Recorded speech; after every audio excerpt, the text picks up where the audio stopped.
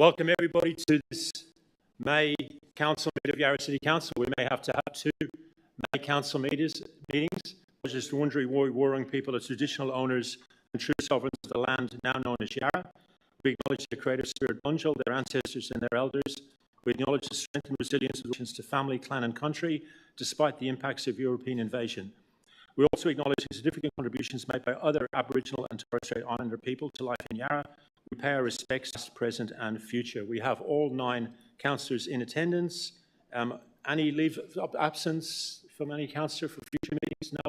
We've got all relevant officers here. I've got 2 sad announcements to make just at the start of the meeting. One is Council would like to extend sincere condolences to the family of Miss Jo's daughter, Kate Hurd, a resident in the city of Yarra. Joanna owned a property on the Yarra River in Alphington and offered 4 acres of land along the river to council for council. This gift is in the tradition of Jo's family, as she is a member of the Sydney Mire, originally the Simika Boveski family, who have had a long tradition of philanthropy. So thank you, and spiritual legacy you've left here to the city of Yarra. If we can just Secondly, Council would like to extend its sincere condolences to David Brandt's family, friends and colleagues. His partner here, Annie, and his son Luke, a valued resident of the city of Yarra, having lived in Fitzroy North for nearly 50 years. Council notes with deep regret his passing and acknowledges the significant contribution he made better in many ways. He was instrumental in building community support for the reopening of Fitzroy High School following its closure in the early 90s, and as a long-standing member of the school council. Following the loss of his sight in 2000, David became a respected and determined advocate for disability rights and access. Advisory Committee, where he provided considered advice informed by lived experience and consistently encouraged Council to pursue more inclusive policies and practices. His work included campaigning for the enforcement of clear footpaths, auditing disability parking to ensure pool access aids to enable equitable access to Council's aquatic facilities. In addition to his formal advocacy, David contributed to broader community awareness, CR, which focused on disability issues and showcased the work of musicians with disabilities. In recognition of his outstanding contributions to the community in 2006, his commitment to fairness, inclusion and community service has left a lasting legacy within the city of Yarra. Please put your hands together for David Brandt. Thank you to David and to Joanna for everything they've done for this area. They did it for this area. Councillors, I'm going to ask you to make sure that you familiarise yourself with the matters being presented to this meeting and that you do not have a conflict of interest. Councillor Aston? I do. Councillor Crossland? Councillor Harrison? Deputy Mayor Harrison? Councillor Ho? I do. Councillor McKenzie? Yeah, I have a general conflict of interest due to having sought campaign support from potentially affected parties. Item 7.4. Thank you, Councillor McKenzie. Councillor Wade? I do. And I do. Confirmation of the minutes of the last meeting. We do have one, actually, we have got a conflict of interest from the CEO. Thank you, Mayor. I've got a conflict of interest for item 7.6, which relates to built form overlay planning controls. Thank you. We've got the minutes for the last meeting just for approval. All of us, I think almost everybody, apart from Councillor Wade, was here. I've got one amendment to that, which is basically that the minutes of the council meeting be confirmed subject to the following amendments to item 9.3 petition opposed Yarra Council's plan for Wellington Street. So basically, to cut a long story short, it undercooked the numbers. So it says a petition containing 1,522 signatories is in addition to the petition presented at the March meeting containing 1,038 signatures, combining to 2,560 signatures, and the preamble to be replaced with the following from the submitted petition as follows, and it outlines the submission as per the petition and not what's in the tabled minutes. So with that amendment, would anyone like to move the minutes from the last meeting? Councillor Gomez seconded. Councillor McKenzie. We got another seconder, Councillor Ho. Yep. Anyone like to speak on the minutes? All right, do you need to speak? No? Okay. All those in favour, please raise your hand. They are passed unanimously. Okay, we've got public question time. So we'll go through this as quickly as we can, and then we'll go to the main game, which is 7.1 Wellington Street.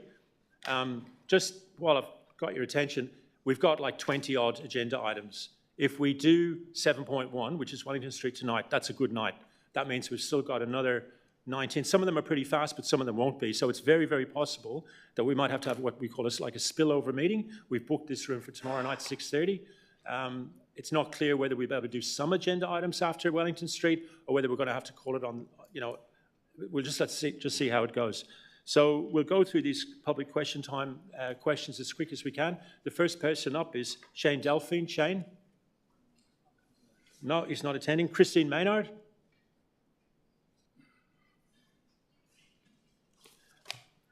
And just while Christine is coming up, I'm going to read out, and I'll do this for Wellington Street, it's more important actually. I'll read out three names in advance. So if you can, there's 3 seats in the front row here, right in front of me here, to your right-hand side. So if your name is called out and you're second or third or fourth to go, just sit up there. It'll just save a lot of time. Christine, welcome. Please, 3 minutes start now. That's on. Okay, so I haven't been to a council meeting for quite some months, and on the 25th of April, I was down in Swan Street on a number of occasions. The first one was 2 p.m, the second one was 7 p.m, and the third one was just before 11 p.m. I sent some photos through of the absolute disgrace that Swan Street was in. I did get a response back from a couple of councillors, and I did did speak to Mayor Jolly about this, but I think you've missed the mark. So when I walk around, including walking up Bridge Road today, there's a bin on on Bridge Road that's full, overflowing. But what I saw in Swan Street was it's like a ghetto. Honestly, rats, mice, they just must have an absolute picnic in this place. Now, this is not the first time this has happened. However, not one person at this council has bothered to go down to, there's many businesses that are the main culprits, and it's very clear from the photos that I sent through which ones they are. Not one of those businesses has a bin outside, and it's our rates that are being used to pick up this mess. Now, I've seen the trucks coming home from work at 12 a.m. down Swan Street picking up. That's a step in the right direction, thank you. However, who's paying for it? We are. So my question was obviously, how much is this costing? And I've asked this question before, but the thing is, it should not be ratepayers' responsibility, and the main culprit, and I'll name them, is Grilled. So there's packets climbed up a rubbish bin every single week in that place. Now, there's officers here that should be going into Grilled and saying X, Y and Z, get your act together. Because I don't think we should be paying for them to make a fortune when there's 90-odd thousand people at the MCG.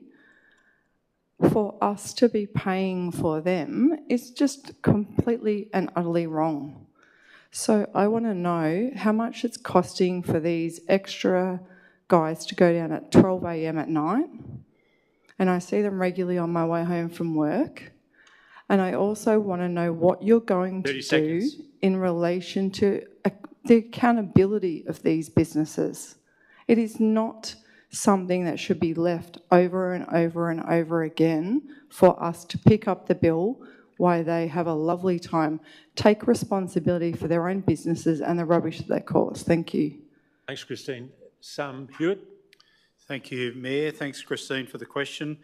The cost of servicing the additional collection is included in both the current and the new waste collection contracts and won't come at an additional cost to the council.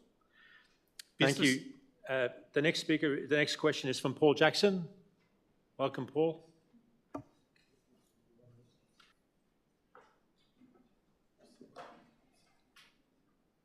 Thank you, councillors, for the opportunity. Sorry, I beg your pardon. Councillors, my question is with regard to the public transparency policy. I'm going to read a quote from the local government website run by the state government. Councillors are required to adopt and maintain a public transparency policy which must be in line with the underpinning principles of the Act.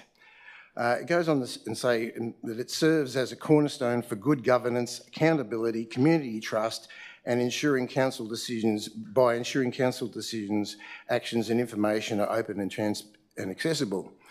Now, I raise this because I've been on the council website, and it's, according to the council website, the Public Transparency Act hasn't been reviewed for nearly 2 years. And I have raised this previously with council. I actually raised it in the very first meeting of this new council back in December 2024.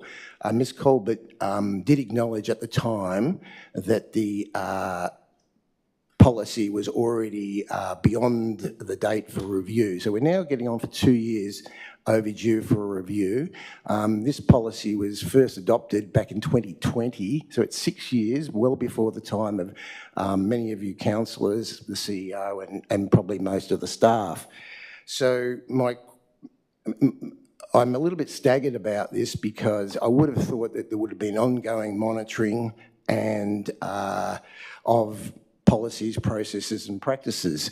But it appears that this isn't happening because we're still 2 years later, still don't have a review of the public transparency policy.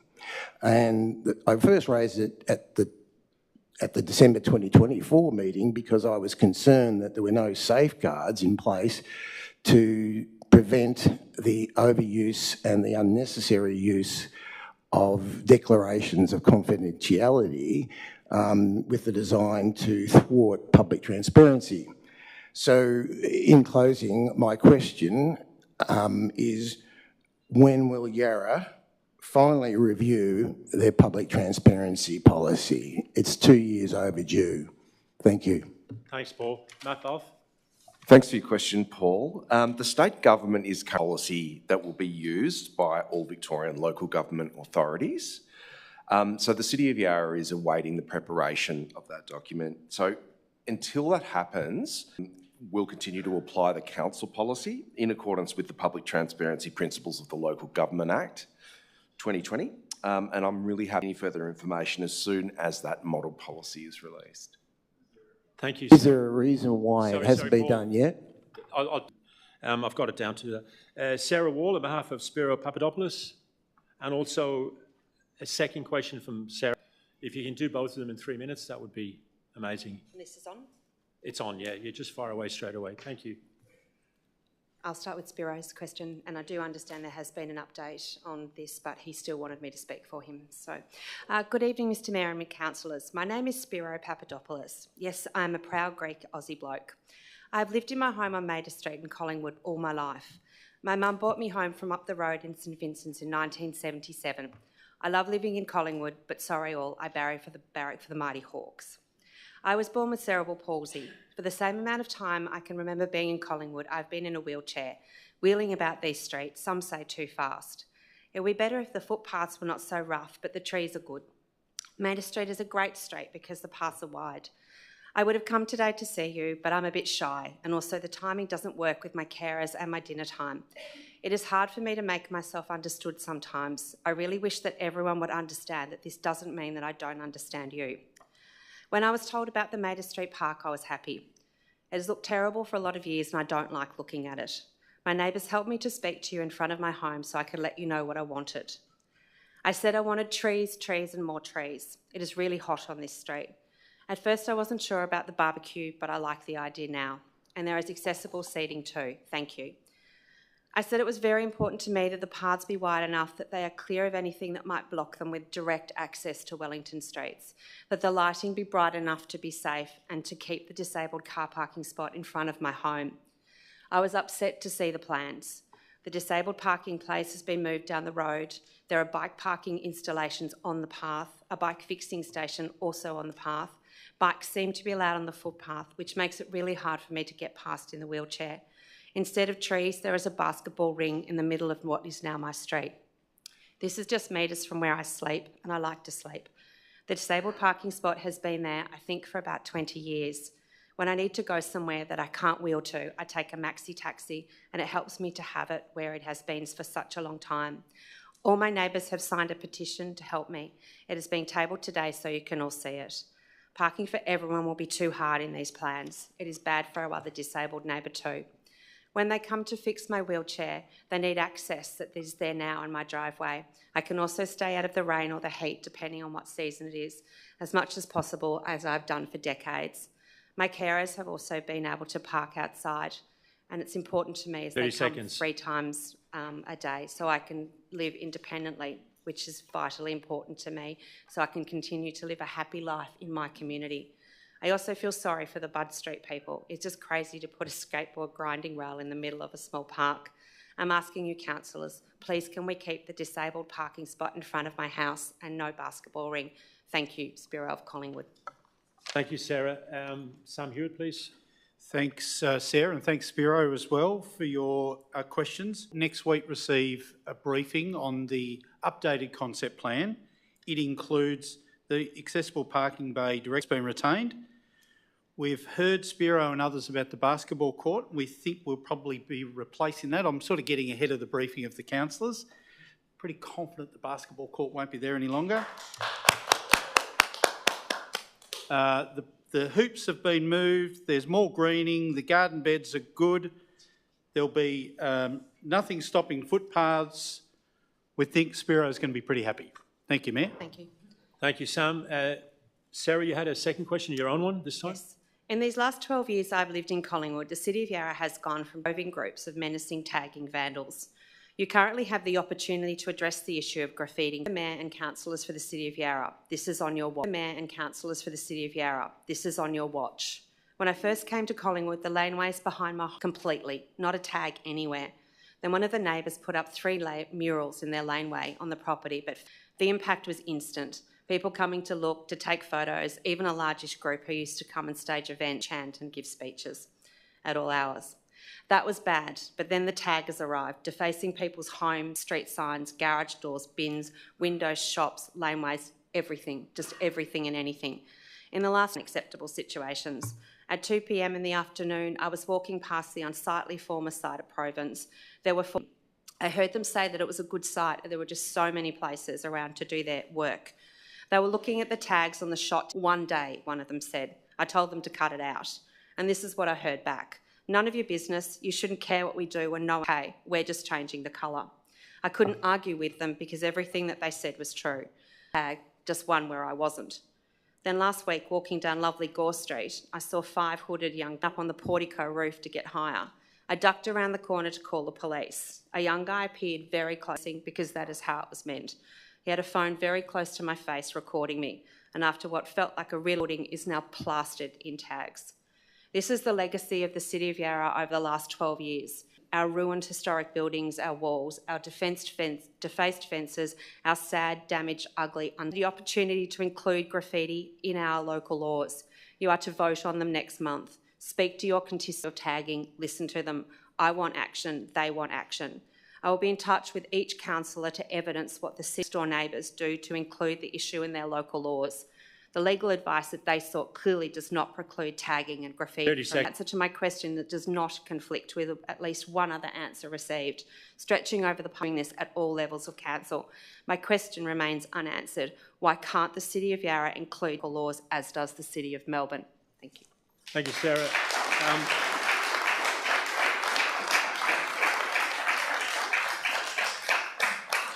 Sam Hewitt, Mary Osmond. Through you, Mayor, and thank you, Sarah. And I appreciate that you've had a number of conversations with staff regarding graffiti in the local law. Council officers Sorry, Sarah, can you just turn off your mic, please? Thank you. Council officers have explored every avenue we can, and we've gone as far as we can. I have understood that you have previously said that the City of Melbourne includes graffiti within their local law, that to the nth degree. So I hear the concerns, and we're happy to continue to work with councillors in the community on this.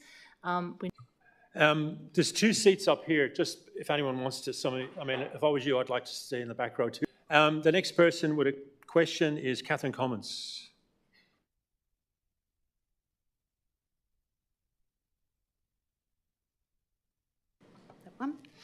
Hi. On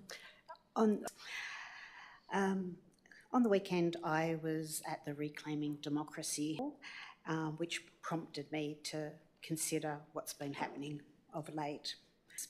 over the last month, but obviously quite regularly, and as you can see tonight, in my cohort, i.e. older, white and long-term residents and privileged, to say our 3 minutes of whatever for various topics. But lately we've been saying, which we've just even had a few just then, that they are ratepayers, and they need our council to listen to them and to do what they want. While they are here on a Tuesday night, many others who can't make it, reading stories, going out like my kids to steak night or trivia, or going to bands or netball or ballet or footy practice, and those ones probably can't even vote. The lesson for democracy isn't who's the loudest voice. It's not representing, it is for the common good of the entire city of Yarra. So I would like to remind councillors that you will be judged on your delivery, or failure to, but of the already agreed council plans. You know what's in them, and climate emergency are just a few, but you know what's involved in those. And to our paid councillors, if I've got enough time, you don't need put us into little divisions of surveys and numbering, because as I've just typed things, and it's not about the individual, it's about 30 the seconds. common good. We try ensuring that our housing stock, our activities centres, our parks, gardens, safe and sustainable for both us and for the future, to becoming the doubling of our population in the next 20 years, that the infrastructure will be there. Question. It is, I want you to actually consider the... Okay, Catherine, I'll respond. Just turn the mic off and just have a seat back where you were, thanks. Just in public question time, you have to ask a question, but Catherine here at the City of Yarra, so we'll let her off this time, and I just do want to respond to that. Obviously, Catherine, we can always make it better, and it is interested in council politics. Is probably the person you don't want to be sitting next to in the kitchen at a party. They're probably the most boring person you've ever Kenzie. Council often is more of interest to boomers, to people over the age of 40, homeowners. That is objective fact all over the world, and this council can always do better. But I have to say that Yarra Council is probably, and many people have said it, the most democratic council in Australia. What I mean by that, the number of people who turn up to council meetings, to PDs, it's objective fact. You can see, you only have to look around you tonight. And this council was very proud of the fact that to refer planning matters from 15 back to 6, that we allow public question time for people just to rock up and ask a question in advance. But we also reach out consciously to those 15 to 20% of homes who are not white, who are not boomers, who are not rich, but live on the 3 massive public housings in this municipality: Collingwood, Fitzroy, and North Richmond, where the vast majority of people who are poor live. And I would invite Catherine and everyone in this room on Thursday to come to a meeting at Fitzroy Town Hall Housing to defend co-health and community health in this area. And also, especially to Catherine, because I know you're a Fitzroy resident, you know, a councillor for Fitzroy, on the first Monday of every month at 95 Street, the high-rise tower in Napier Street, closest to Fitzroy Town Hall, the Residents Association have asked anyone out here, whether you're 8 housing tenants, to fill out forms for, whether it's for the police, whether it's for real estate, whether it's for the Office of Housing. We know and other people who turned up to the first one to help public housing tenants there. So there's plenty of opportunities to engage, as Catherine correctly said, you know, a little bit outside the tent when it comes to council matters. If you want more details, just email me tomorrow. But thank you. That's a very pertinent question, Catherine, as usual from you. Thank you. The last question I've got here, at least, is from Elizabeth. Elizabeth.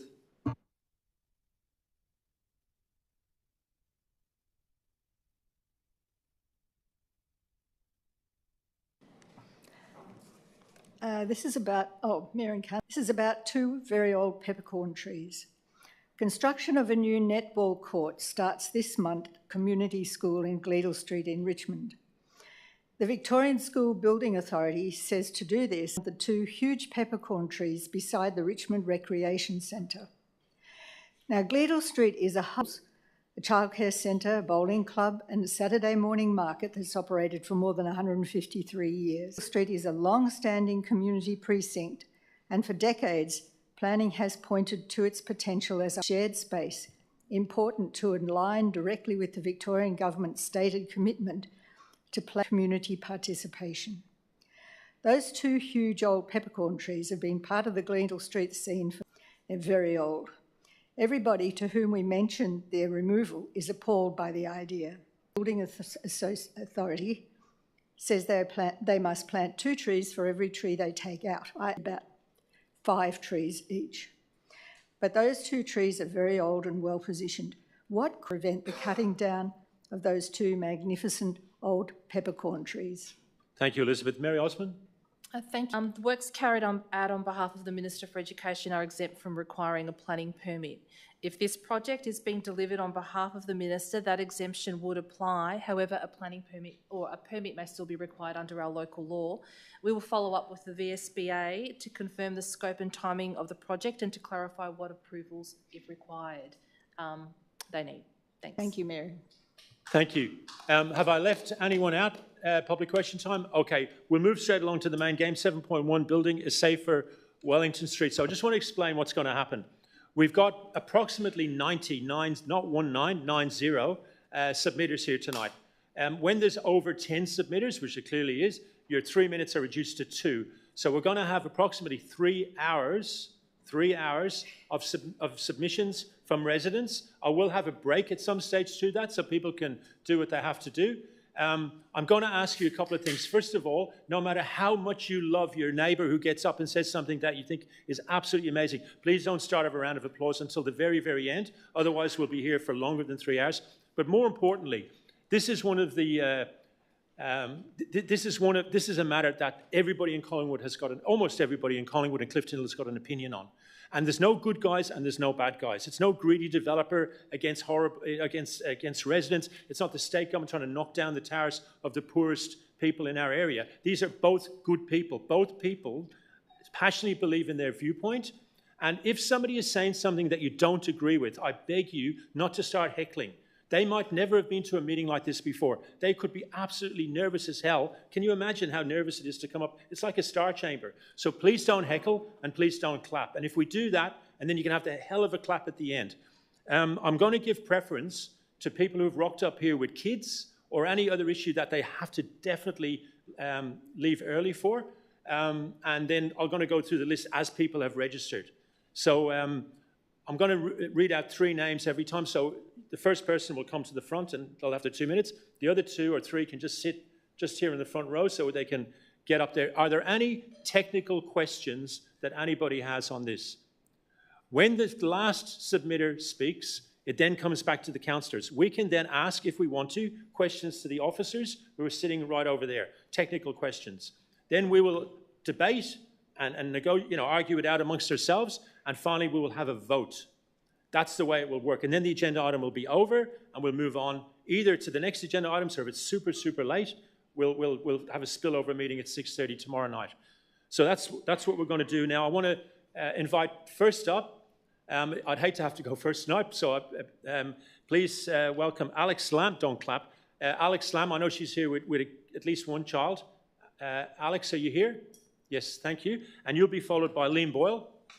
And then, is there anyone else just after Liam? Anyone else here with kids or wants to go early or not in the order that they're Stephen, yes? On that point, my partner Tom Shepherd can no longer make it, but my son would like to speak on his point. Is he able to speak directly 100%, after me? Thank 100%. you very much. So just before you start, so after Alex and Liam, are there any other people that want to jump the queue? And I mean that in the nicest possible way. Yes, sir, what's your name? Thomas, yeah? You're registered to speak? Yeah, what's your surname? Yep. Okay, if you can come up the front, and then after that will be Sebastian Grini, if I pronounce your surname correct. Alex, welcome. Thank you very much. 2 minutes start now. Thank you very much.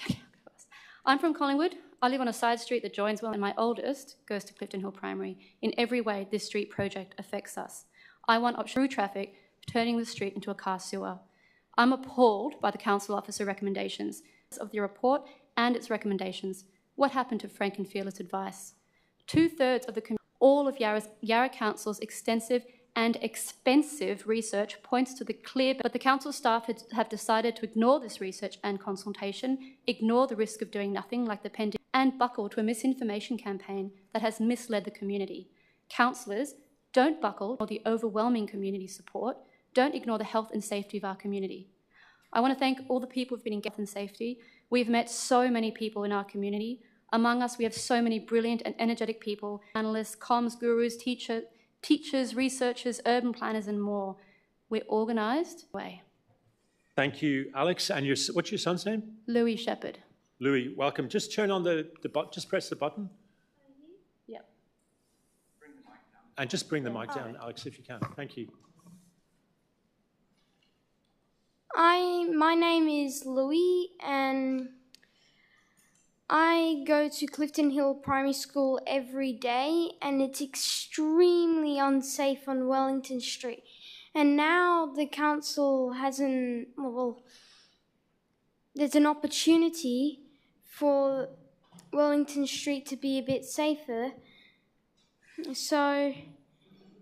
And now I'm furiously angry at the council about making Wellington Street unsafe and no park and just keep it unsafe.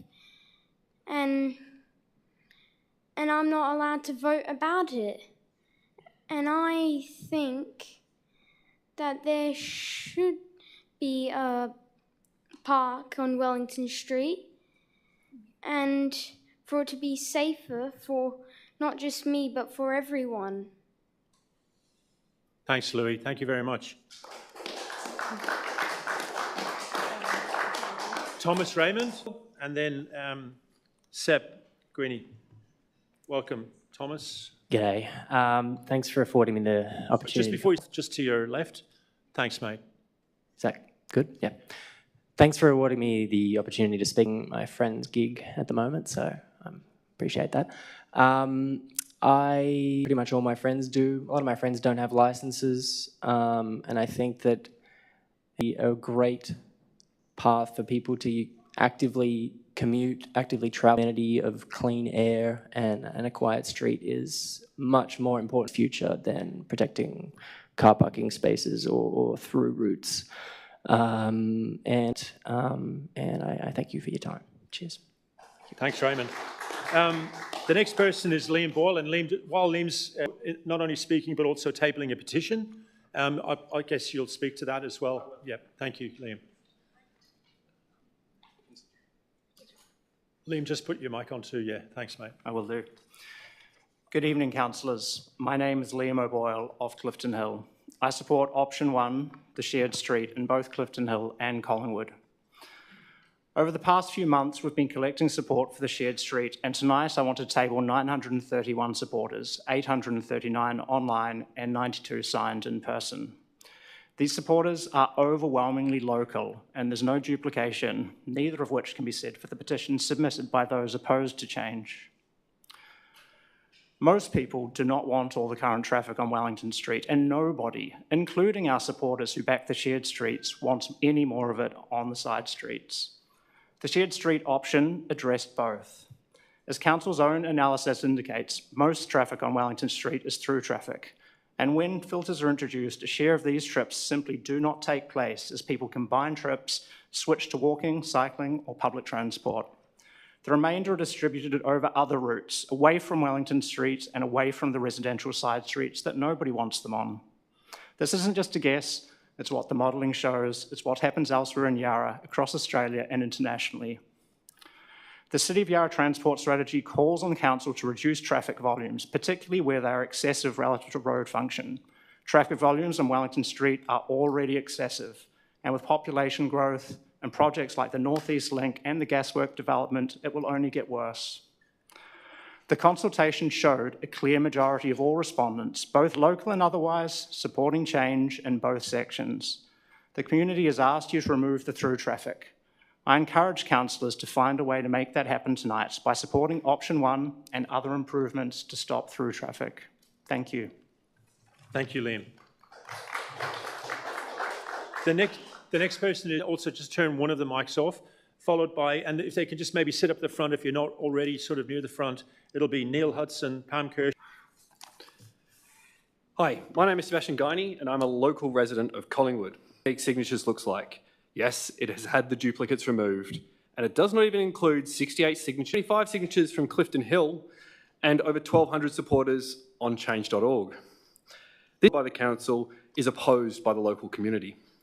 To put that into perspective, council officers, flyers, emails and online views only achieved 1,684 responses in total, with the most common option being selected of "I do not support either option." The results were still not reflective of community. These are serious questions about how the council conducts its community engagement that a grassroots, minimal budget campaign engagement. I'd suggest it is linked to the council not being upfront in its engagement about what it was planning. It were benign and gave no indication of what was truly being planned for Wellington Street, i.e. the blocking of the road to through traffic. The headed Yes campaign could only muster 931 signatures to be submitted in support. The signatures attained through door knocking and local signing points, led by the Metro petrol station, collecting over 1,000. Petition Yarra locals with another 30 seconds. Another 14% from local neighbouring council areas. Provided 1,300 signatures opposing this. Even using a stack deck, the council engagement had 37% of respondents opposing and locals at a higher rate of 50%. And yes, it was a stack deck. We've already 88% traffic through flow, which is actually contradicted in the reports. Overwhelmingly opposes this. Thanks, Seb. Your time has run out. Thank you. The next person is Neil Hudson.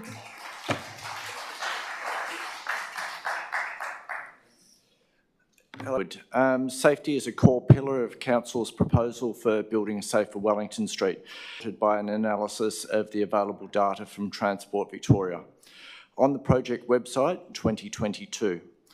However, data into 2025 shows a very different picture of Wellington have increased south of Johnson Street, despite the upgraded protected bike lanes, north of Johnson Street, with the existing painted bike lanes. Council pays funds on this project as the previous changes to Wellington Street have not delivered the claimed safety. You can provide comprehensive data here if anybody wants more information. Thank you. Thank you.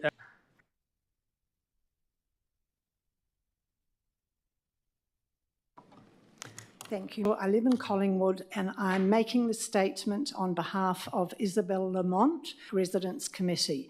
Russell Park is a retirement village in North Fitzroy with about the world's longest continuously operating retirement village.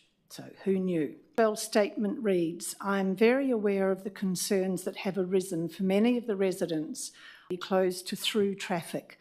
Quite a number of them have signed the petition against this proposal. Residents receive the aged pension and attend co-health on Hoddle Street. Some of these residents drive and often have government support for taxi fares. Closing Wellington Street to through traffic would add addition to an already challenging budget. A few other residents attend Little Sam's service station for their car mainly because of the excellent service provided and the reasonable charges. We would be very concerned if his business station on Keel Street, which other residents regularly use to save a few cents. The Wellington Street plans would have a significant impact on some Russell Park residents. 30 seconds. Is over 80. And I would also just add a personal note here as to whether Yarra's new ageing has really taken elderly residents into consideration with the plans for Wellington Street.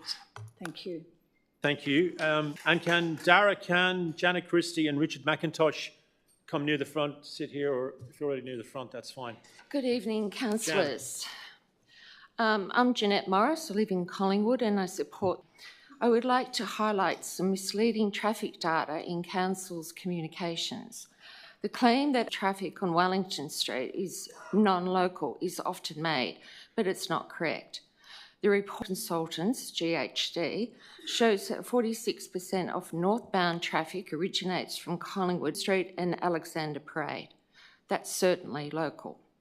39% of traffic entering travel through to Alexander Parade, therefore it is stopping in Clifton Hill. 34% entering at Alexander Parade doesn't travel through to Johnson Street, Therefore, it is stopping in Collingwood. None of the aforementioned figures even include locals from the rest of Yarra. We would also, some 70% of more than 1,000 petition signatures collected by the No campaign at the Met in Wellington Street are from Yarra, indicating significant local traffic on Wellington. Thank you. Thank you. Dara Khan. Welcome, Dara. Thank you. My name is Dara. On Monday, I was riding to work and I got hit by a car. This wasn't in Yarra, it was just after Wellington Street, my bike. The guy that hit me didn't care. I called 000 because he wouldn't give me his number. The cop to the site. I went down to the police station. The police station didn't care enough to take a statement, because they said they were short-staffed and told me that I was doing the wrong thing. I emailed the business that hit me, replied to me yet. Nobody cares. The only person that cared was the doctor that I had to go see on Tuesday, and I had to take the morning off work on Tuesday. So I ask you to support option 1 and be a healer to these bureaucrats like the rest of the organisations that I had to deal with. Thank you, Dara. Janet Christie. Good.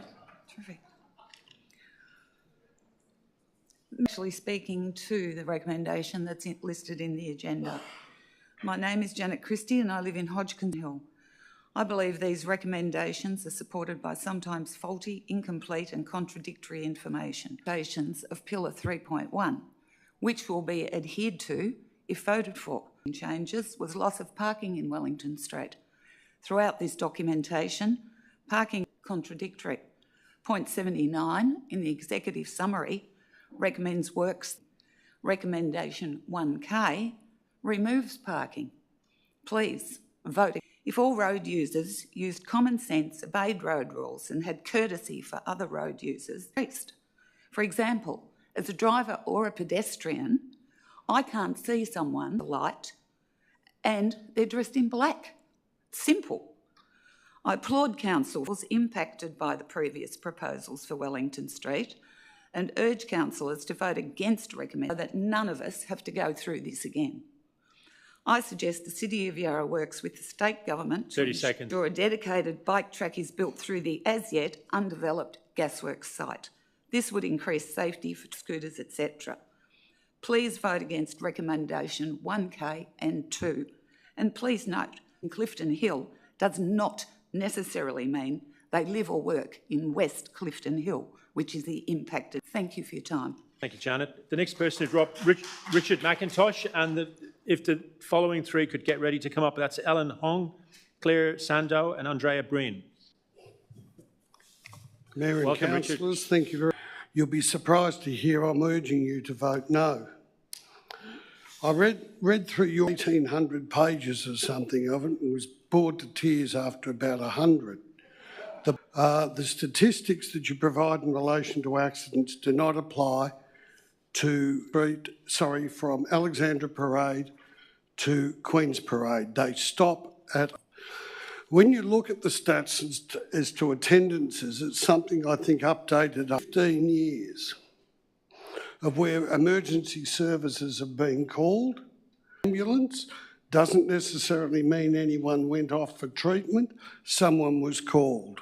Or collisions as they're described don't make no apportionment as to whether a car pulled out of a car, i.e. the cyclist's fault. There's no evidence that suggests that a change you're going to bring in, 107 over 1450, it's immaterial, it's small stats. And I repeat earlier, 30 seconds. Most of the people who live in West Clifton Hill in the affected area have lived there for a long time and own their homes. They don't fly in, they're not tenants, they don't just have a room. Area long term, and their long-term commitment should be respected. Thank you. Person is Ellen Hong. Good evening, councillors. My name is Ellen Hong, Street Collingwood, with a business over there for more than 30 years. We serve thousands and countless local customers. Daily pickup and delivery are vital to our business. First, and we rely heavily on couriers to deliver parts to Victoria-wide customers. We pay local rates. We are part of Collingwood's character. 2 months ago, a lady went to my shop and wanted to turn Wellington Street into bike-only street. Councillors, myself and all my staff, we are still are. Not because we oppose bikes, we don't, but because access to Wellington Street, vehicle accessibility, including courier service to our shops. Our in-house driver cannot make deliveries. Courier cannot pick up or drop off parts. Customers who drive 3 to 4 hours just to bring their parts to get our my customer already find this plan is unbearable. If we brought vehicles, you will kill it. We are not alone. Long outstanding business like mine and we are the creator of Collingwood. We build this community. Tonight, I speak for many businesses that suffer the same risk. We are elected to act in our best interests, killing local business, removing accessibilities, and decreasing workforce. Do not destroy the one vote they take decades to build. Thank you, Ellen. Thank you. Claire Sandow.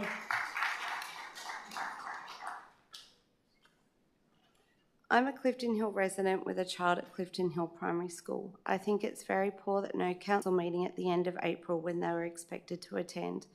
I would like to point out the lack of council consult, particularly around concerns about child safety. The school has been teaching and caring for the children of the community for 152 years. I just learnt that Councillor McKenzie school on Friday, and the school again reiterated their position remains unchanged and does not support the street in their current form. Before Friday, there has been very little to no chance of consultation. They have written and voiced their objection to the proposed changes. How can the options be voted in favour and have not been addressed? I stress I am making these comments as a school parent concerned about the Wellington Street proposals. Thank you. Thanks, Claire. Thank you. I have to say, because there's been a sort of a direct statement made about councillors, Councillor Wade and Councillor McKenzie are two of the hardest working councillors you're ever going to meet. They would turn up to the opening of a telephone booth, and that's a compliment, not an attack. And I know for absolute fact they have had discussions with various people in the school community. I myself have, on more than one occasion, left messages for the principal of the school to ring me. We do know that the consultation with the school, in my opinion at least, was not first class, no denying that, but I don't think it's fair to have a crack at the two ward councillors that cover the area tonight, and I just want to speak in their defence. The next person is Andrea Breen, and before Andrea, are you here, Andrea? Yeah, please come to the front, thank you. And while we're waiting for Andrea, the next three will be Anne Wardrop, Patrick O'Reilly and Ali Verts. If you can all sort of get yourselves ready, that'd be great. Andrea, thank you. Hi. Yes, hello, Collingwood, and I'm here on the No campaign. I've spoken to many people, one in particular lady, her name's Dawn Morris, she lives on Charlotte Street. Can't be here because of her age, but she spent her whole... So I'm speaking a little bit on her behalf. She's very concerned about how much it will raise cost of time getting around to particular appointments and hospitals. Her husband recently passed away and a nurse a lot and getting out to East Melbourne regularly. She also wanted to know, why is it only those who are... What about the elderly, the mobility impaired or the injured? It seems they don't deserve to be considered despite being a local resident for most of their life. She had previously, before living in Collingwood, dating when we had the commission flats on Napier Street. So she's very concerned. She just out. That's all I have to say today. Thank you. Thank you, Andrea. Anne, are you here? Anne, welcome. Hi, councillors. My name is Anne Wardrop and I've been a North Fitzroy resident in Roses. My 2-year-old grandson lives off Wellington Street in Collingwood, goes to the Gold Street Child Centre during the week. So I'm often walking around Collingwood, taking him to the local parks and spending a lot of time. I'm here to support the proposed changes to Wellington Street in Collingwood, in particular. I've lived in North Fitzroy, but prior to that, dating from 1976, I lived round Fitzroy and Carlton when I went south of the river. Anyway, what I'm saying is that I know firsthand does for the inner north. I've seen it since 1976. The streets were transformative strategies, and the streets became better and friendlier places to live.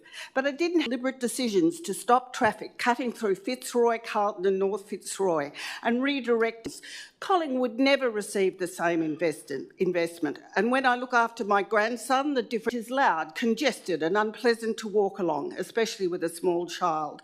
The proposal to street and invest in Wellington Street is exactly the kind that transformed those streets in Fitzroy and Carlton treatment. The consultation data shows that a majority and why wouldn't they? Because who doesn't want to possess the both have had for many years? I urge the council to back these changes, safer, greener, more livable streets they deserve.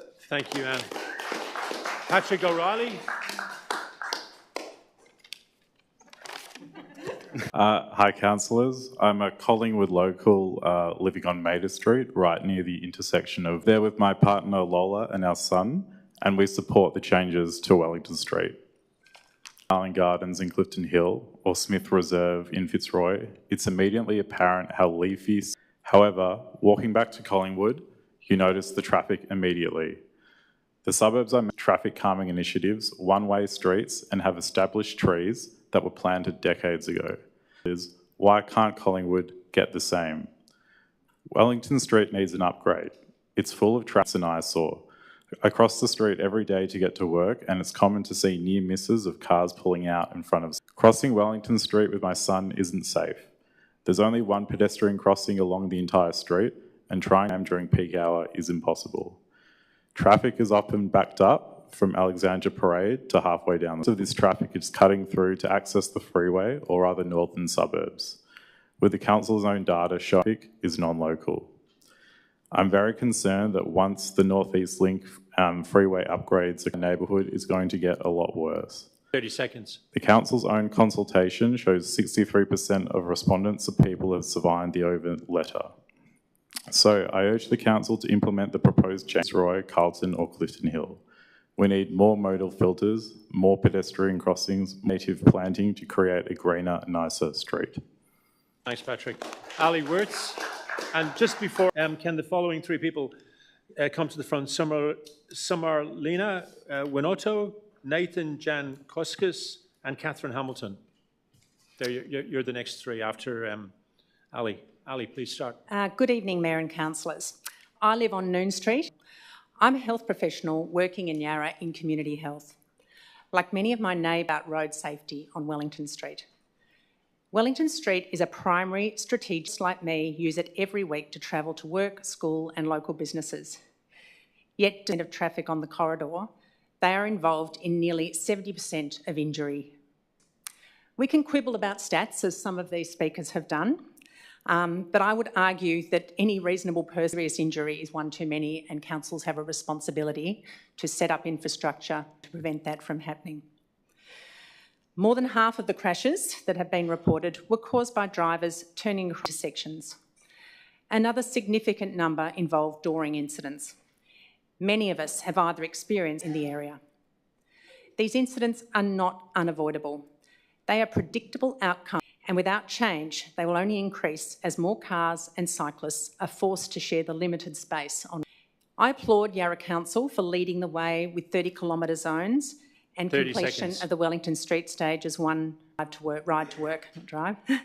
Implementing the changes for stage 3 and 4 is the next step and a strategy 2022 to 23. I urge councillors to support this.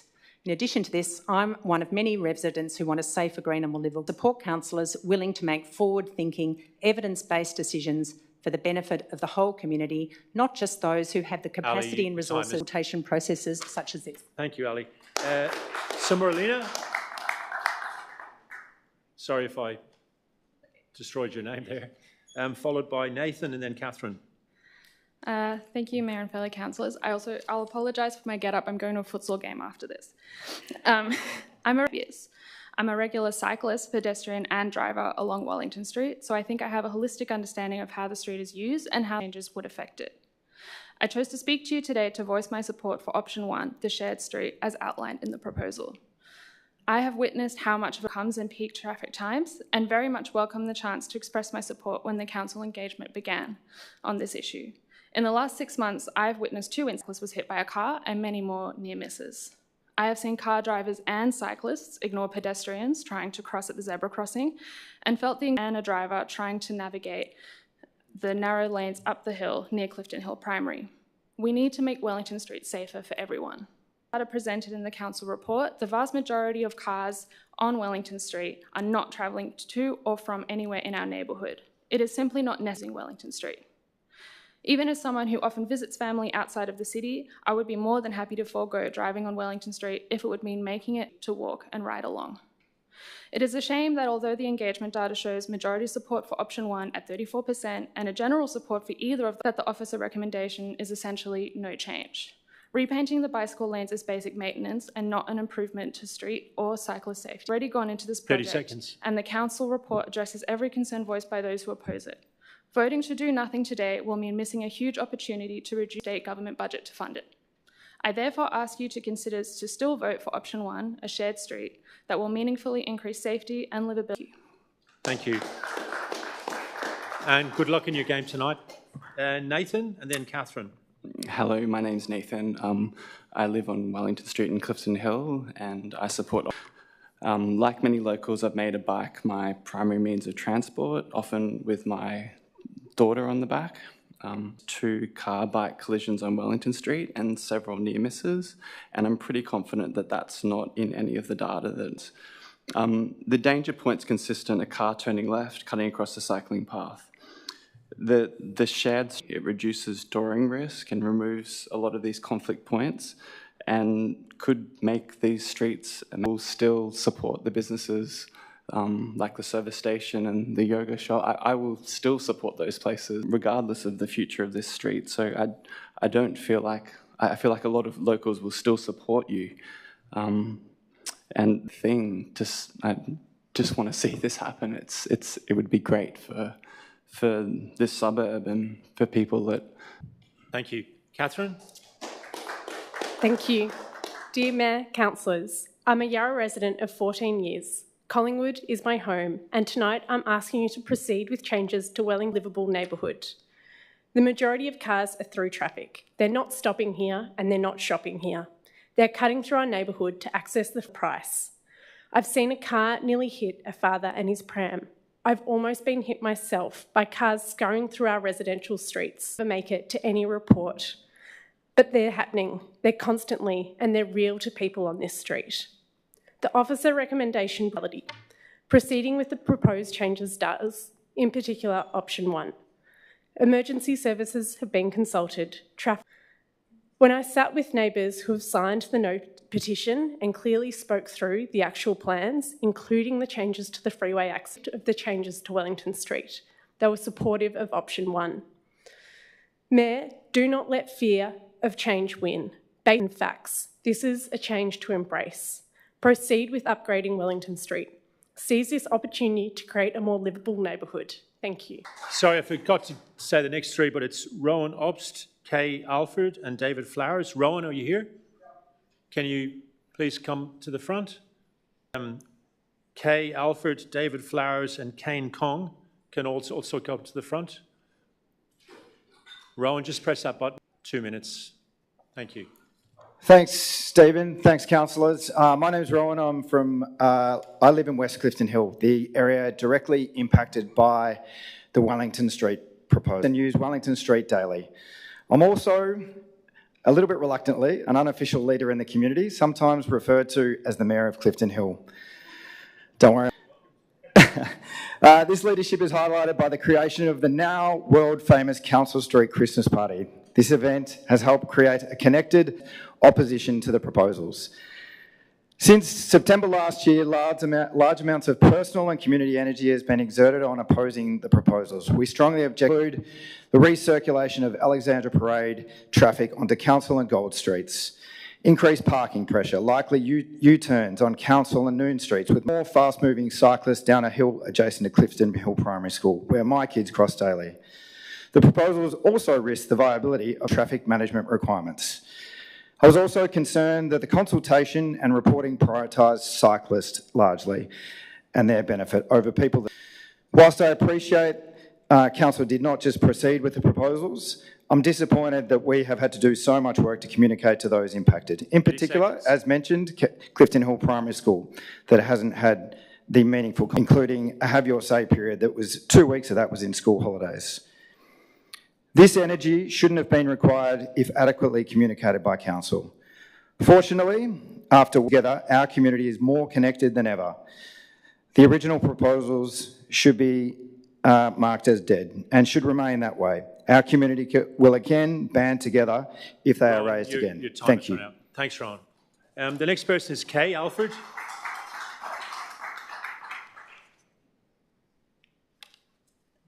Hello. Thank you for this opportunity. My name is Kay Alford. I'm a Yarra citizen and I'm quite distressed about the prospect of Wellington Street being closed to through traffic. Like most elderly people, I have ongoing medical conditions and I use this road nearly every day. Services, buy petrol, get my car serviced, visit my preferred shopping areas in the North Fitzroy region and even to get to my dog's vet. I move but want to remain with these services I have used for so many years.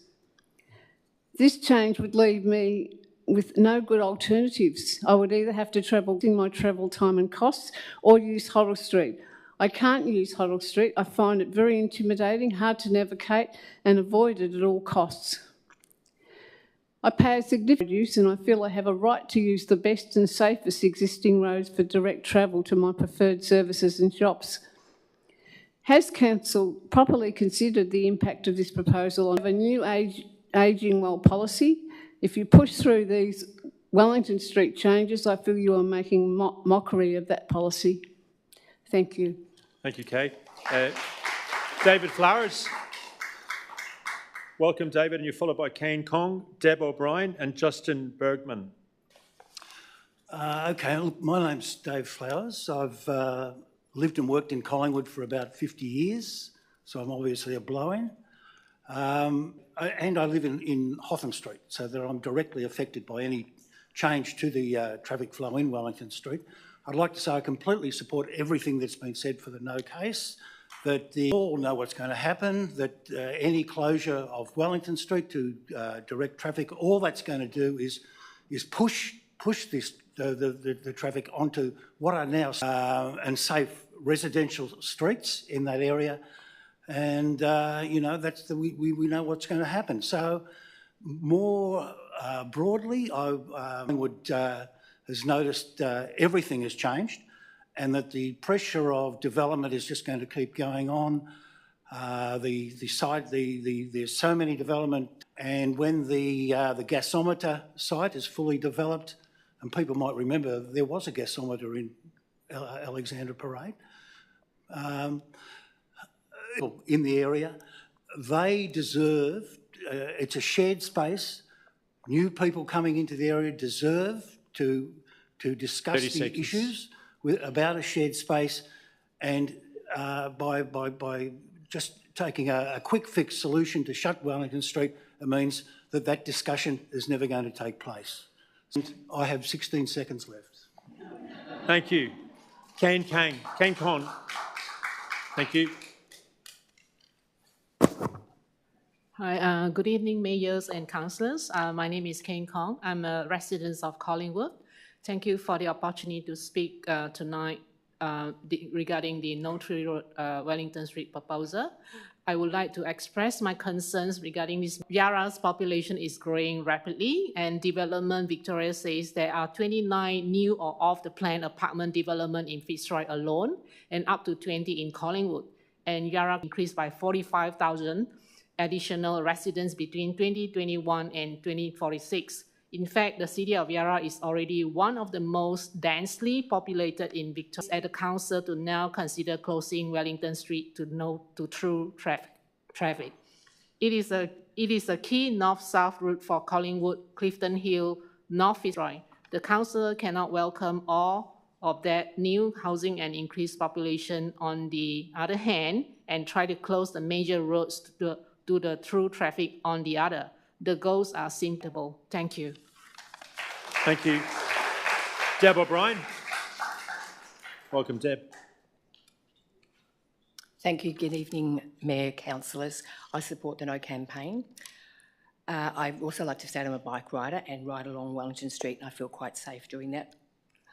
I struggle to understand why the businesses, ratepayers and residents are expected to bear the negative impacts of the proposed commuting along Wellington Street are largely passing through the area.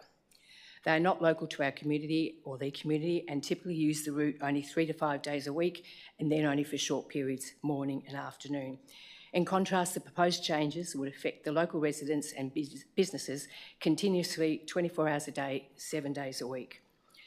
I'm also concerned about the traffic diversion into the side streets, particularly Gold Street, also in Collingwood, Gold Street.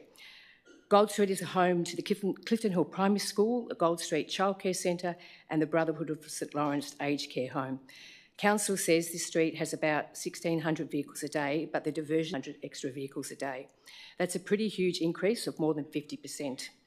And Gold Street would certainly become a major rat run. That's a definite concern. Drop-off and pick-up times at the school can already be chaotic, and this would simply make the traffic congestion far worse. This seems like a very bad plan that hasn't really been well thought out. Thank you very much. Thank you. Justin Bergman, followed by Seamus McCartney, Marianne Granger and Adrian Stramp. Hello. I'm a Collingwood resident as well. I live on Cambridge Street and a Clifton Hill primary parent. And my children also went to the Gold Street Childcare Centre. Almost every day I ride my bike in Collingwood to Clifton Hill Primary School on Wellington Street with my 2 children, ages 4 and 7 on the back. South of Johnston Street, I feel well protected by the concrete barrier separating the bike lane from the traffic. But once I cross Johnston Street, I do not. The dangers come at you from all directions, as many people have spoken about here tonight. The traffic whizzes by you on your right. Most cars do not go 30 kilometers per hour. The potential for doors to open on the parked cars on your left. The cars nosing their way into the bike lane from the side streets, trying to dart across Wellington or merge into traffic. I nearly got sideswiped this morning. The cars swerving dangerously into the bike lane in front of you when they're trying to get around turning vehicles. And the bumpy manhole covers that line the bike lane the entire route. It's beyond me why the same safety standards south of Johnston Street aren't already in place north of Johnston. This is why a bicycle street is so necessary. Cyclists and our children deserve safety. Residents deserve a less polluted, more pedestrian-friendly thoroughfare. Simply widening and repainting the bike lanes is not enough. This won't stop the cars from nosing into the bike lanes. It won't stop them from swerving into the bike lanes without warning. This won't reduce the congestion. The City of Yarra has done a good job of creating more green space elsewhere in Collingwood, including on Cambridge Street. The pocket parks have been a fantastic addition. This improves the quality of life. It encourages young families with children to move to Collingwood. We have an opportunity to do the same now with Wellington Street. Thank you. Thank you.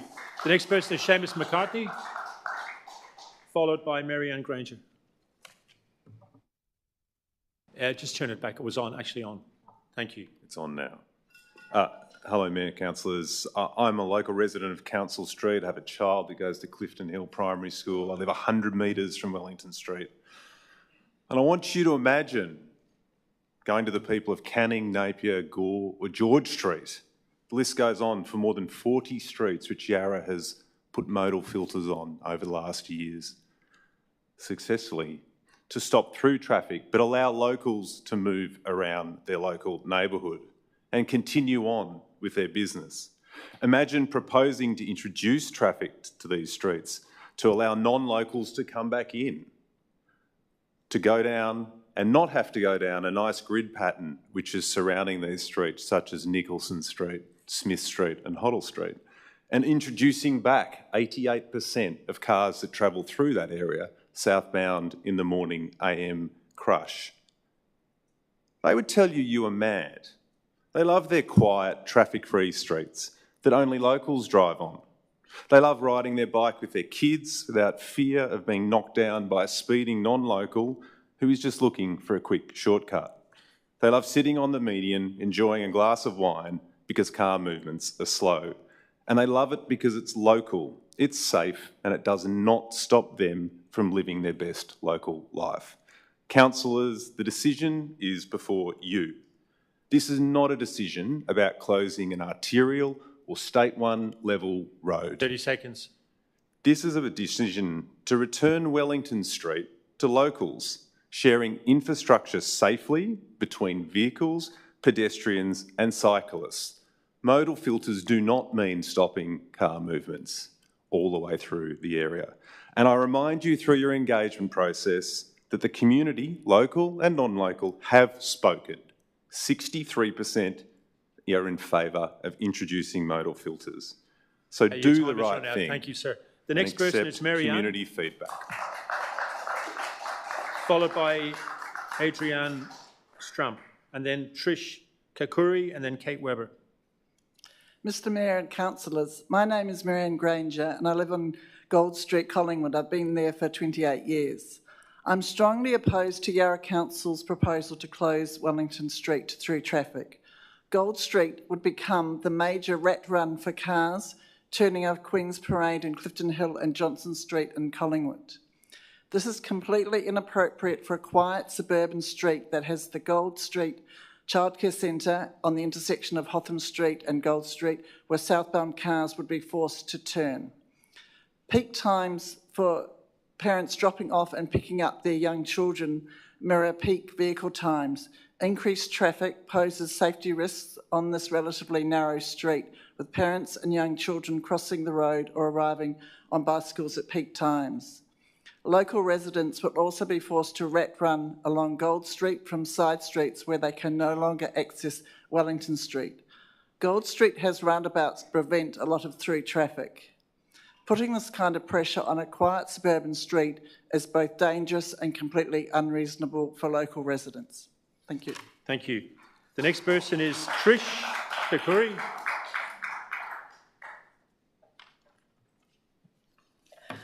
Good evening, Mayor and councillors, and I applaud your concentration. That's all I can tell you. State your name for the record, please. My name is Trish Kakuri and I live in Clifton Hill, Hodgkinson Street. I object to Yarra Council's proposal to close Wellington Street to through traffic. Wellington Street is one of the very few options locals have to travel north-south between Collingwood, Clifton Hill and North Fitzroy. I also want to highlight that we have bicycles, we use the cycling paths as well as having a vehicle. I'm one of many residents in Hodgkinson Street who are deeply concerned about these plans. If this proposal goes ahead, Hodgkinson Street will become one of the key streets where traffic is diverted through Clifton Hill. We are already seeing increased congestion at peak times on Hodgkinson Street, and this proposal will only make it worse. And my concern is not just inconvenience, it's also safety. Parking in our area is already extremely difficult. Last night, I had to park on Council Street, one street away from where I live, not on my own street, let alone near my home. Removing parking spaces along Wellington Street will increase competition for parking on Hodgkinson Street and the nearby streets. It will also increase the risk of theft and vandalism, which is already a regular occurrence, because residents will be forced to leave their vehicles further away and out of sight. A quiet, safe and friendly neighbourhood will be damaged by this change. I just wanted to highlight that this proposal does not reflect the reality for local residents. It shifts the burden onto our streets, our homes and our community. Thank you. Thank you. Adrienne.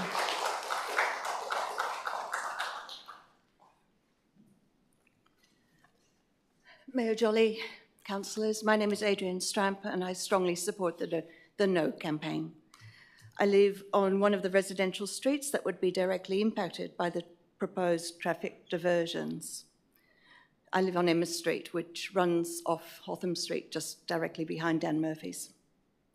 Our neighbourhood is home to families with young children, elderly residents and people with disabilities. Many children in our area walk or ride their bikes to school each day.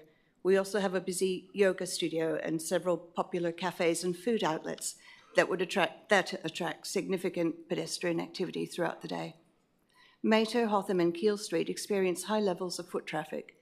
and diverting additional vehicles into these residential streets would create serious safety risks for residents and visitors alike.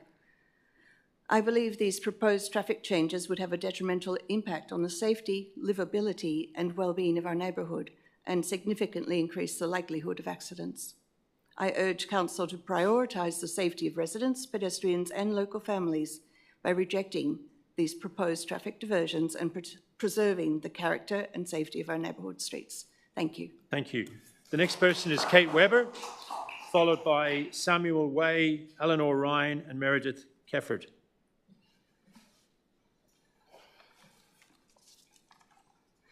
Hello councillors, and thank you for the opportunity to speak. My name is Kate and I'm a local Collingwood resident. I live on Wellington Street and I support option 1.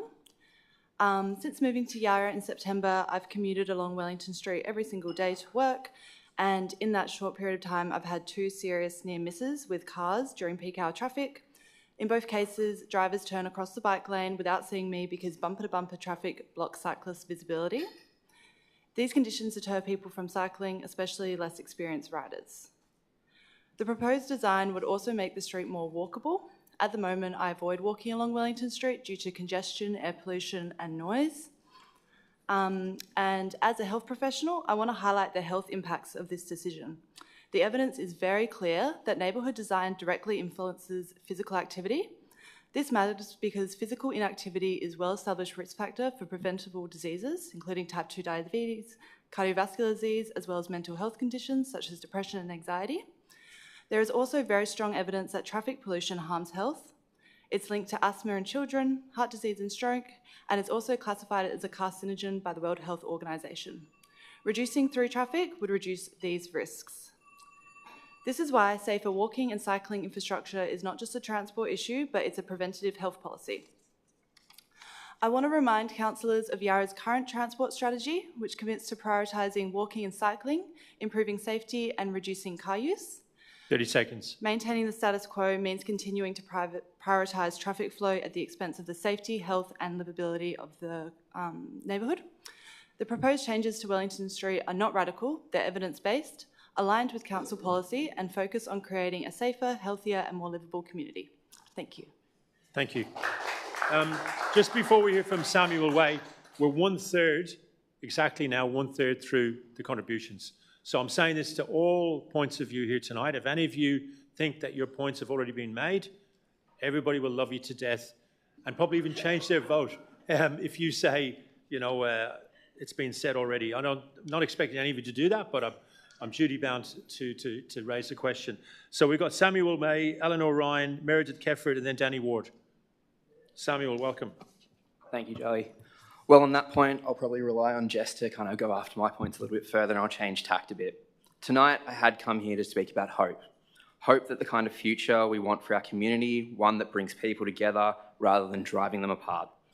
One where my daughter can genuinely look forward to the future with inside Collingwood. It's clear, though, that this conversation is bigger than one single vote tonight.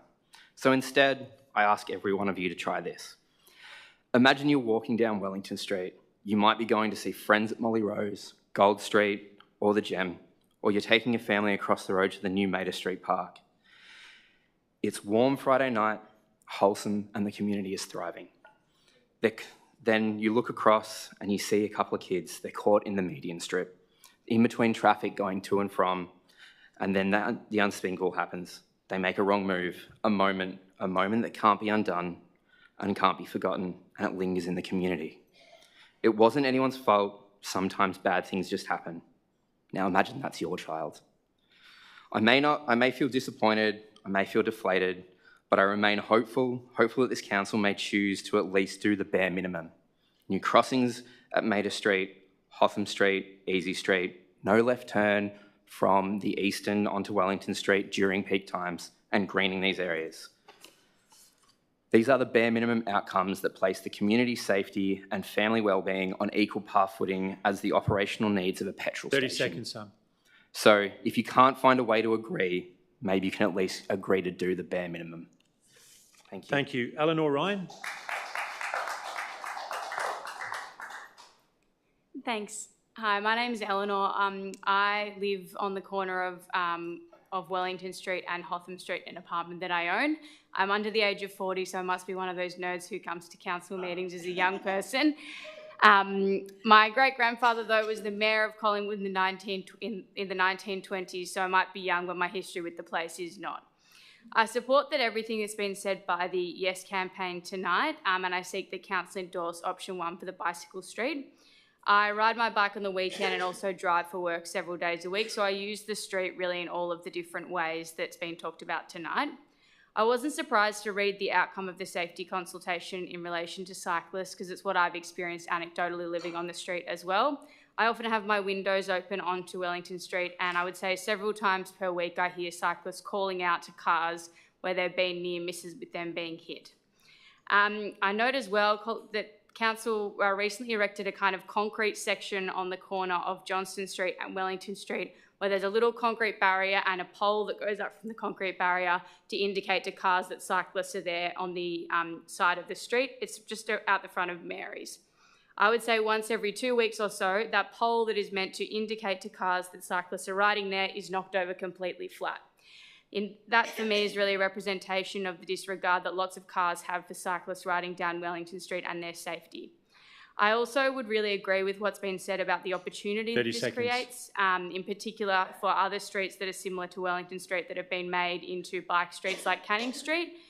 I love to think that in future Wellington Street could be a street like Canning, where people are having picnics, drinking wine in the middle of green space, in the middle of the street, and really enjoying the community atmosphere. So for all those reasons and everything else everybody else has said, I really support the option 1 tonight. Thank you. Meredith Kefford? Meredith, are you here? Okay, Danny Ward, you're up. And then after Danny will be Tom Sandow, Cassandra Humphreys and Catherine Malilly. Thank you, Mayor and councillors. Look, my name is Danny Ward, live in Alexander Street. We used to live in Hotham Street and we've lived in Yarra Street. We've lived there about 47 years. My wife longer.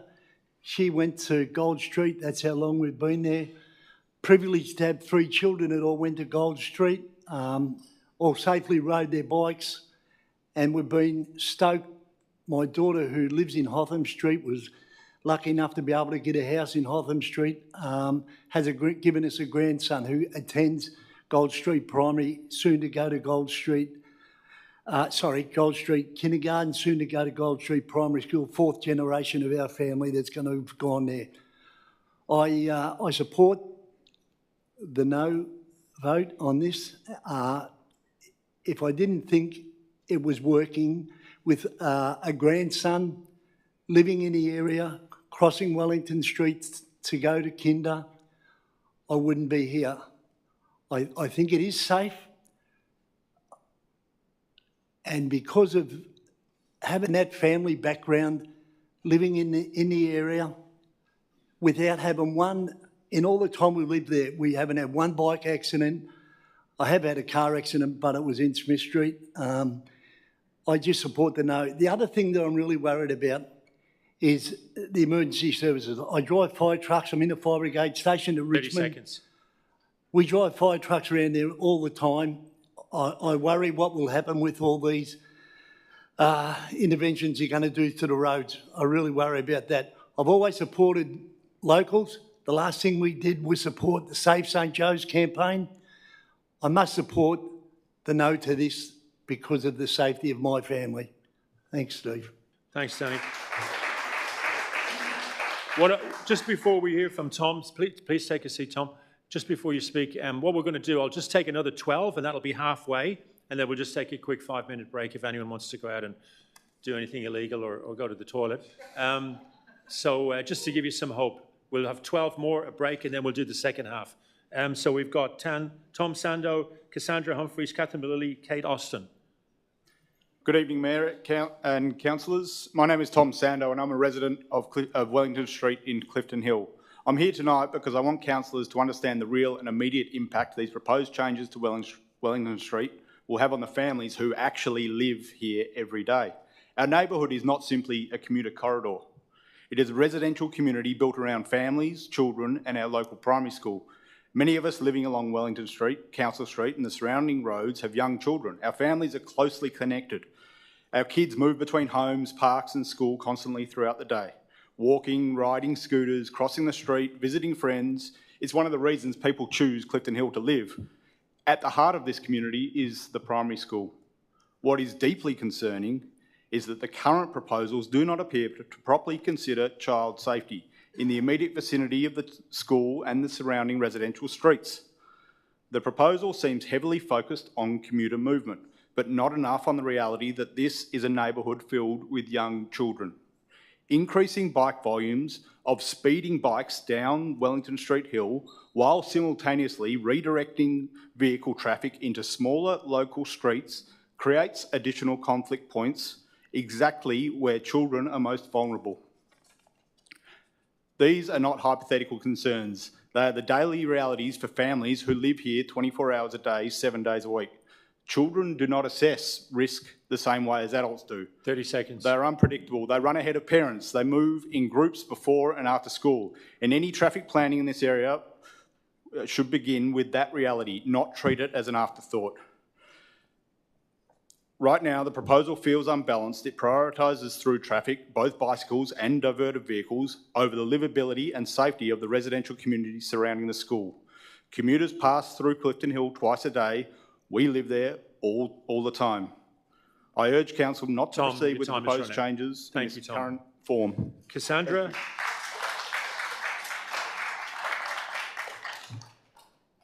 Evening, councillors. I am strongly opposed to this change.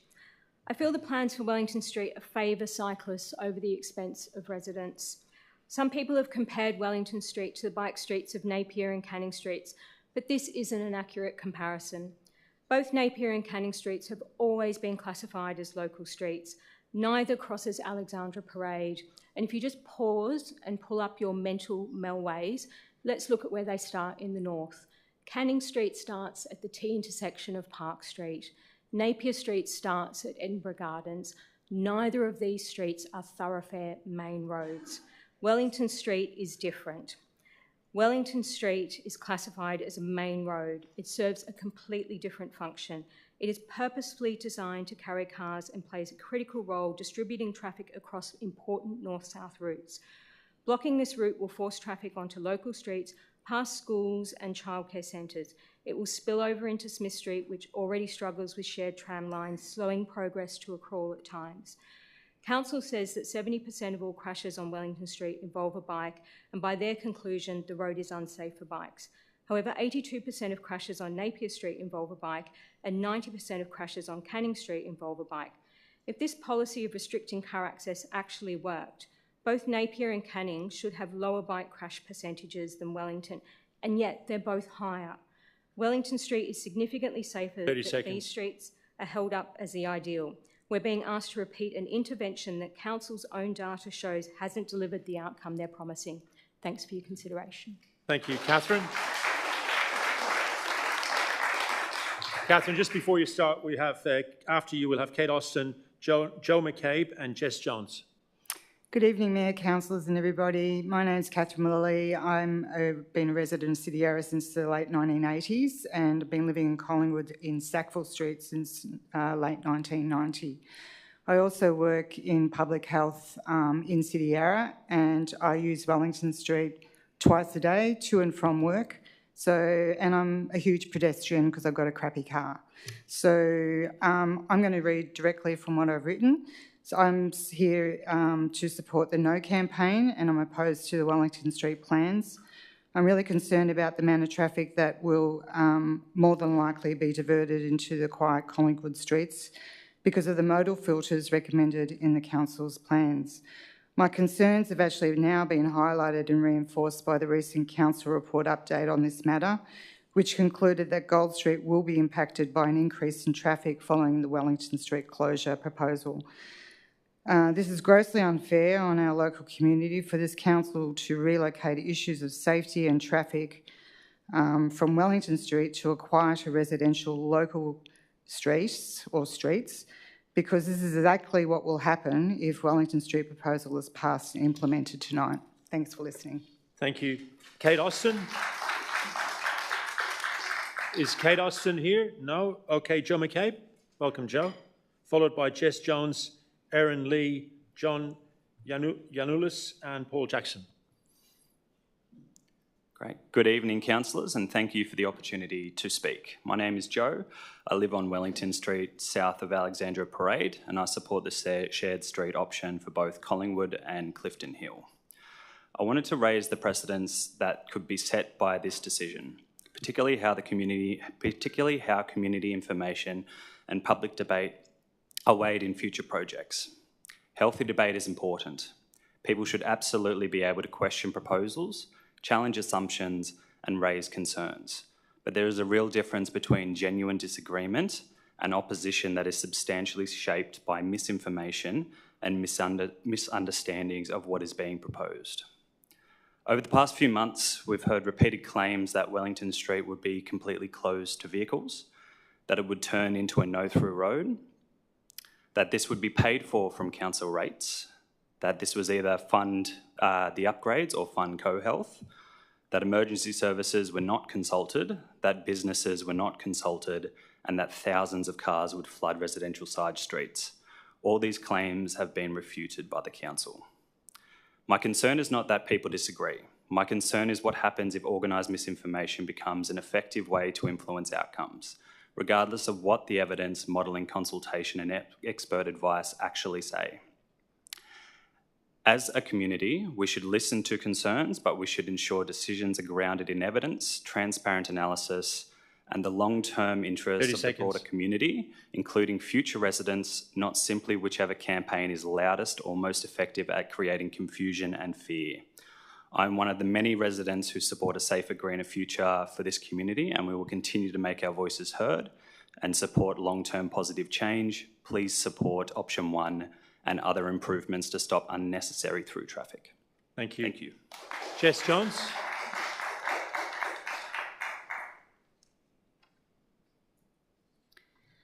Good evening, Mayor and councillors. I live on the corner of Wellington Street and Maida Street with my partner, my 3.5-year-old, and another baby on the way.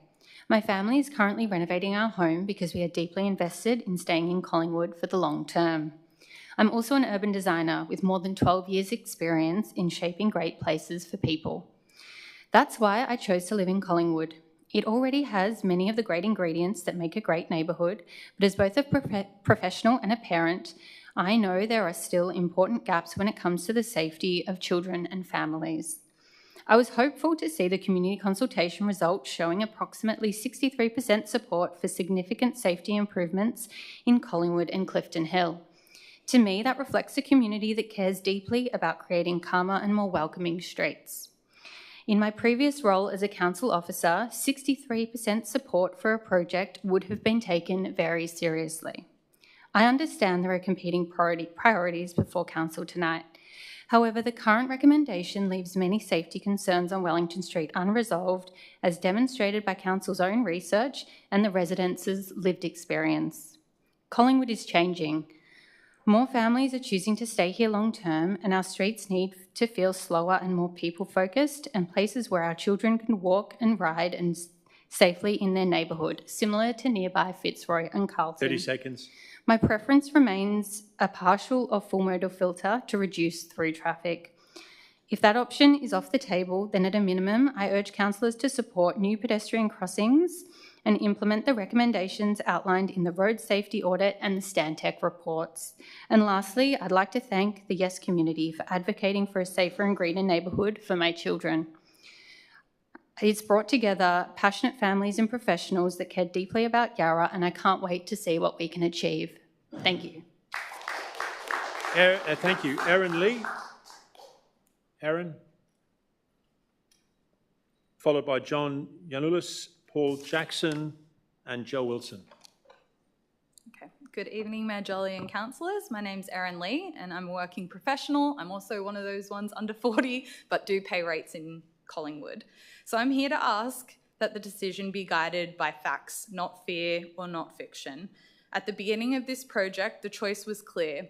Option 1 and 2 were evidence-based ways to reduce through traffic, make Wellington Street greener and safer, and plan for the future. Because Wellington Street isn't just a corridor, it's my home.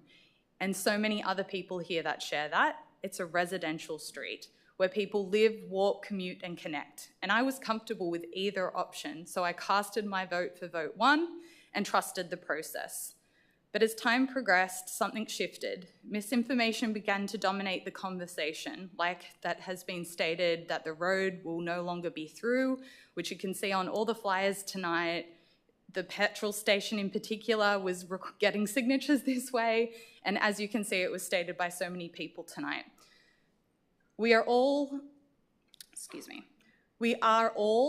and not much harder to, we all know it's much harder to undo a first impression than it is to make one. And that's why I joined the Yes campaign, not out of ideology, but out of the concern that fear was outweighing fact. And that isn't abstract. Just last night, I messaged all of the councillors about a half-an-hour walk I took on Wellington Street, where I witnessed a car almost hitting a father and a daughter, drivers crossing through bike lanes to turn onto Alexandria Parade and speeding to catch a light. There's real risk now for people who live here. Please don't let this become a missed opportunity. Don't delay or dilute it for many years from all the planning and funding that we have at hand now, especially when change is needed, not later. Thank you. Thank you. John, followed by Paul Jackson, Joe Wilson and Andrew Wellin, and then the last person before the break will be Monica Jones. Welcome, John. Thank you. Wellington Street needs leadership. Good evening, councillors. My name is John Yanulis. I'm a local resident supporting meaningful improvements for Wellington Street. Tonight's discussion has become highly emotional, but I ask council to focus on the long-term realities facing our neighbourhood. Council's own data shows Wellington Street currently carries extremely high levels of non-local through traffic through a residential community. At the same time, we know population growth is continuing, and North East Link will place even greater pressure on the inner north in coming years. So the question tonight is not whether Wellington Street has challenges, it clearly does. The real question is whether council responds proactively now or simply leaves an already difficult situation to worsen over time. This was never about closing a community. Unfortunately, much of the public discussion has framed this proposal as a road closure. That description has created enormous fear and confusion. Residents will still have access, emergency services would still have access, businesses will still operate. The proposal was about reducing excessive commuter through traffic dominance on a residential corridor, not isolating a suburb. And importantly, council's own officers have continued acknowledging that stronger interventions are more effective at addressing the core issues. Please do not walk away from meaningful change. I understand compromise may now form part of tonight's outcome, but I urge council not to walk away from meaningful intervention altogether. At a minimum, we should retain real safety improvements, genuine traffic calming and future flexibility as conditions evolve. Because preserving the status quo... Thanks, John. Your time has run out. The next person is Paul Jackson. Thank you, councillors. I'll be as quick as I can. I assume you've read my email of May 3, the full detailed submission.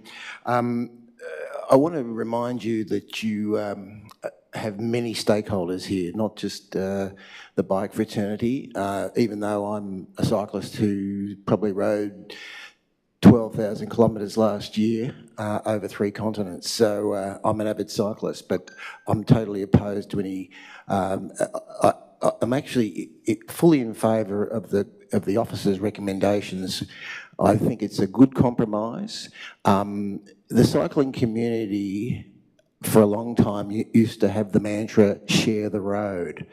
And that's what we all should do, and respect each other and share the road. And I think the safety measures of reduced speed limits, more speed humps, really good pedestrian crossings and well signposted, and a new revamped bike lanes would go a long way to helping everyone. A couple of other points I want to make is that Wellington Street is a 150-year-old road. I think it was set up in 1852 or around that area. It's also an important north-south arterial road. People keep talking about it as a residential street, but it is important to remember that many people try to access the East Melbourne / St Vincent's health precinct, and there's 5,000 employees at St Vincent's alone, and these people have to work and people have to get to these very important appointments, and they can't always do it by bike or public transport. Dialysis, I know a person. Thanks, Paul. Your time Okay, is run out. thank you. Thank you. Joe Wilson.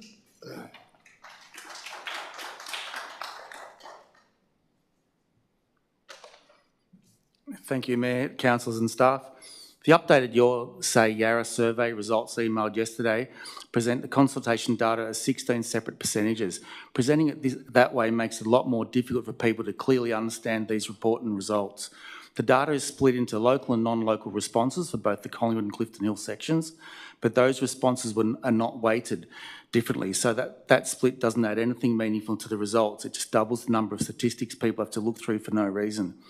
More importantly, support for change is separated into three categories: support for option 1, support for option 2, or support for either option, while opposition is grouped into one single no change category. A much clearer way to present the survey results would simply be support change or support no change for the Clifton Hill section and again for the Collingwood section. When presented that way, 62% of the results from the council's own data for the Clifton Hill section to support change, and for the Collingwood section, 64% of the responses support change. These simpler results line up with the door-knocking results I emailed councillors 7 days ago. From speaking with 288 Collingwood residents at their front doors, we found 52% supported change, 17% opposed it, and 31% were neutral.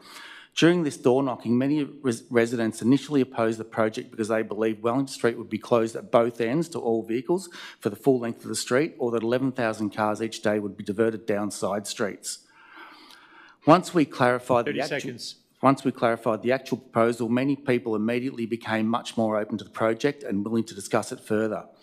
Unfortunately, it's impossible to now know how many survey responses or petition signatures have been influenced by misunderstandings about what is actually proposed. Thank you. Thanks. Mark Purvis. Mark, are you here? Followed by Andrew Whalen and Monica Jones, and then we'll have a 5-minute break. 3 more, in other words. Mark. Thank you, Mr Mayor and councillors. My name's Mark Purvis. I'm the convener of the Protect Clifton Hill group. However, I'm here tonight to speak on my own behalf and my wife's behalf. We strongly oppose either options 1 or 2.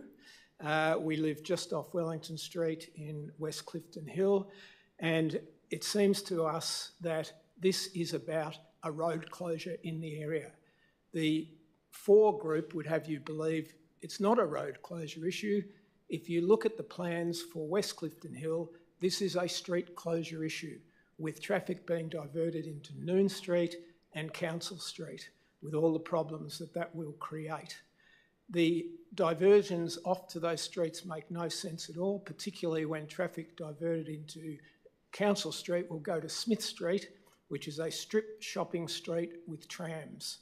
The traffic issues there with the gasworks coming on stream just don't bear thinking about. We've heard a lot about statistics tonight, and it brings to mind that expression, lies, lies and statistics. One group would have you believe that I've heard 63%, I've heard 2/3 saying in favour of the proposal. That's just not true. If you have a look at paragraph 62 of the officer's report, 50% of local people and 50% in Collingwood and 47% in Clifton Hill do not support either option. So this figure of 63% or 2/3 is just a fiction. Otherwise, it seems to me that the officer's recommendation to support Pillar 3.1 should be supported. Thank you. Thank you. Andrew Whalen.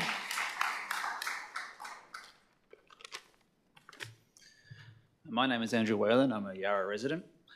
Mayor Jolly, I encourage you to proceed with option 1 despite the council officer's recommendation. I utilise cycling infrastructure all over Melbourne, not just in Yarra, and I implore you to consider that this isn't just about Wellington Street.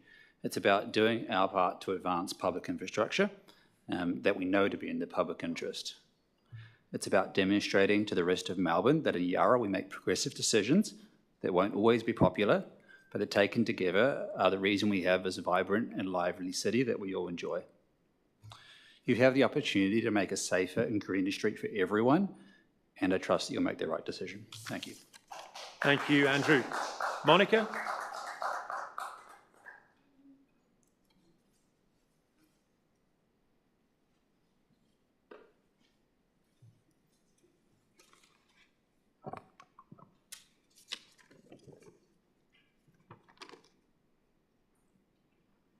Dobro večer. That means good evening in Croatian. I'm Dr. Monica Jones, a statistician and a proud Croatian woman. I'm a recent board member of the Croatian Catholic community, St. Nicola Tavlić Church, corner Hodgkinson Street and Wellington Parade, Clifton Hill. On behalf of our community of thousands of people, I wish to express our absolute opposition to the Wellington Street North proposals between Queen's Parade and Alexandra Parade. Our church and Croatian Centre have been in operation for more than 60 years and attract more than 25,000 individual visits every year from first, second and third generation Croatian migrants. More than 900 families are in our database. They come for weekly church services, private functions, events, major community and cultural gatherings, education courses such as Croatian language, traditional dance and music, social support for the elderly, and of course, weddings and funerals. Many local groups also regularly use our hall, classrooms and meeting room. Any proposal that risks traffic diversions and congestion, confusion for our elderly, parking problems or restricted access for wedding and funeral vehicles would be disastrous and undignified. Safety, easy access and parking day and night is imperative. When a dozen or so car parks along Hodgkinson Street became a permit zone 20 years ago, our attendance numbers dropped and we did not recover. If the Wellington Street proposals went ahead, our community would be severely impacted, as would local businesses, because whenever possible, we try to source locally for our food, beverage, sanitation and services. Additionally, many people visit the local bars, cafes and shops before and after visiting the centre. Thanks, Monica. Your time has run out. Thank you. Thank you very much. After the break, the first 3 people will be Mindy Williamson, Henry Harding and Tim Scrace. See you back in 5 minutes.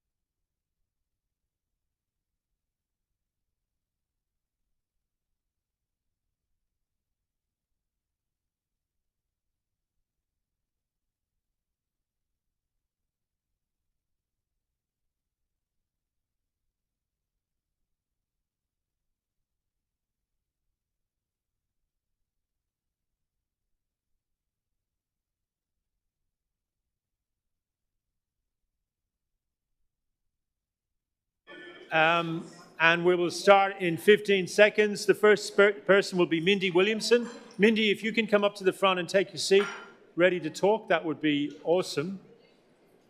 Mindy, is there a Mindy in the house? Okay, no Mindy. Henry Harding, are you here? Yep. Henry will be followed by Tim Scrace, and then we've got Shetal Shekhar and Kamir Mango. And sorry if I've mispronounced those names. So, Henry, please start. Your 2 minutes starts now. Thank you. Good evening, councillors. My name is Henry Harding. My partner are homeowners on Wellington Street, Collingwood. We use a car when we need to, but otherwise ride our bikes wherever we can. And we're amongst the 62% of respondents in the council's consultation who believe South Wellington Street needs to change. Wellington Street does not currently function effectively, efficiently or safely. It carries around 11,000 cars per day. 88% of them are non-local, as well as more than 2,000 bike trips daily on what is ultimately a local street, not an arterial road. The City of Yarra is forecast to grow significantly by 2046, and projects like the North East Link will place even more pressure on streets like Wellington Street. If the street is not working now, how will it cope in the future without change? The answer is, it likely will not. If current traffic patterns continue and volumes increase, ratepayers will ultimately bear the cost of maintaining a street that is not functioning as intended. At peak times, Wellington Street is bumper to bumper and unsafe. I regularly see near misses, incidents that could easily become serious accidents. Crash data reflects that risk, with cyclists involved in nearly 70% of crashes on this street.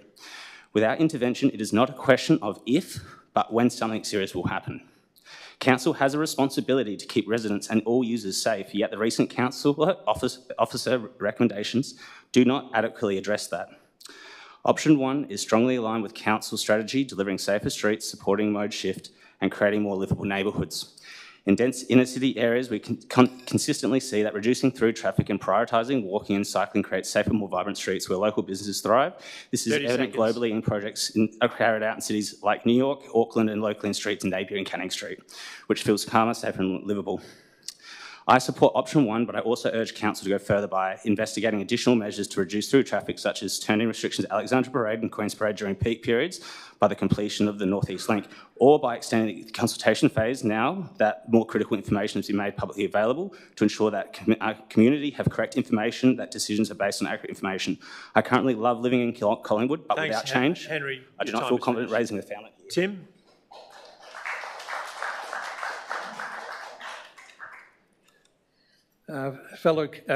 Dear councillors, my name's Tim Scrace. I'm a resident of West Clifton Hill in Hodgkinson Street, near the Croatian Catholic Church, that end. I support the council officer recommendations. However, loss of car parking, I would say, is a major factor for a lot of the residents. We have minimal access to parking. Most of us live in houses which are single-fronted and have no off-street parking, so it's crucial that parking is retained, especially for people that have mobility issues, that are aged, that rely on services to visit their houses daily, such as aged care services, family support networks, and so on and so forth. It's obvious. Bike safety surveys, just on that, I'm sure if you do a bike safety survey on any major road in Melbourne, you're going to find problems. So that's Wellington Street is no exception. Both cyclists and drivers basically need to be more careful, and both need to obey the road rules and be more aware and cautious. Recommendation 1, what you're doing is just shifting the problem to side streets or other streets like Johnson Street, Gold Street and so on. So you might make Wellington Street better, but you're going to make those streets worse. That's ridiculous. Cyclists can use Gold Street. So if you're going to school, why don't you just ride your bike down Gold Street? That's a perfectly safe street, is it not? No one's forcing you to go down Wellington Street. Finally, I would support improvements on Wellington Street, things like remove the centre median strip and widen the bike lane, having the bike lane repainted and clearly marked, reducing the speed limit of all vehicles, including bikes, to 30 kilometres an hour, installation of speed humps at crucial junctions and points, having a bicycle light installed at intersection of Wellington Street and Alexandra Parade, and fixing and redesigning the narrow section of the bike lane at that intersection. Your time has run up. Shetal?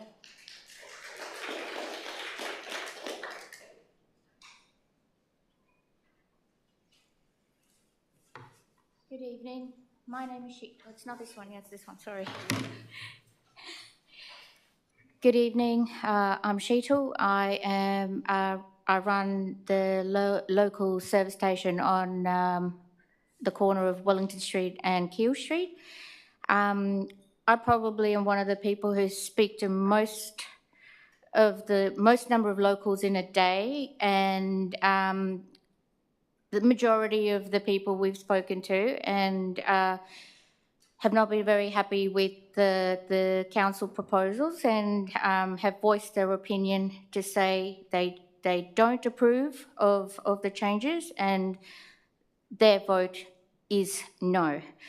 I would like to also highlight that, look, the roads are happily shared by everyone as it is at the moment, and I'm just urging everyone to continue to have it stay the same way. Thank you. Thank you. Kamar? And just before Kamar, the next three will be Sarah Wall, Corey Dean West and Pam Kershaw on behalf of Dr. Jeremy Richardson.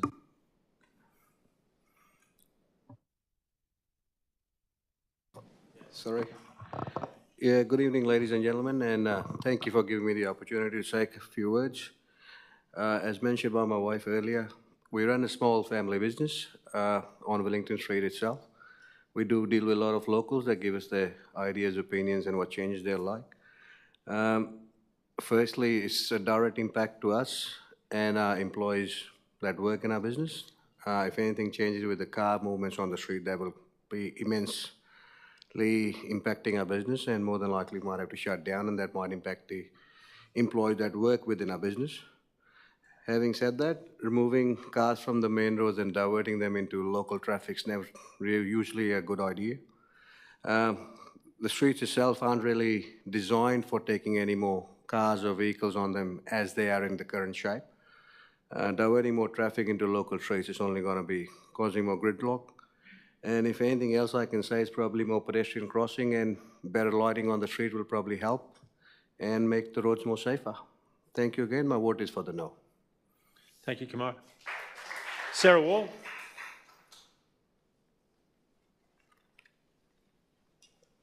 Hi, my name's Sarah Wall. I'm a Maida Street, Collingwood resident. I really hate graffiti, just in case you hadn't picked that up. But here to talk about Wellington Street. I fully oppose the plans put forward by the City of Yarra for the safer Wellington Street. I ask you that the councillors, that you listen to the 3,000 people that signed the petition to oppose it, and I ask you to endorse any platform and every aspect of the platform that was put forward in the Oppose Wellington Street campaign. Thank you. Thank you. Corey Dean West. No Corey. Pam Kershaw on behalf of Dr. Jeremy Richardson, followed by Nicholas Verso, Ali Lemmer and Lola James. Thank you, Mayor. This statement is made on behalf of Dr. Jeremy Richardson. He's a plastic surgeon, and his wife, Dr. Sophie Richardson, an oral surgeon who have medical rooms in North Fitzroy. And they say, we run a specialist surgical clinic on Queen's Parade in Fitzroy North and operate at Epworth Freemasons and St Vincent's Private East Melbourne hospitals. It is not uncommon that we need to travel urgently from our clinic to these sites via Wellington Street and need to get there safely in as short a time as possible for our lists or to review patients.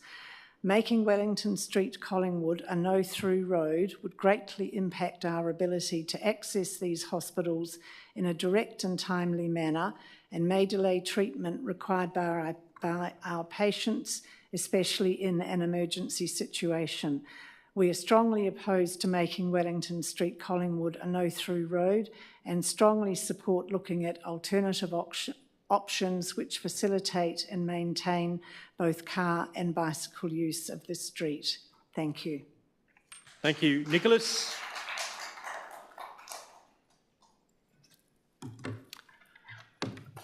Thank you, councillors. Mayor Jolly. My name's Nicholas Verso. I've lived on Oxford Street in Collingwood for over 20 years. I ride a bike, a motorbike, and I also drive a car. I want to say clearly I support safer cycling infrastructure, bike lanes, and reducing accidents.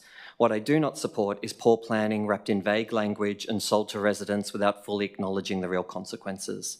The public-facing consultation materials left many residents genuinely confused about what was actually being suggested, with many not being able to fully understand the diagrams and closures as they were cryptically presented. I'm bewildered by the term shared street. It feels like marketing doublespeak at best, and at worst, deliberate deception, because it's currently a shared street. What's being suggested isn't. It's blocking the road to cars, and if people truly believe this was for the good of the community, it would have been declared openly and proudly. By presenting this proposal in such a manner, it suggested people knew this was a bad idea that wouldn't serve residents as well. I also think it's important to acknowledge Napier Street functions extremely well as a cycling corridor nearby, and its use should absolutely continue to be encouraged and improved. I also think the council documents repeatedly emphasise a large proportion of Wellington Street traffic originates from outside Yarra, as though that fact alone somehow delegitimises it. But inner city roads do not exist in isolation. People travel through Yarra for work, family, education, deliveries, medical appointments, hospitality, arts and community life. That's how cities function. And if every municipality adopted the logic that traffic originating elsewhere is undesirable and should be pushed out, the result would be a fragmented, divided city where every council walls itself off from its neighbours while exporting congestion into surrounding areas. We would not be creating a diverse community, but an echo chamber ghetto. Thank you. Ali, followed by Lola Jones, Brendan D'Souza and Barry Tennant. Hi, my name is Ali Lemer. I moved to Melbourne 21 years ago. I'm a citizen. This is my home. I'm a homeowner just over the border in Yarra, and I'm hearing a lot of people say, oh, it's only people from outside of Yarra who are just racing through, but that's not actually the case for many of us. Even though I pay my rates to Marybeck, I do all of my shopping in Yarra. I go to the libraries in Yarra because, frankly, they're way better than Marybeck libraries. And I do my shopping in Piedemontes, I go to Officeworks, I go to Petstock. I am always spending all my time at restaurants, bars, shops, libraries, etc. in Yarra. And part of that is because it's close, and also because there are so many already lovely cycling ways to get around with modal filters, which work super well, that it's just safer to go and patronize businesses in Yarra. And all the evidence has shown that the cars, the drivers who are racing through Yarra are coming from further northeast suburbs, just going straight through. They don't stop, they don't spend money in shops, they just go straight through the CBD and elsewhere, and that's it. People who are walking, people who are using bikes, spend more money because we can stroll around. And if you make the streets safer for people not in cars, people will spend more time in them. As I'm sure you know, in Canning Street, whenever I go down Canning Street, people are having picnics, they're lounging, it's like a front yard. And so I strongly support the option one, the shared street. It is, as someone notes, it's shared, but it doesn't mean that it's safe for those of us who are not driving cars. So I urge you to vote option one. Thank you. Thank you. Lola Jones. Hello, my name's Catherine. I'm speaking tonight on behalf of Lola Jones. Good evening, Mayor and councillors, and thank you for the opportunity to speak. I want to be clear, backing away from the proposed Wellington Street improvements would be a poor decision and not in our community's long-term interests. Your responsibility is to act in the interests of the whole community, not just the loudest voices. That means making considered, evidence-based decisions about how our city grows. Collingwood is getting denser and it will keep accelerating. In that context, how we use our limited public space becomes critically important. Streets like Wellington should not just be traffic corridors. They're some of the only shared spaces available to residents in a high-density environment. Today, through traffic dominates, reducing the street's usability for people and making the street noisier, less safe and less conducive to the everyday interactions that build neighbourhood connection. Cutting that traffic is a practical, overdue step to lift amenity and livability. It is also a rare chance to add green space. As density rises, public trees, shade and greenery are essential. Without action, we will not keep pace with what local residents need. Wellington Street can be part of the solution, a cooler, greener and more human-scaled space. There's an economic upside too. People spend time in places that feel calm and welcoming, and more visitors means more support for local businesses. 30 seconds. This isn't anti-business. It will create an environment in which local shops, cafes and services can thrive.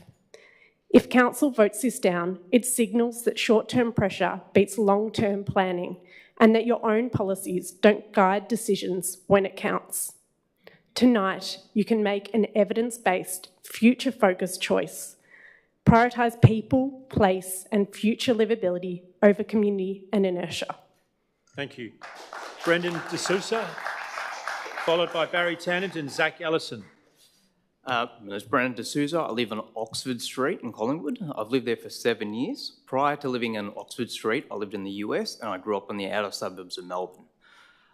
While living out there, I lived in a society where every single trip had to be done by car, and you had to own a car to do anything. I carried that ethos when I moved back into Oxford Street, where I used my car to do every single trip. Over the 7 years that I've lived there, I've slowly shifted my mode of transport on the way I've moved by looking at it and some of the great initiatives that Yarra Council have done. All I'm saying is that I encourage you to help people like me use bikes, use walk instead of using my car. Thank you. Thank you. Barry Tennant? Barry? No. Barry? Zach Ellison? No. Zach? Catherine Commons?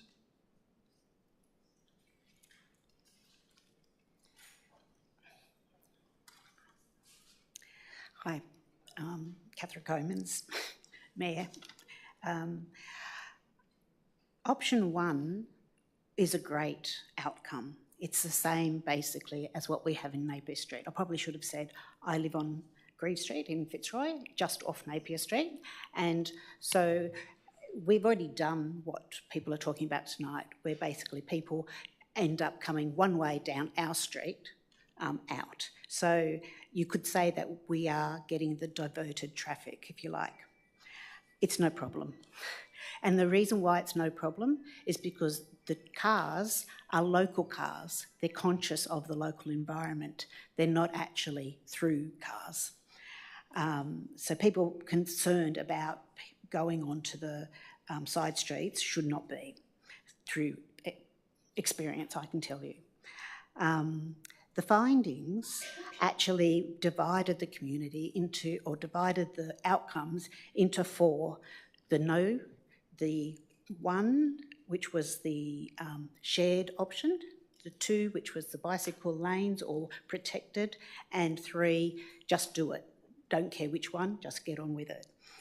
But realistically, so I voted for number 2, which was the protected bike lanes, because I'm a woman and because of ageing. We know that women are the ones who need more encouragement, and also because of ageing, also work better with protected lanes. But that's just the cherry on top. The actual option 1 is just as good. So what I'm saying is that dividing it up into 4 groups, when realistically it's really 2 groups.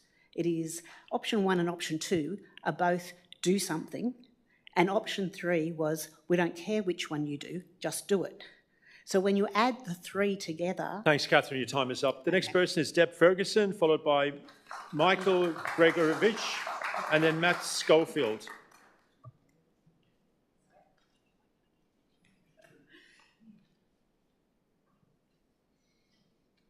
Is Deb here?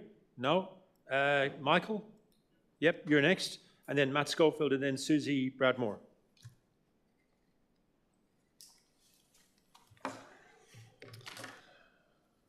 Good evening, Mayor and councillors.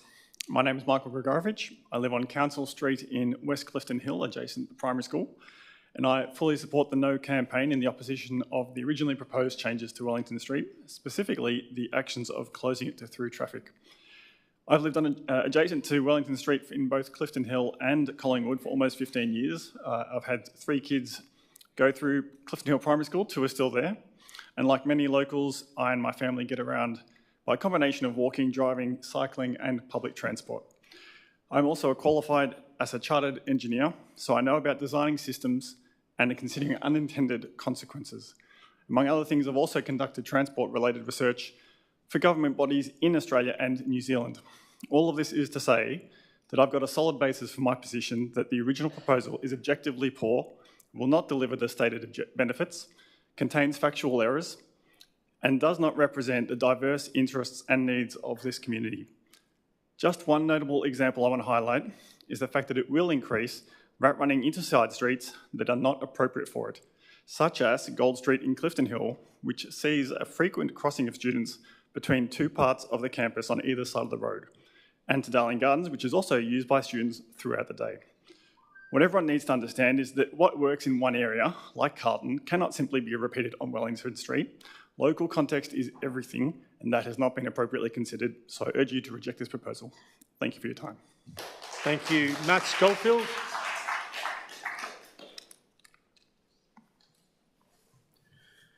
Good evening. My name is Matthew Schofield and I live on Council Street in Clifton Hill. Look, I have children that go to Clifton Hill Primary School every day, and honestly, the only near misses that I've ever seen have been cyclists screaming past us as we cross the street at various crossings. I've even been yelled at by cyclists for crossing the street with my kids here and there. The proposed changes, they also push traffic onto our quiet little streets, Noonan Council, and I think they will take away quite a unique little community that we've grown and that we live in and we want to keep. Tonight we've heard a lot of misinformation from the Yes campaign, and you've heard real, genuine opposition from the families that live here, the school, the church, our grandparents, and other people. We're all locals that live here. This community matters to us. It's unique, it's special, and we do not want to give that up, so I fully support the No campaign. Thank you. Thank you. Susie? No Susie? Conrad Crockett? No Conrad. Annette Warner, followed by Emma Dunleavy and Katie Elliott. Welcome. Thank you. My name is Annette Warner. I'm a ratepayer residing in Clifton Hill. Mayor, Deputy Mayor, councillors, thank you for the opportunity to speak on the Wellington Street plans. I fully support the Say No campaign. It is well known that a city thrives on its connections, physical and emotional. I believe it is common sense that this means facilitating access and connections that work for all. For residents, for people to get to their place of employment, to enjoy the amenity of cafes, service stations, pubs, galleries, restaurants, health and wellbeing appointments, and place of worship. The proposal to divert car traffic and restrict access is short-sighted. It is ageist. It ignores the reality of the everyday business of going to and fro within the suburb that is currently enjoyed. The result will surely disconnect this important neighbourhood from current and future patrons. Focus instead on improving those measures that improve safety for all users through traffic calming measures that don't restrict access or divert traffic. Focus instead on greening to lessen the effects of urban heat and improve livability. Focus on improving connectivity. But this should not come at the cost of severing important connections for all road users that goes against common sense, that compromises the future development of the neighbourhood. Thank you for your time. Thank you. Emma? Emma Dunleavy here? No? Okay. Katie Elliott? Welcome, Katie. After Katie, we'll have John Grant, Tom Peddleston and Ashley Salmon. Hi, I'm Katie. I'm an Abbotsford resident and here to provide another one of those under 40 perspectives. I often use Wellington Street to visit many of the local businesses like Molly Rose, Mary's, Chotomoto and The Gem. And I wanted to share a story about an experience I had meeting a friend for after-work drinks at The Gem. It was a beautiful afternoon and we wanted to sit outside and enjoy a beer in the sun, as I'm sure many people can relate to.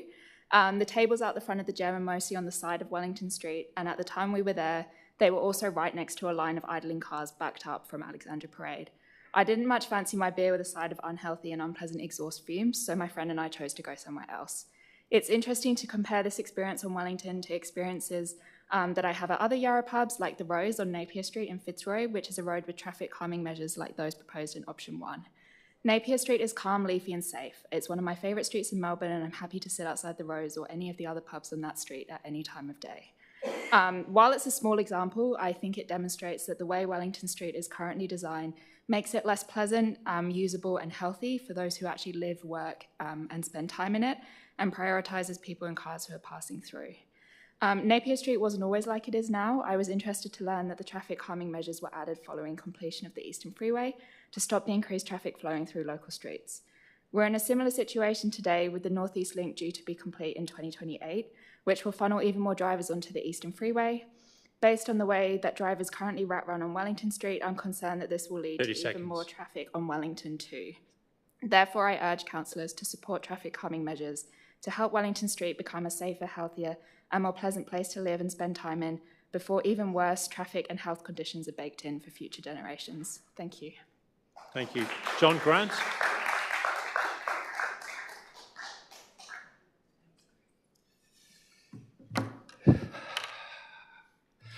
Hi, my name's John Grant. I'm in Keele Street, Collingwood, right next to Wellington Street. We've been there for 40 years.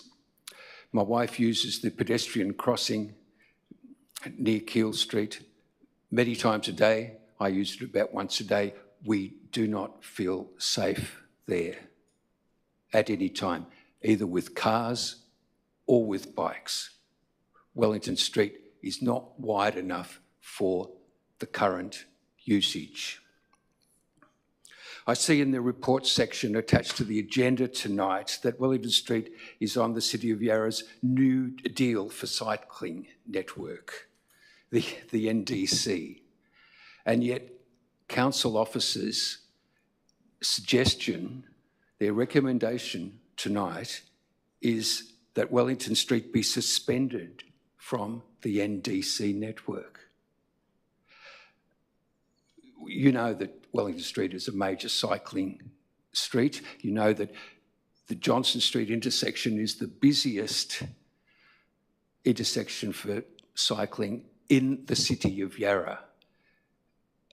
And I'm shocked that council officers are suggesting that Wellington Street be downgraded as a cycling route, effectively. 30 seconds. The paragraph 67 of the report admits that the suggestions by council officers will not respond directly to the core issue of high traffic volumes and the safety issues associated with this. They will also not respond to car dooring and other risks. I urge you to vote for option 1, but at least do not vote for the council officers' recommendations tonight. Thanks, John. Thank you. Tom Peddleson. Welcome, Tom, followed by Ashley Salmon, Carly Fuda and Madeline Pryor. Good evening, Mayor and councillors. I'm Tom Peddleson. I was born and continue to live in the City of Yarra. I now reside in Hotham Street in Collingwood, and I walk and rely on taxis and Ubers with my disability, and I support the change for a safer road. We've all seen the data. Over 24 reported bike incidents on Wellington Street in the last 4 years, and this only the reported number. We also know there's a clear, well-established correlation between the number of road incidents and fatalities on our roads. If we refuse even to trial a change on Wellington Street, we're effectively saying this level of danger is acceptable. Doing nothing is the easiest decision, but it means accepting these incidents as the cost of inaction. I don't want to see another friend harmed or taken from me while riding, and I won't accept another incident or death on our doorstep, and neither should anyone. Thank you. The next person is Ashley Salmon.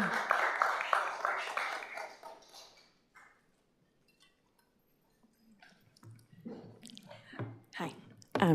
Thank you all for the opportunity to speak on this. I'll try and keep it quick. I just wanted to express my opposition to the closure of Wellington Street and the proposed changes. I think listening to everyone tonight, it's clear that there are obviously issues with Wellington Street, but that going ahead with the proposal will benefit some parts of the community and detriment other important parts of our community, including the elderly community that spoke earlier and, yeah, the various groups that have spoken. I think we can do better than that. If we're going to spend council money, surely there's a way to provide a safe cycle route that doesn't impact, stop people getting to medical appointments. I also just wanted to share my experience with the survey. So I think I did vote for option 1 or 2, whichever one wasn't really clear that it was closing it, because one was very clear, one wasn't. And it was only when I looked at the FAQ that said that there would, both options mean the community won't be able to go along the entire length of the street that I realised I'd voted to close Wellington Street. So I also think, at the very least, another, I guess you've already had 3 hours of community consultation, but I just think that voting on the basis of those numbers is inherently flawed because it was really 30 unclear. seconds. Okay, thank you all. That's all from me. Thanks, Ashley. Carly, I should say. Welcome, and you'll be followed by Madeline Pryor, Isabella White, and Lee Hemsley. My name's Carly. I'll try to keep this really short and sweet. I was up at 3 a.m. this morning. I oppose whatever the proposals were, because honestly, I went to the have your say because I think it's really cool you guys have that, and then I went, oh yeah, option 2, protected bike lanes, and my partner Ashley then pointed out to me that was closing the street. We live on Bud Street, which is in between Smith and Wellington. I am a tradie, can only get to work by car. With the closure at the end of Bud Street, and then if that intersection at Wellington Street's closed, it's kind of like I'm almost doing a maze back to my house. But yeah, that's all. Cool. Thank you. Thanks, Carly. Madeline Pryor? No, Madeline. Isabella White? What about Lee Hemsley? Welcome, Lee. Good evening, Mayor and Councillors. I'm Lee Hemsley from Fitzroy North. Like many here tonight, I love the exhilaration of cycling, the exposure to sights, sounds and smells that aren't filtered out by the cabin of your car.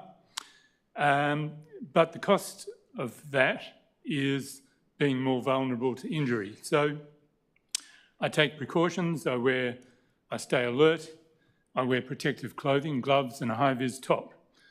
But I've noticed that many cyclists don't take these precautions. They seem to feel they're invulnerable or that it's someone else's responsibility to look after their welfare. So my concern with infrastructure works such as those proposed is that they encourage some people to believe that it's someone else's responsibility to look after their welfare, their skin, which is a very dangerous thing to do because the City of Yarra can't be everywhere all the time protecting them. So part of the problem, I think, is that some people see themselves as victims of car drivers who roar through their suburbs. Instead of seeing car drivers as the enemy, though, it might be better to acknowledge that many of us are car drivers, subject to the stresses of driving, and we sometimes fail to see hazards such as cyclists in drab clothing or without lights.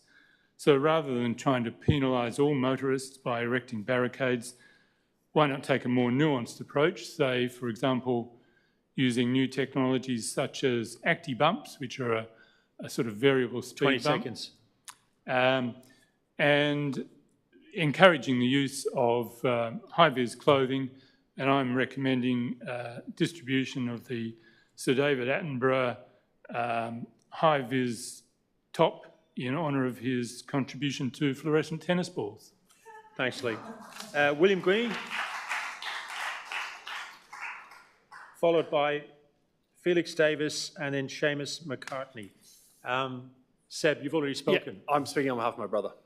William's my Okay, brother. no worries. He can't make today because his wife is about to give birth to their second child very shortly. So just a couple of points he asked me to raise. Firstly, modal filters are a type of no-through road. That is, by definition, what they are. We've heard a lot around the non-local traffic. The reports from the GHD, etc., express that 40% of traffic starts or finishes in South Collingwood, let alone the other areas of Yarra. We've heard lots of comparisons to Canning and Napier Street. Wellington Street's a major road, which is 2 classifications above what Canning and Napier Streets are. We've also heard about the 70% bike crash rate on Wellington Street. Canning and Napier both have higher crash rates, so that's a bit of a red herring of a data point. We've heard about pedestrian safety. No pedestrians have actually been struck on Wellington Street since 2013. I know the officers have included a couple, the reports have included a couple of mentions of later ones. I think if they investigate those crashes specifically in the data, they'll find they didn't actually occur on Wellington Street. There's a bit of a stacked deck. The numbers that the council has been that reported in the that continue to get referred to as the 63%. Most of the respondents, well, the bike groups were targeted heavily in the response in the surveys. They sent out 11 specific emails to stakeholder groups. 7 were cycling groups. The other 3 were emergency services, and 1 was Clifton Hill Primary. So it was after a road user that wasn't the main road user. It also states in the report itself, the information in this report does not reflect the reviews of a representative sample. So continue to refer to that, and we can see that in the data because 40% of respondents were bikes and non-local respondents outweighed local respondents. Final one is the North East Link. We've seen the report, the modelling on that. It expects only about a 4% change, and the council acknowledged that in the meeting last month. Thank you. The next person is Felix Davies. Felix? No Felix. Seamus McCartney? You're speaking on behalf of Tracy Gould and Silke McCartney. Welcome. Trudy Gould and Silke McCartney. And we live on Council Street. We have children that go to Clifton Hill Primary School, and we support option 1. Council, you have a problem. You've invested $200,000 plus in engaging with the local communities.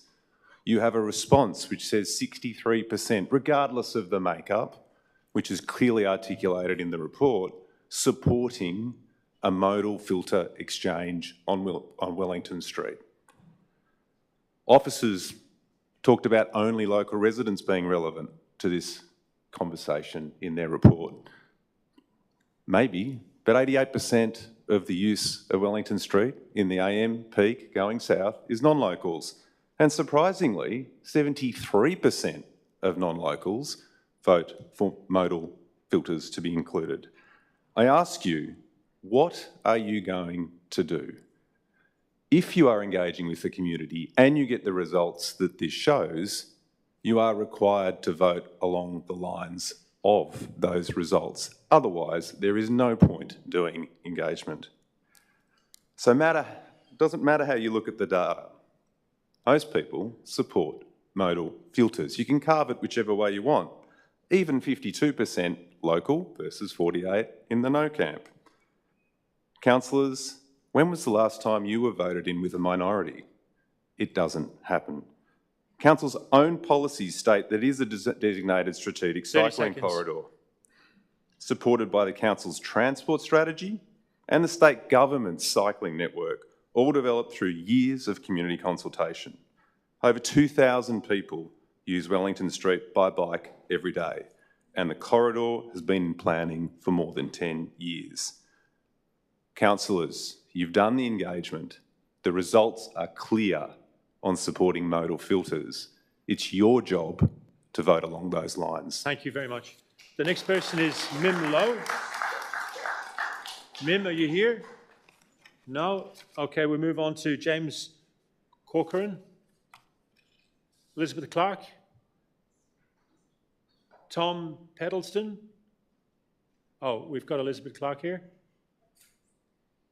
You were Elizabeth Honey earlier on. No, it was Elizabeth Clark. Oh, you can have whichever you like. Okay. All right. You get it all in Yarra. You do. Yeah, you're next. Thank you. The present is a tense time. Tonight's the budget. Grievances are building. Voters are disillusioned. There's a collapse in confidence. Council decisions are difficult. But ratepayers don't like chopping and changing or scrapping projects. Please make the most of everyone's times and our rates and progress this project with option 1, the 2 final stages of a sensible project. The data on traffic modelling didn't factor in Trump's war with Iran. Bike sales are surging, the petrol price is lurching around, and many are rediscovering how good bike riding is. City of Whittlesea and Stonington are running bike courses for women. Right now, it's time for Yarra to encourage active transport like crazy and strengthen communities. Everything seems to take so long when it feels the time for action is now. Give us something to hope for. World events are supercharging the move away from fossil fuels. To quote Barry Cassidy, if inflation hits 5% and we have 2 or 3 more interest rate rises, NAB's worst forecast is 9% unemployment. On Yarra's Have Your Say, the clever Wellington Street before and after slider led us to expect more than doing nothing or tinkering with what exists. Now to kids. We want our kids to be confident, resilient and independent. 30 seconds. We teach them to ride a bike, but we don't give them places to ride. We strap them into the back seat of a car. We want our kids to be healthy, but they risk the traffic and breathe polluted air and microplastics from car tyres. Separate active transport from car traffic as much as possible and make exercise part of a kid's everyday life. The south end of Wellington Street is safe to ride. Let's finish the job with the north end. This is a time for Yarra to pull together and share. Consider the common good. Thanks, Elizabeth. The next person is Tom Peddleston. Tom, are you here? What about Lachlan McKenna? And what about Maureen McCarthy? You are the last speaker. Congratulations, you get a prize for that. Oh, wow. Maureen, you get an extra 10 minutes. I'm joking. Your 2 minutes start now. Well, I am Maureen McCarthy and I'm the last speaker, and I'm here to tell you how very keen I am on the first option that's been proposed by the council. I really can't believe people don't want it. I'm 73 years old and I'm a rider on a pretty low income, and I live on the corner of Wellington and Keele Street, and I've been there for 20 years. I get around a lot on foot. Every day to the shops, post office, Fitzroy Library, Rose Hotel. I head to the city by tram. I use that Wellington Keele Street pedestrian crossing at least 6 times a day. And depending on the time of day, of course, increasingly it feels like I'm taking my life in my hands just across the road. Most people stop, but sometimes they simply don't. They don't see me. But really, I'm not here to talk about me. I've got a decent-sized house and I've got a courtyard. I'm happy. Collingwood's great. What about the new flats and apartments going up all around us? Young families are moving into our area and trying to build a life in those places. I see them in the street. I talk to them at the pool. Mothers and babies and kids who desperately need more open spaces to relax and play. I've lived in Collingwood for nearly 20 years now, and the first thing I noticed coming over all the way from Northcote was how hot it was. Collingwood is in summer. No trees, no shade. Everything can't be about the quickest way to the city for car commuters or keeping my little neck of the woods free for traffic when the rest of the suburb is bursting with it. We have to be bigger than that. I urge councillors to close your eyes, take a deep breath, gather your energy and just do it. And thank you, Maureen. Your time has run out. So I just want to thank the 90-odd people who spoke. Nobody heckled anybody. Everyone was respectful, and that's just a great sign of what type of community we've got out there, that we can have these divisions and these differences of opinion on something as important as this, but not act like idiots. So thank you for that. We're going to move on to resolving on this matter. The first step is for councillors to ask any questions to the officers. So can I ask the officers to come to the front, please, the relevant officers? And councillors, would anyone like to ask any questions to the officers? Councillor Gomez will go first. So just give the officers a chance to sit down. We might have to grab a couple of chairs there, Simon. Thank you.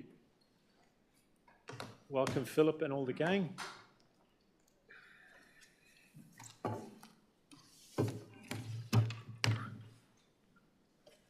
Councillor Gomez. Thank you, Mayor. We've heard a lot of submitters tonight talk about data, how we consulted, how we tabulated, how we presented the data. Thank you for doing that. I have two questions. We've received petitions. In fact, I've tabled 5 of them from the community, and we've received lots and lots and lots of emails on all sides of the question. How do officers take that information into account? Officers, thank you. You're talking about petitions, yeah? Yeah. Thank you, Simon. Right. Yeah, speaking through you, Mayor. Well, it's one of the inputs that comes through in this study. So as we've discussed extensively tonight, there was a Your Say Yarra website. There have been multiple meetings with residents. There have been multiple oracles from residents and other businesses. And then obviously the petitions are another factor that come into that conversation. And those are listed in paragraph 57 of the officer report. Thank you. Any other questions, Councillor Wade? Yeah, my one's on the same topic. Obviously, we've had a lot of discussion about petitions, and I guess people have different views on each other's petitions, etc. To what extent, I appreciate officers have listed them in the report, but is any analysis done on those petitions? Through you, Mayor. So we have looked at the petitions in terms of how many signatures and to assess duplicates and the origins of those signatures. And there were a mix of signatures in terms of local and non-local. In some cases, not all the information is provided, so they can be difficult to verify. Obviously, that's not a council-led process, that's a resident-led process. So, as I said earlier, we take those petitions as an input into the broader feedback we get from the community on this. Thank you, Ms. Exxon. Councillor Wade again. Yeah, I was wondering, I think in future it might be helpful for those kind of petitions when they're spelled out like that, if we could do a little bit more analysis and a bit of a breakdown. Like, for example, the business one, I noticed only one of the 68 businesses is actually on Wellington Street, and I think that's something that is obviously not clear to the community. It's something that you can only see if you've seen the petition itself. And so is that something that we could consider in future, and potentially this is more to Brooke or Mark than to the Sustainable Transport team, because it applies to every petition that we get. Thank you. Officers? Thank you, Councillor, for the question. I think we need to take that on notice, Councillor. I mean, each individual engagement is unique, so I think we'll take that on notice. Thank you. Any other councillor? Got a question to the officers? Councillor Aston. Yep, sorry. Mine's got nothing to do with data and everything to do with trees. So just in anticipation of the fact we may be seeing some amendments that might talk about plantings, I'm just wondering if you can tell me if the south section median was planted to reflect the north section of Wellington Street. This is the 3-part question. What plants or trees will be used, and will it include understory? What measures would be taken to ensure they're planted in a way that guarantees they receive adequate access to water, especially if there's no irrigation? And will we be using root barriers to minimise root damage to the road surface? Thank you. Officers? Through you, Mayor. So all that work's to be done. So once we get a resolution asking us to look into that, we will. We'll be working with the landscape and open space team around species and drainage and all the specifics around that. So we will advise in time when we've done more work. Thank you. Any other questions, Councillor Davies? Yeah, questions. A lot of the supporters for the change seem to be pushing for option 1. Can you give us an overall budget range, fully fitted? What are we looking at in terms of total value of the project finished? Thank you. Officers? Through you, Mayor. The exact budget would depend exactly on what option council determines, and also the type of infrastructure that's installed. A rough estimates, assuming construction costs are what they are at the moment as well, range anywhere between $800,000 and $2 million, depending on a wide range of different factors. And that would be determined through a detailed design process. Thank you. Sorry, Councillor Wade. I think this will be my last question. I was just wondering if officers can talk us through what the term local means in the report. I feel like that's a fairly existential question, but in this particular circumstance, I mean, how, in terms of it's been broken down by local and non-local, what does that local mean, and does it differ between Collingwood and Clifton Hill results? Thank you, through you, Mayor. For the purposes of the report, local was, through the Your Say Yarra survey, someone who selected at least one of I live or run a business on Wellington Street, or I live or run a business on a street that connects with Wellington Street. So long as a respondent selected at least one of those options, then in the statistics included in the report, that was classified as local. And if they didn't select one, then they were classified as non-local. Thank you. Councillor Wade. It is related. So does that mean that if somebody lives on Wellington Street in Clifton Hill or off Wellington Street in Clifton Hill, they are counted as local for the Collingwood section as well? Through you, Mayor, that's correct. One more follow-up. And if somebody is on a street that is on Wellington or off Wellington, could it theoretically be in another suburb? Like, for example, Langridge Street extends all the way into Abbotsford, but it's technically off Wellington. Through you, Mayor, that is technically correct, but we also had suburb information to analyse as well, and the proportion of people who were in that sort of category was small. Councillor Wade. So low in terms of people not from Collingwood or Clifton Hill who were counted as local, but anybody from Collingwood or Clifton Hill, basically the Collingwood and Clifton Hill results for local are the same. So through you, Mayor, if I understood correctly, the separation, I guess, between what you're saying north and south sections, it doesn't include whether it's Collingwood or Clifton Hill in that table, if that answers the question. Thank you. Any other? Councillor Gomez. Just one question for clarification. I live in Fitzroy North. If I was to hop on my bicycle or my car and I drove from Fitzroy North down to the MCG via Wellington Street, am I local or not? Officers. Through you, Mayor, in the origin destination surveys that we conducted, that would not be counted as a local trip because you would have entered Wellington Street prior to Queen's Parade and left Wellington Street after Victoria Parade, Johnson Street. Thank you. Any other questions from any councillor? Councillor Davies? You're just coming back to the cost of the project. I believe Elizabeth Street was about 1.5 million, correct me if I'm wrong. Would you say that this project, out of option one, with all the bells and whistles, is the equivalent amount of works? Or would it be twice as much as Elizabeth Street or 3 times? Because I just have a bit of a query around the actual value of the project that was suggested. Thank you. Officers? Through you, Mayor. So we'd have to do detailed work to qualify what the costs are. And obviously the scope impacts that as well. So Elizabeth Street did include a road resheet, which is a substantial amount of money. So it really does depend. I think that the key question will be, through a detailed process, what the agreed scope of works is going to cost, and there's going to be various investigation works that we need to do to establish those costs, rather than speculatively comparing 2 different projects in 2 different locations. Any other questions? Councillor Deputy Mayor Harrison. I'm going to lead in a bit, so please bear with me. I'm reviewing the engagement report for the Transport Action Plan, where the engagement was done in October 2023. According to that, there were 91 in total people who participated in that engagement for a Transport Action Plan that covered the entire municipality. Tonight we have had, I think, 90 people come along and make submissions, or certainly 90 people who made registrations. We've had hundreds who've actually participated in Have Your Say. We've had references tonight to people who've referred to Yarra's transport strategy and the action plan. I wanted to ask officers if they think that there's been adequate consultation done on that transport action plan, given the level of engagement we have tonight compared to what happened previously. Officers.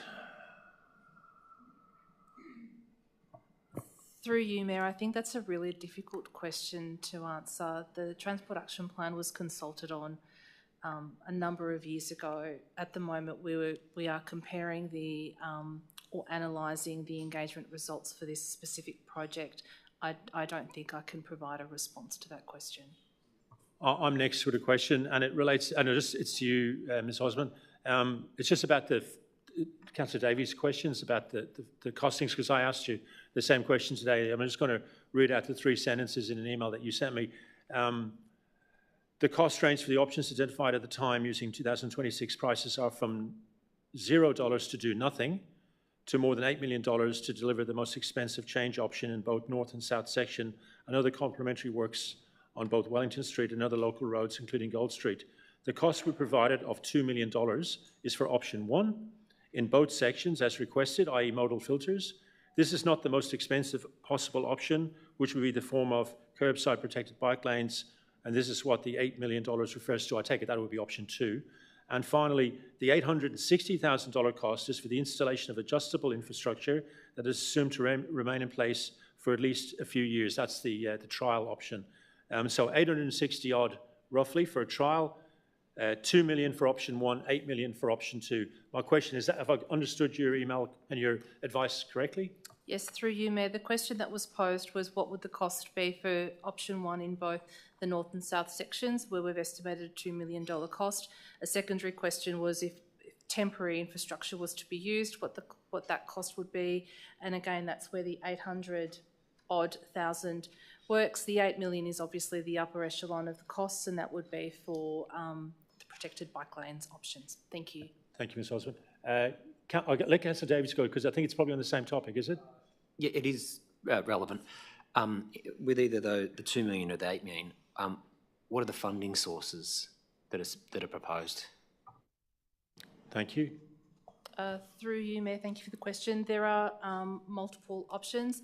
There's the option that council funds the entire cost of the works, or there's options that we seek funding sources from either the state or federal government. Davies, follow-up? Are any of those funding sources secured? Through you, Mayor, not at this time. We have to do the work to develop the plans and then make the case to them. They won't fund projects before we've done a certain amount of work, which we've yet to do. The CEO wants to respond to that, and then we've got Councillor McKenzie. Councillors, just with regard to costing, as you know, the officer's recommendation is to investigate and further design options, and so that will actually assist with bearing out the true costs. These are only estimates at this stage, and you know, timing is everything in costings. With regard to funding, officers have been clear throughout all of the council reports and workshops to councillors that if council was to proceed with a full option, that it would be dependent on external funding being secured.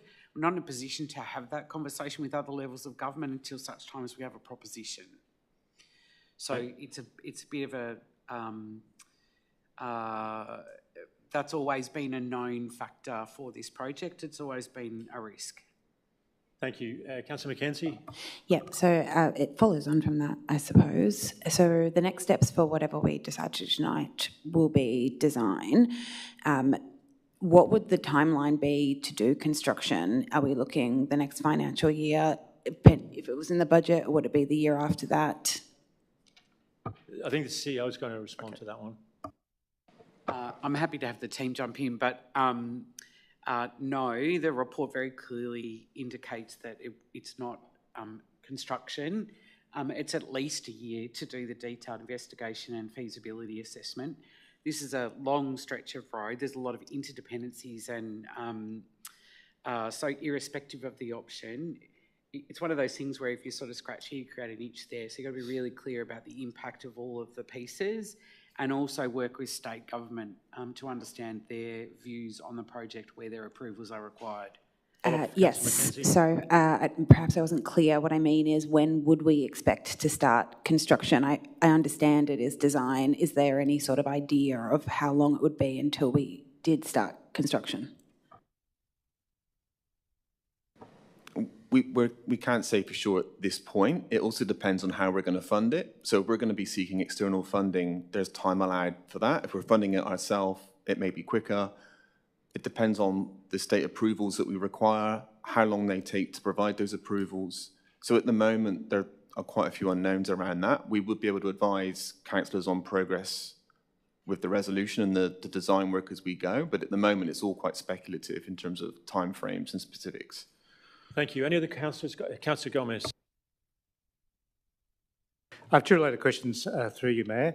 First question is, we've talked a lot about bicycles tonight, bicycles versus cars, but the officer recommendation does talk about a lot of footpath treatment. So the question I have is that the intention of upgrading or improving our footpaths, I presume one of our intentions is to make it more compliant with disability access and improve the general nature of footpaths in the area. So we're not just purely focusing on cycling paths. Correct? Through you, Mayor, so that's correct. So obviously new crossings make it safer for people to cross the road. There are various proposals there to extend the pavements across side roads so you don't have to drop down to the road and back up. So in your assessment, you're correct, yeah. One follow-up question. You've mentioned at Officer Recommendation 1B, lighting upgrades at Hodgkinson Street. Would you be able to elaborate on that a bit for the community? Through you, Mayor, so that was a recommendation that came from the road safety audit. Road safety audits are done by external experts, and they identified issues with the lighting levels at that location, and that's one of the items that's in the officer recommendation to upgrade the lighting there. Any other questions from any other councillors? Thank you, officers, for your clear answers. That's great. Councillors, I'm in your hands now, so I'm looking for a way forward. I know the officer recommendation with amendments has been tabled by one of the councillors. Councillor Gomez, do you have a seconder for that? Councillor Mackenzie. So can I ask the governance, thank you. So it's, I guess, just for those who are watching here online and in the room, what we've got here is the officer recommendation with all the yellow stuff added in from Councillor Mackenzie and Councillor Gomez. Is that correct? Yep. It's 2 pages. There's a lot of people here and they've waited a long time, so I'm going to give them a little bit of time to read this, like I'm talking about the audience here. So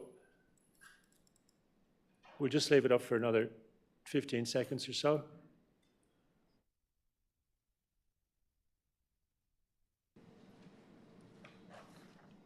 What we'll do is what's going to happen now is we're going to have the mover speaking for 3 minutes, the seconder speaking for 3 minutes, and then all the other councillors will debate it, and then the mover will get a right of reply. That's subject to being no amendments. We'll see if that happens or not. So now that you've all seen this suggested way forward, I'll ask the mover, Councillor Gomez, I take it you're the mover? Yep. Your 3 minutes to move this motion starts now. Through you, Mayor, thank you for that. So I've listened to everyone tonight. I've gone to every pop-up consultation. I've read the results from the consultations. I've listened to petitions. I've gone to workshops. I've talked to the officers. And basically, I'm putting forward these additions to the officers' report based around that work, plus having lived in Fitzroy North for 25 years, and like many, many people here, am a rider, driver, and walker. So this is not political. This is purely trying to find a way to make Wellington Street both safer and better. So the things I've asked for is, as a priority, let's remark the lines. Something that we did in Elizabeth Street, it is very noticeable that when the lines are marked and the green's more prominent, people pay more attention, both riders and drivers. I've asked also for a particular issue we have. All of us who ride know that when we cross north or south of Wellington Street across Alexandra Parade, cars get pushed into the bike lane. So this should have been resolved years ago. I'm asking it to be resolved now. So I pay particular attention towards asking the officers to address that concern. I've also asked for some specific issues, such as adding some pedestrian crossings, improving the ones in the Gold Street Primary School, obviously, but also adding another one just south of Hodgson Street to assist the Croatian Church, the visitors to the Croatian Church across the road, and act as another way to reduce speeds down Wellington Street. I've also asked for to take more consultation with the community about how we might restrict turns during peak hours into Wellington Street. We all recognise that Wellington Street's way too busy. There's things coming up like the North East Link project. I want to see what the community would like to see us designed in terms of turn restrictions, for example. And finally, and this is a contentious one, there are many, many people in the community who would like us to consider how we could safely return a left-hand turn southbound at the Wellington Street-Alexandra Parade intersection. I've asked for things such as a head start. So when I'm a rider and I'm going there, I get a head start to cross the street. But also, if it's possible, and only if it's possible, and with state government approval, to see whether we can safely return a left-hand turn there. Many people in the community want me to do that. So I'll put that up to my fellow councillors. I'm open to any suggestions, amendments. I think we need to move forward. The community has spoken very loudly, and we need to find a way to progress this. Thank you. Thank you. Councillor Mackenzie. Thank you, Councillor Gomez. So this has been the biggest and probably the most engaged consultation I've experienced on my time in council. More than 2,000 people participated in the consultations. We had large petitions. I held board meetings. Many of you were there, street meetings, and personally did a count and have received close to 1,000 emails. When I first saw these concept plans, I thought that people in the area I represent, Clifton Hill, would love them. And I went out to the community saying that, and I heard over and over again that yes, we agree there's safety issues here, but that these proposals weren't the solution. I don't accept the assertion that people didn't understand what was being proposed or were somehow swept up in scare campaigns. Overwhelmingly, that wasn't my experience. I got very detailed emails from people telling me why it was that they didn't support either of the options that we put forward.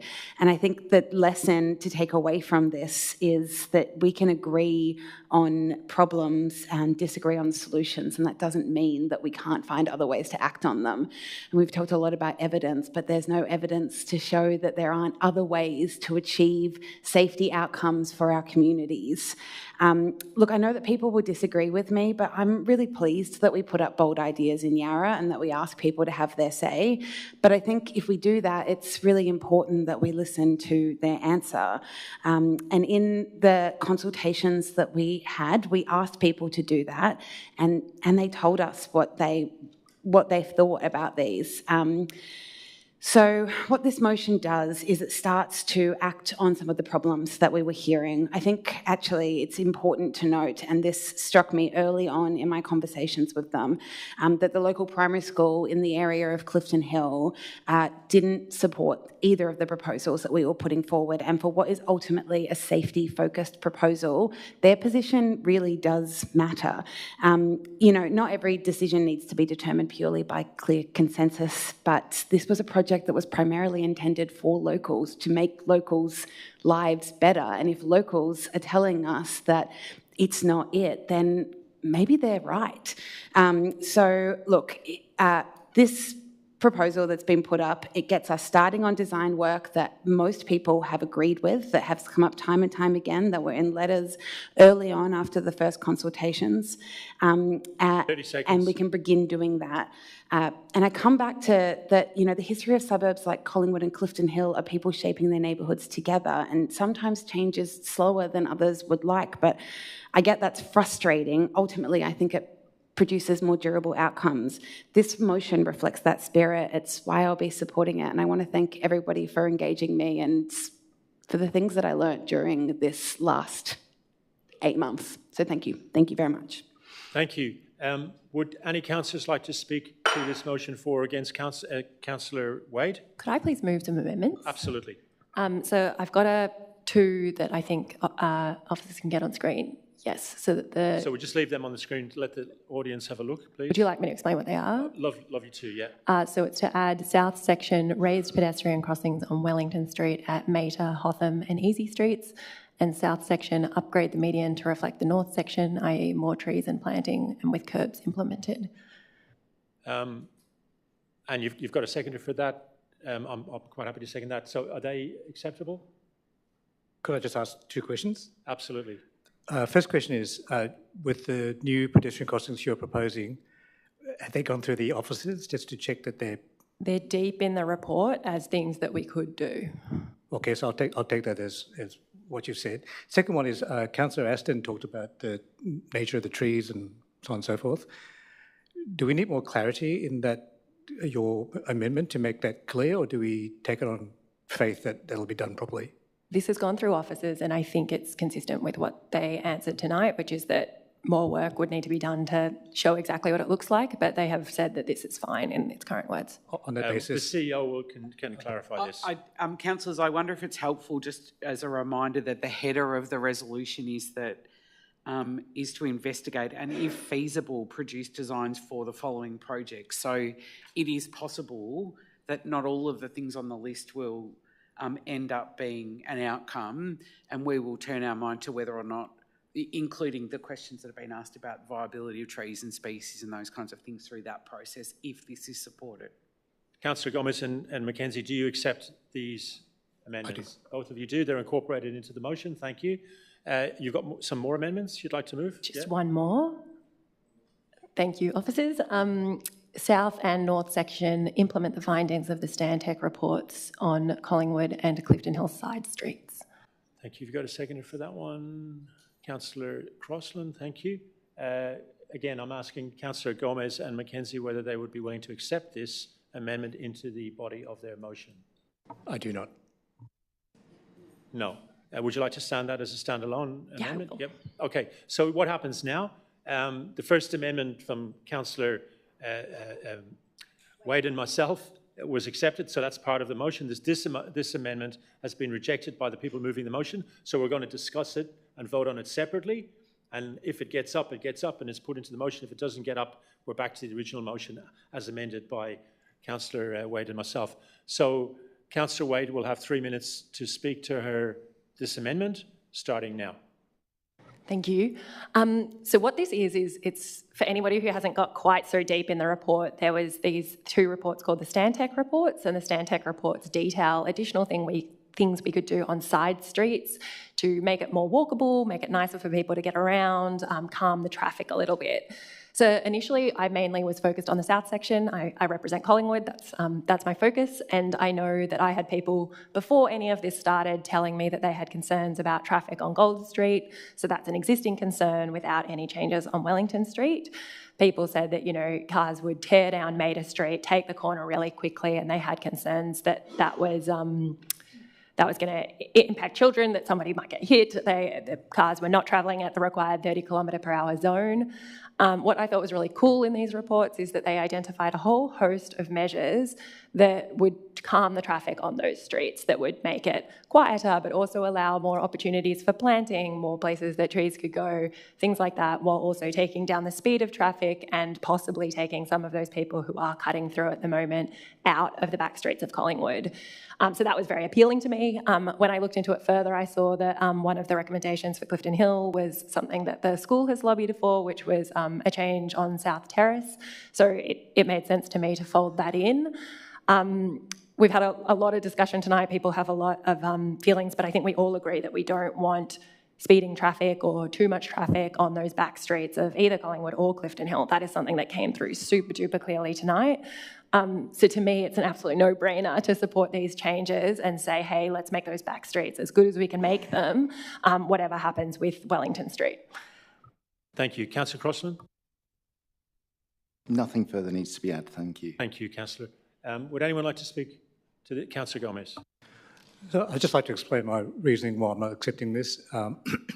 Essentially, the Stantec reports talk about a lot of stuff, and I think it's important that we narrow down what we want. So the main thing why I pushed back on this was that the Stantec reports talk about essentially how to manage traffic if we were to take one of the change options and severely restrict traffic coming down Wellington Street. And so, I mean, I'd love to hear a specific proposal, a specific option being put to us or to me, but it's just too broad. I think it needs a little bit more work. Essentially, my view is if traffic isn't being pushed to those streets, then I don't think we need to implement all the findings of the Stantec report. Thank you. Would any other councillor like to speak on this matter? No? Okay, there's no right of reply to an amendment, so we'll just vote on this amendment. All those in favour, please raise your hand. Councillor Wade, Councillor Crossan, Councillor Aston, Councillor Jolly. All those opposed, please raise your hand. Davies, Gomez, Ho, McKenzie and Harrison, that is defeated. So now we're going back to the original motion as amended up there by Councillor Wade and myself. There will be no right of reply. We've heard from the mover and seconder, there will be no right of reply because when a motion is amended, you lose the right of reply. So now I'm just asking all councillors other than the people who've moved and seconded if they'd like to speak for or against this motion. So would anyone like to speak for or against this motion? Councillor Wade. Firstly, it's clear that the vast majority of people who have spoken tonight are hyper local. You know, we haven't got people from out of town come in. We haven't really got that many people from out of suburb coming. This is a real Collingwood and Clifton Hill issue, and Collingwood and Clifton Hill have turned up. What is a little bit sad to me is that it's ended in these two campaigns. A lot of people have kind of identified themselves as I'm part of this or I'm part of that, or I identify with this and I identify with that. And that's certainly not what was intended when we started this process. Like Councillor McKenzie said, when I think all of us, or at least a few of us, saw the designs, we were like, oh, these look great. Like, in particular in Collingwood, there was options that had almost no car parking removal, but also made our streets safer, more walkable, like better places for the people who actually live on it to be. And I thought, wow, what a cool vision. Like, I'd always imagined something like in South Wellington Street, where they just have the protected bike lanes, and I never saw how it would work. And this looked like a positive picture of the suburb, much like Fitzroy is right now, much like North Carlton, much like Carlton, like those kind of established residential suburbs. Collingwood, we're 50 years behind. They closed those roads back then, but Collingwood is behind. It had a lot of industrial areas. It did not have the residential population to the extent that it does now. And I hoped it was going to be a positive conversation. And indeed, I think for quite some time, the conversations I had with people were really constructive. People were either supportive or confused, and then we'd talk about it, and it felt positive. And so I'm a little sad, and I hope people can mend their bridges with their neighbours, because I know I've heard stories about people being afraid to put a certain placard on their fence because their neighbours are so strongly in the other camp, and I hope that bridge can be mended. I too have spoken to a lot of people over this. I've gone out door knocking. I strategically avoiding houses with signs so that I could hear what other people thought. I've gone to the pop-up events. We've had many emails. I think what is being debated tonight ultimately is a vision for our future. Do we like how it is and feel safe and comfortable with the amount of traffic, or do we not? Do we trust traffic modelling, or do we not? I don't think any of us are like against one another. It's about what our future looks like and if the status quo is okay. It's fair to say I was disappointed by the officer's recommendation. I found it quite surprising. I didn't feel like the recommendation flowed from the rest of the report. And the main justification not to proceed was a failure to achieve consensus. And I don't know when this need for consensus was deemed a requirement to proceed. It was not a requirement in the last meeting when an item that received less than 50% support was recommended and voted on to proceed. And to demand consensus is really to commit to the status quo. And committing to the status quo, I'll give you a little bit of extra time, so I forgot to give you 30 seconds, so keep going for a little bit longer. There's more to say, but if this doesn't pass tonight, I will put up an alternative motion. I have multiple alternatives in mind that would have further conversations with our community about what Collingwood and Clifton Hill could look like, and try to paint that hopeful vision for the future that we can all be part of. Just before anyone bites my nose off, I did give Councillor Wade an extra 30 seconds because I made a mistake of forgetting to give her the 30-second warning. It's been a long night, so I do apologise to Councillor Wade, and thank you for everyone else for allowing Councillor Wade to speak a bit longer. Would anyone else like to speak for or against on this matter? Deputy Mayor Harrison. I'm just going to say something really brief. I'm picking up on the comment made by one of the Smitters tonight about sharing our streets. And I'm also very mindful of the feedback that we've had from some community members, older, more vulnerable community members, who would find it much, much more difficult to get around if we have those modal filters and we're stopping through traffic. So that is probably a key consideration for me tonight, is how we can actually find a way forward to bring safety improvements for cyclists, but also not for those things not to come at the detriment of other members of the community who also have mobility issues and need to get around. Thank you, Deputy Mayor. Would anyone else like to speak on this matter who hasn't spoken? Councillor Aston.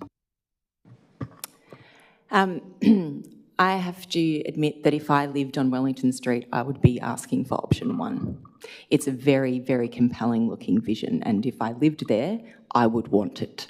However, I have lived, and the reason I would like it is because I have lived in places like that before.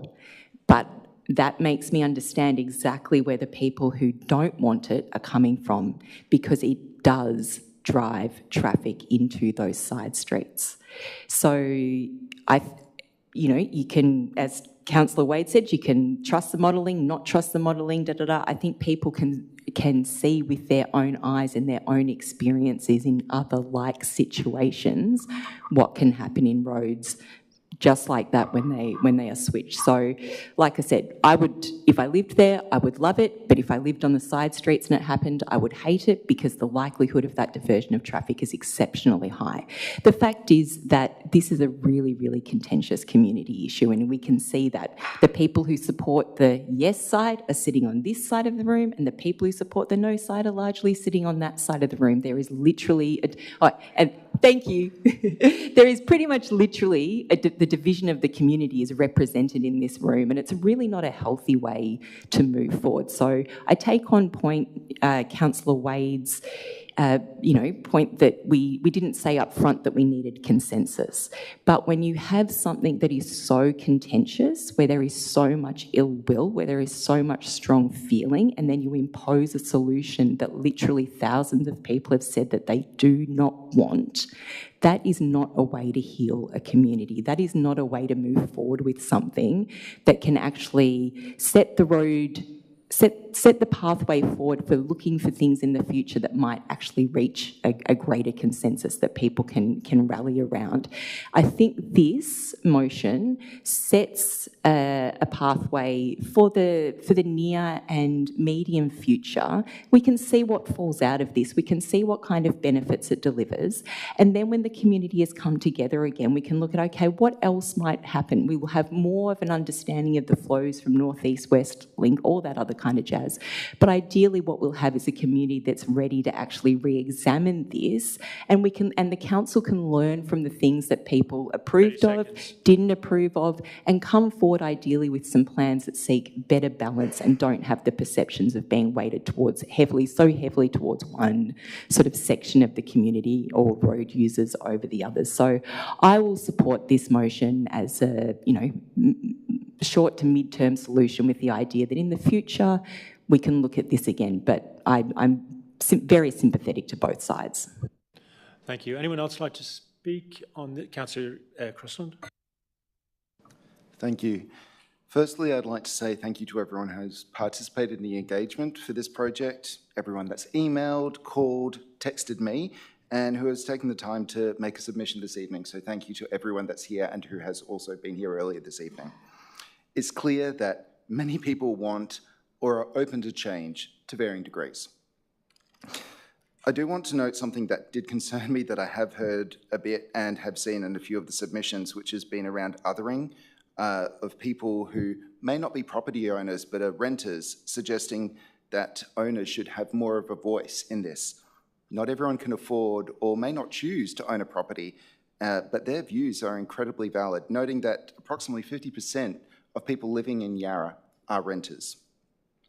That aside, I'll touch on a few things personally. I ride a bike much of the time, but I would not consider myself to be a confident cyclist. Riding on Wellington Street, north of Johnson Street, is pretty darn daunting. One of the key reasons for this is the traffic lanes borrow from the bike lanes, and they're simply too narrow. This immediately puts cyclists and cars in conflict. As a parent, as a foster carer, as an uncle, I'm incredibly mindful of the safety of kids and that we should be taking steps to establish safer outcomes wherever possible. Personally, I'd love to take my kids out on the bike, in a trailer, and in future for the potential of them to ride to the likes of Clifton Hill Primary School. But as it is, I don't feel safe enough to do that. I don't feel safe enough to allow them to do that without me. We've heard about concerns about child safety. However, I'll note that one submitter indicated that a bike is more of a risk than a car, but crash stats paint a very different picture. I say this as I reflect about what happened to one of my dad's classmates, something that has stayed with him for his whole life. He was out the front of while riding to school and was struck by a car.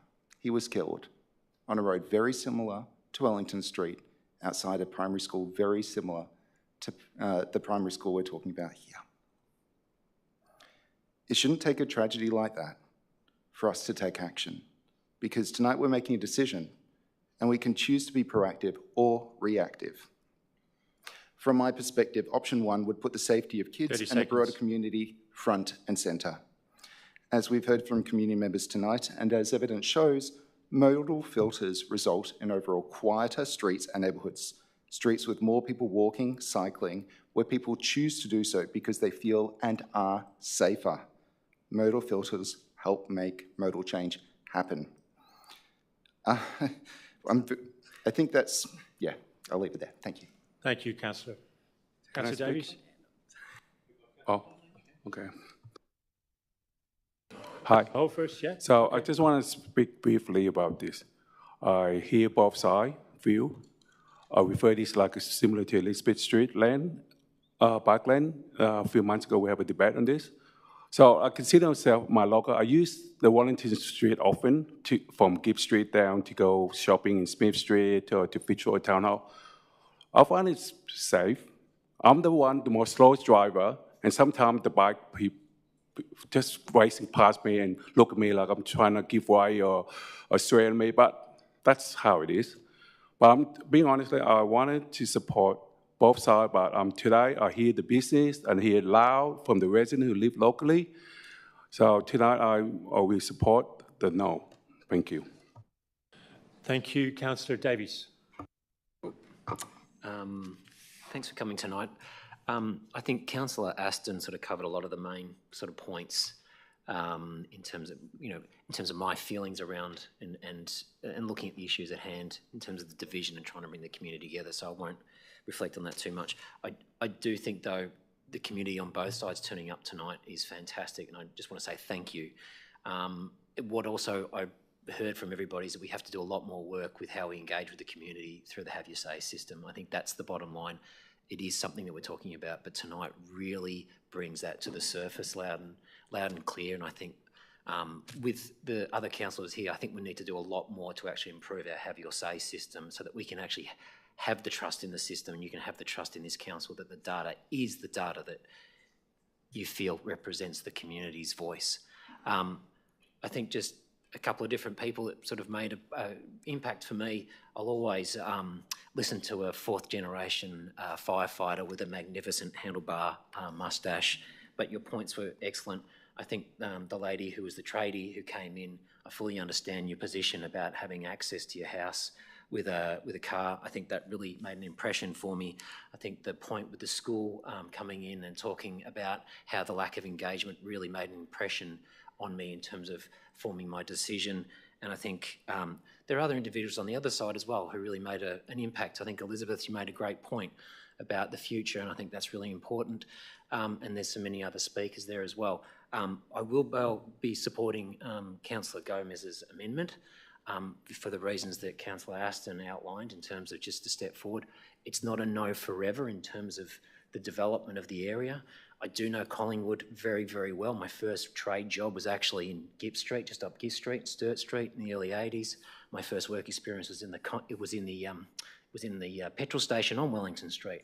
My family's had businesses there since the 70s. My Irish great-grandparents moved there in the late 19th century. I know Collingwood very well. Change is part of our life. This is a small step, but thank you all for coming, and thanks for listening to each other. And as the Mayor said, doing it respectfully. Thank you, Councillor. I'm the only person who hasn't spoken, so I'm going to say something. I think there's a contradiction at the heart of this whole debate. On the one hand, I think everybody in this room, and definitely all the councillors, agree that as the population of Yarra gets higher and higher, we've been told to approve 44,000 new homes, we've got to learn to share everything that we've got. Parks, paths, roads. We all agree on that. It's a no-brainer. Yet if you go to the heart of this project, if you go to the Santec report, and I quote, the objective of this project is to create a safer road environment for people riding on Wellington Street.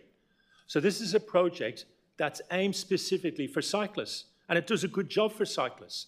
But our job as councillors is to look not only after cyclists, but also after pedestrians, people with disabilities, businesses, church users, people who've retired, people with kids, the school, the Clifton Hill Primary School, the children's services in Gold Street, and not to mention the emergency services. We've got to take a holistic view. And on that basis, it's clear that this project, if you lived on Wellington Street, I agree with Councillor Aston, it's really good. It calms the street.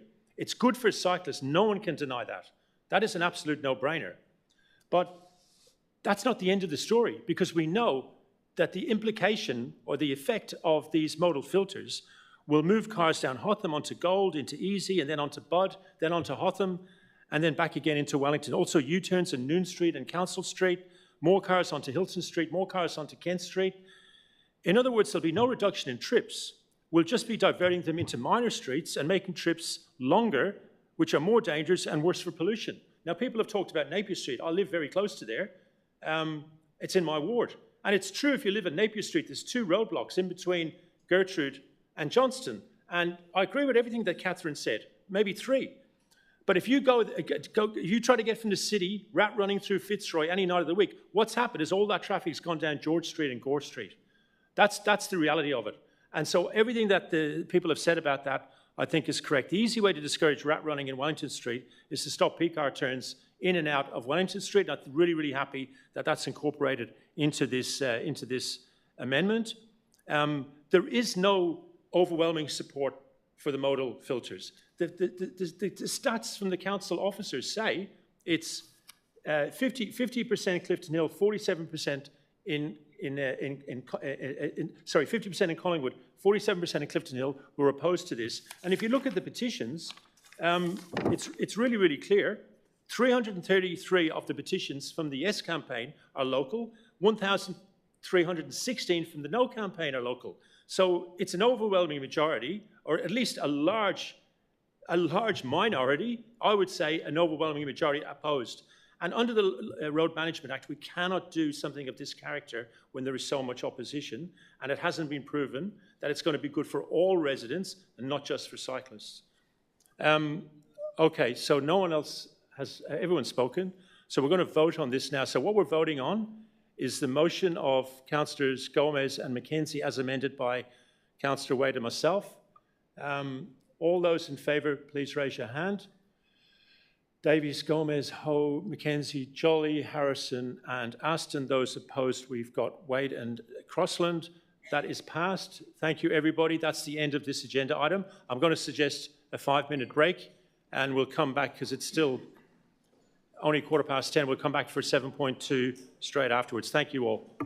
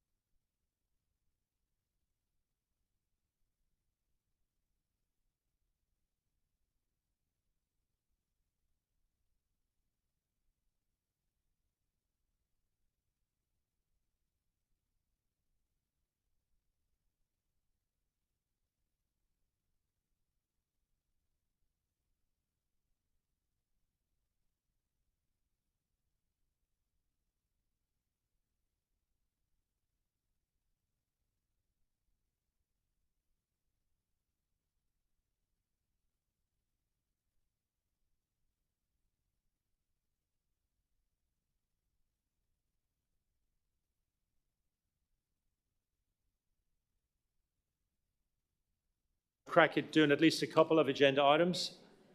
I'm hoping to get 7.2, 7.3 done, and then maybe we can adjourn for tomorrow for the rest. So I don't know if we can. It depends on time. Depends on time. So have we got a quorum? Yeah. Councillor Davies, Seb, please, please, please. Thank you all. We will restart the meeting. Welcome back, everybody. We're on to 7.2, C1846, Brunswick Street Oval Project, Tennis Pavilion, Clubhouse Modernisation, Associated Landscape Works. We've got some registered speakers. Emma Farley, welcome, Emma. And if I could just ask Matt, maybe if you could just shut that door, please. That'd be awesome.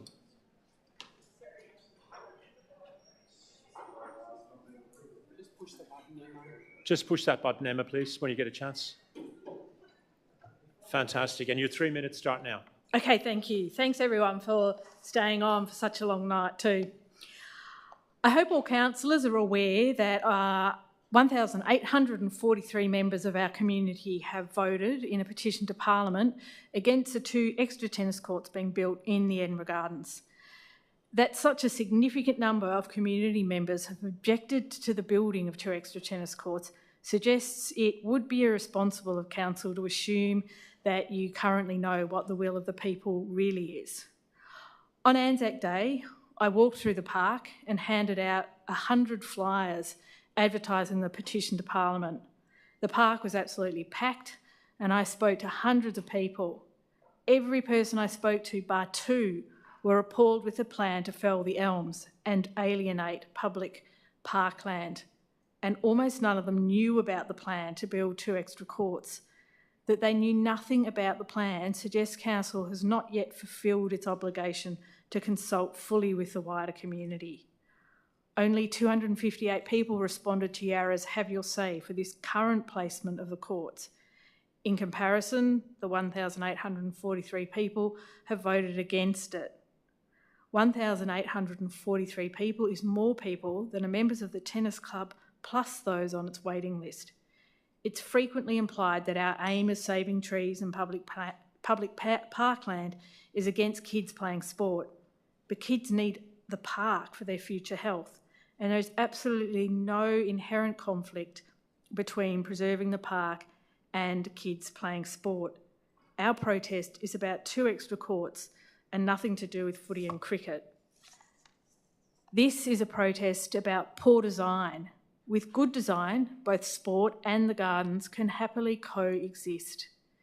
It would be wrong to assume we're some rabid minority. The hundreds I spoke to in the park were ordinary members of our community. Even Bob Brown and Lydia Thorpe are aware of this issue and have voiced concern. Bob is one of the most respected politicians in our lifetime, and his voice is certainly worth listening to. I understand this council and past councils have spent a lot of time working on the tennis court project. However, the gardens were never given an independent community consultation 30 seconds. Whereas sport was given 3. This means that the gardens never had its own voice during the consultation process. And I think this is a really important point. Given so many people seem to not even be aware of the project, and the 1,843 people don't want the extra courts, it looks as if the best option has not been found for these extra courts. Thank you, Emma. Your time is completed. Okay. The next person is Fiona Bell.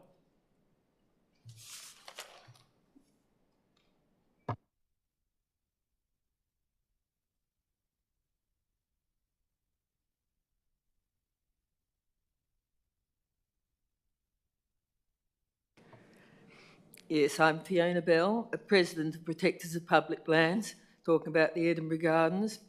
Now, for those of us who are fortunate to attend the 125th anniversary of the opening of Federal Parliament at the Royal Exhibition on Saturday, we have noted that the dignitaries, including the Prime Minister Albanese, spoke a great deal of the increased respect rights and recognition now afforded to the Indigenous people of Australia.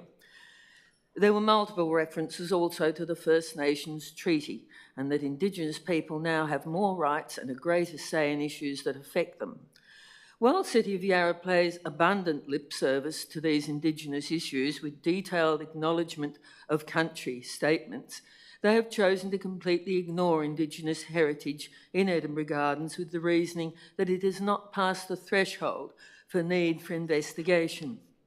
This is despite being in receipt of a letter from the Wurundjeri Woiwurrung Cultural Heritage Aboriginal Corporation asking for investigations into Indigenous heritage, because there is ample evidence of cultural heritage, although actual artefacts have not been found because they've never been looked for. There was an additional follow-up letter from Indigenous Senator Lydia Thorpe making a similar request and also citing the United Nations Declaration on the Rights of Indigenous People. That promotes more respect for their culture. Why is it that City of Yarra seems to be ignoring and disrespecting the requests of Indigenous people by not consulting them at all about proposed activity and excavations in their unceded lands, and appears to have no intention of having archaeological examination done on proposed areas to be excavated? In 2011 to 12, drainage works and excavations were done on what we know was the creek through the middle of Edinburgh Gardens. Many European items, old European items, were uncovered, and perhaps Indigenous ones too, but nothing was documented or officially retained. We have photos, which I've sent you, of some collected items now in private hands. I request that you do not award the contract of C-1846 for the BSOP or progress this project at all until there's been adequate consultation with Indigenous owners on this Crown land and that archaeological examination be made of the proposed development areas. Remember, archaeology, all archaeology is protected under law. Thank you. Thank you, Fiona. Can you just turn that? Yeah, thank you. That's the last of the registered speakers. We had a couple of apologies. So, councillors, any questions to the officers on this matter? Questions? One question from Councillor Gomez to Mr. Hewitt. It's just, sorry.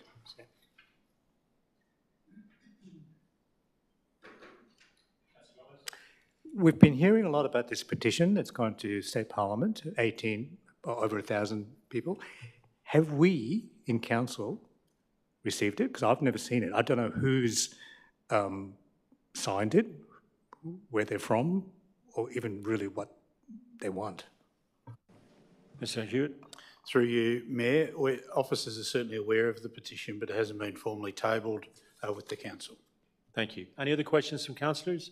Or I'm looking for a way forward. Is any councillor wanting to move? Councillor Gomez. I'll move the officer recommendation. Have you got a seconder for that? Councillor Aston. Councillor Gomez, you've got 3 minutes to speak to the officer recommendation, to your motion, starting now. It's been a long night, so I'll be brief. Thank you, Mayor.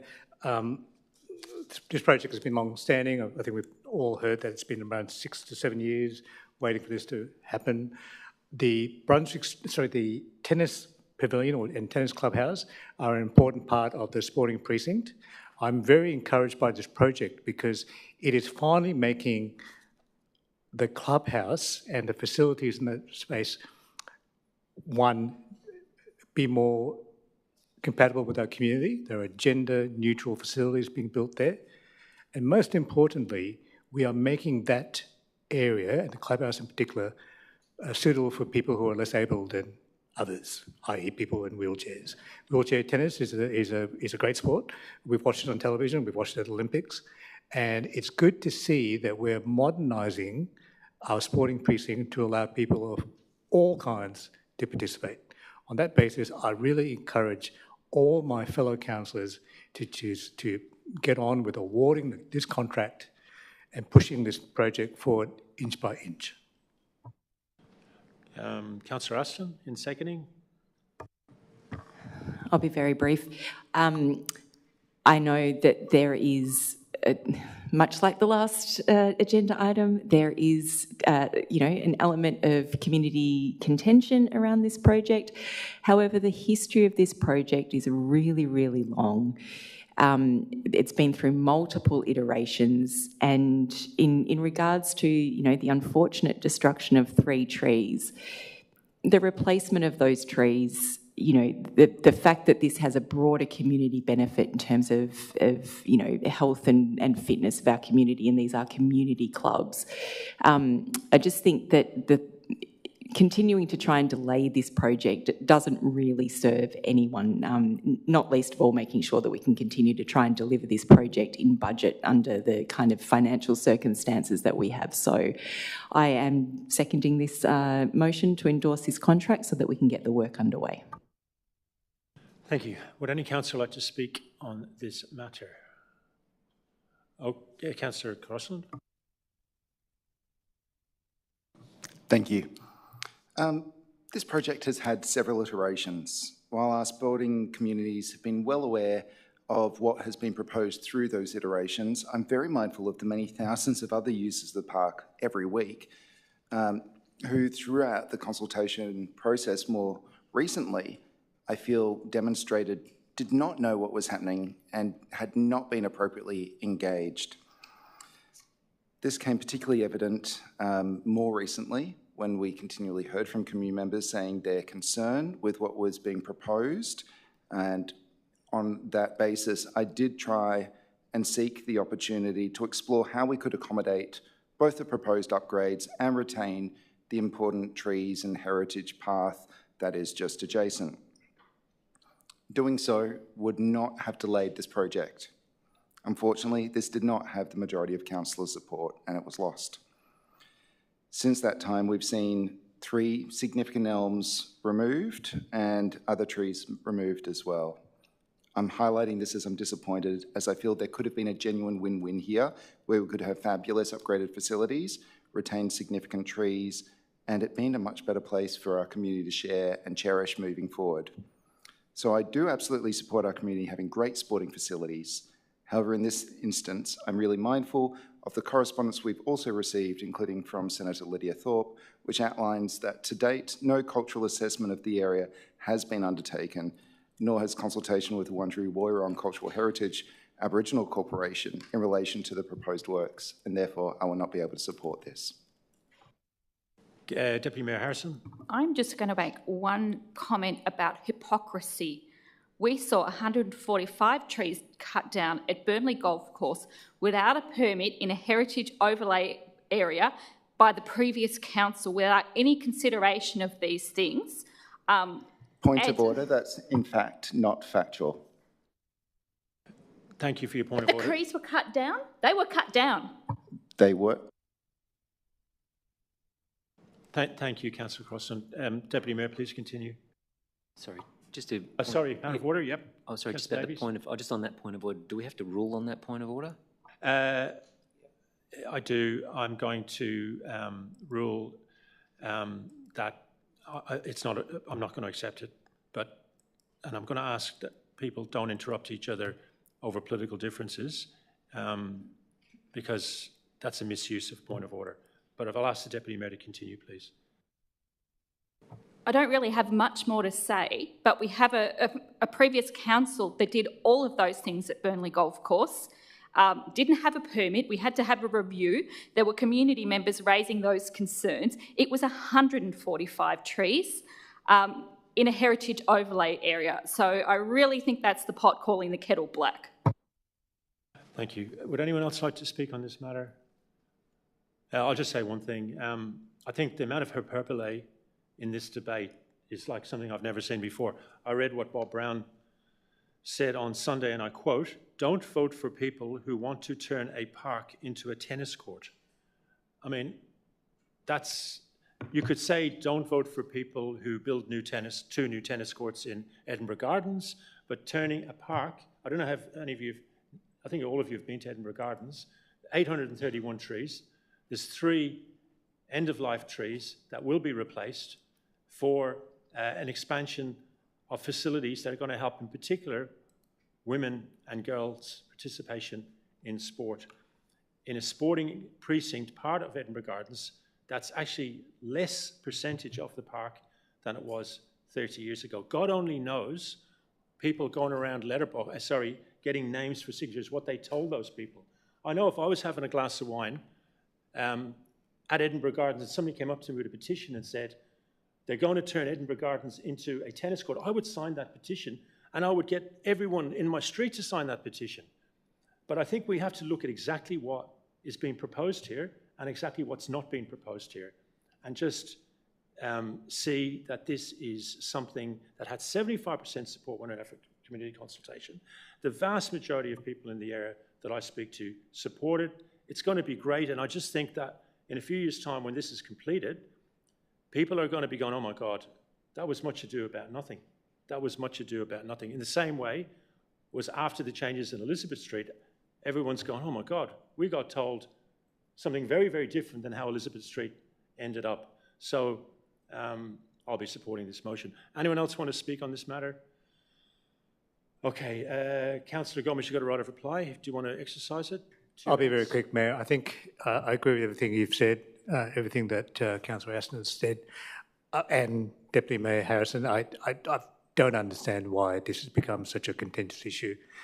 I did the work with the open space team to try and determine the total number of trees in Edinburgh Gardens and what we were doing.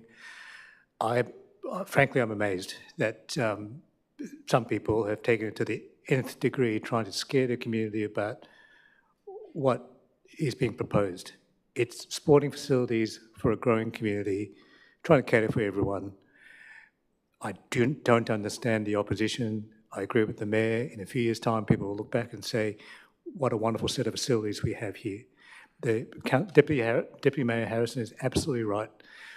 What people care more about 3 trees here than they cared about the entire cutting down of 140 trees in a golf course. The hypocrisy is just terrible. I endorse this motion to my fellow councillors. Let's get on with it. Thank you. Okay, we're going to vote on that. All those in favour, please raise your hand. Davies, Gomez, Ho, McKenzie, Jolly, Harrison, Aston. Opposed, Crossland and Wade. That is passed. Thank you all, and thank you to the 2 submitters. We'll move along to 7.3, C1887, Collingwood Leisure Centre Electrification Tender Project. We've got no registrations to speak. Are there any questions from officers from councillors to officers? There are, from Councillor Aston to Mr. Hewitt. Please ask a question once Sam sat down.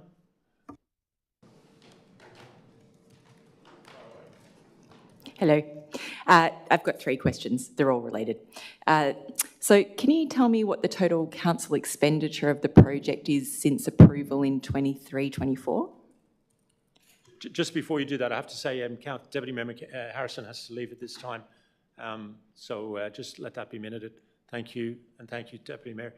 Sam, thank you. Through you, Mayor, total expenditure to date was $210,000 in 24-25, and we anticipate $1.4 million this financial year. Okay, great. And is this the last time that we'll need to fund the work, or will we need to put money in the 27-28 budget or any beyond? No, if the council funds money in 26-27, that will be their last investment to complete this package of works. Great. And are there any anticipated operational savings in terms of reducing our power bills moving forward from moving from gas to electricity?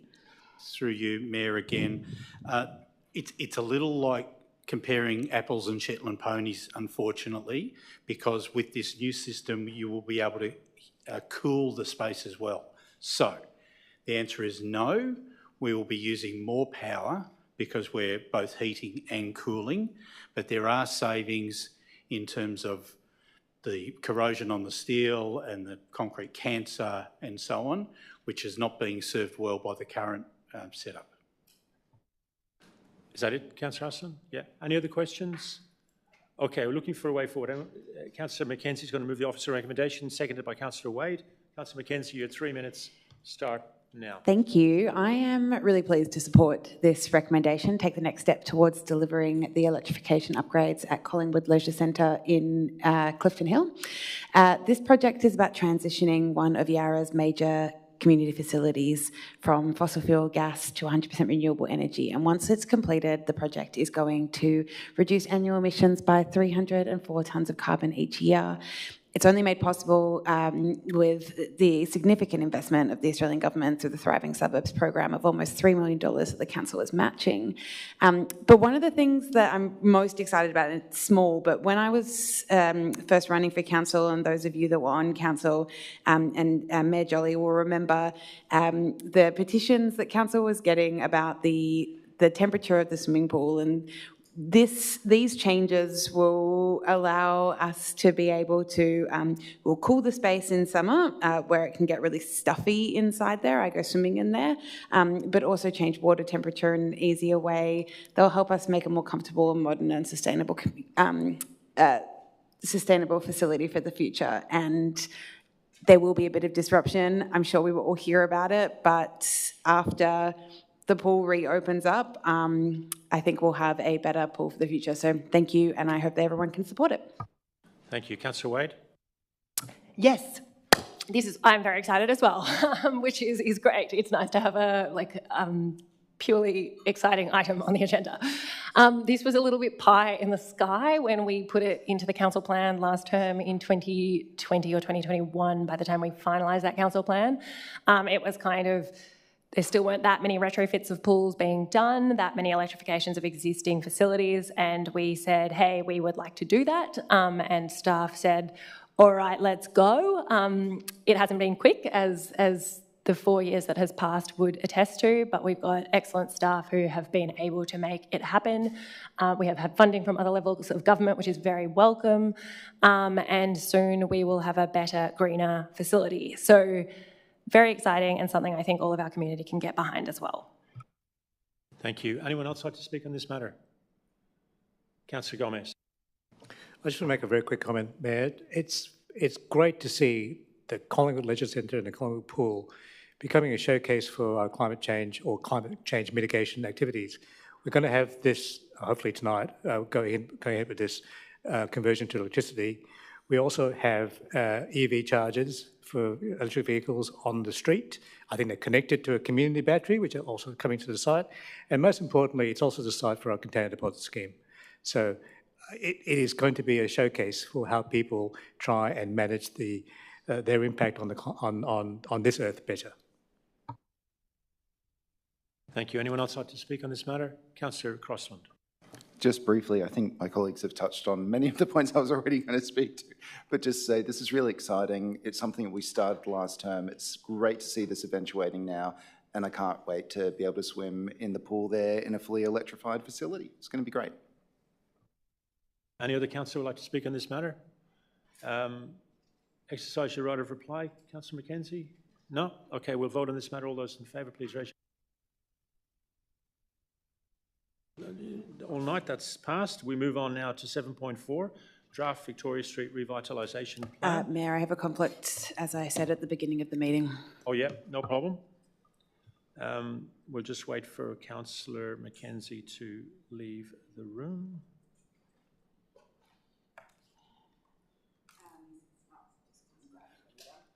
Yeah, no worries.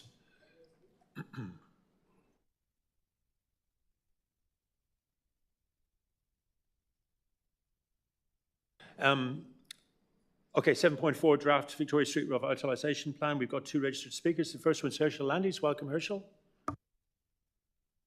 Followed by Christine Maynard.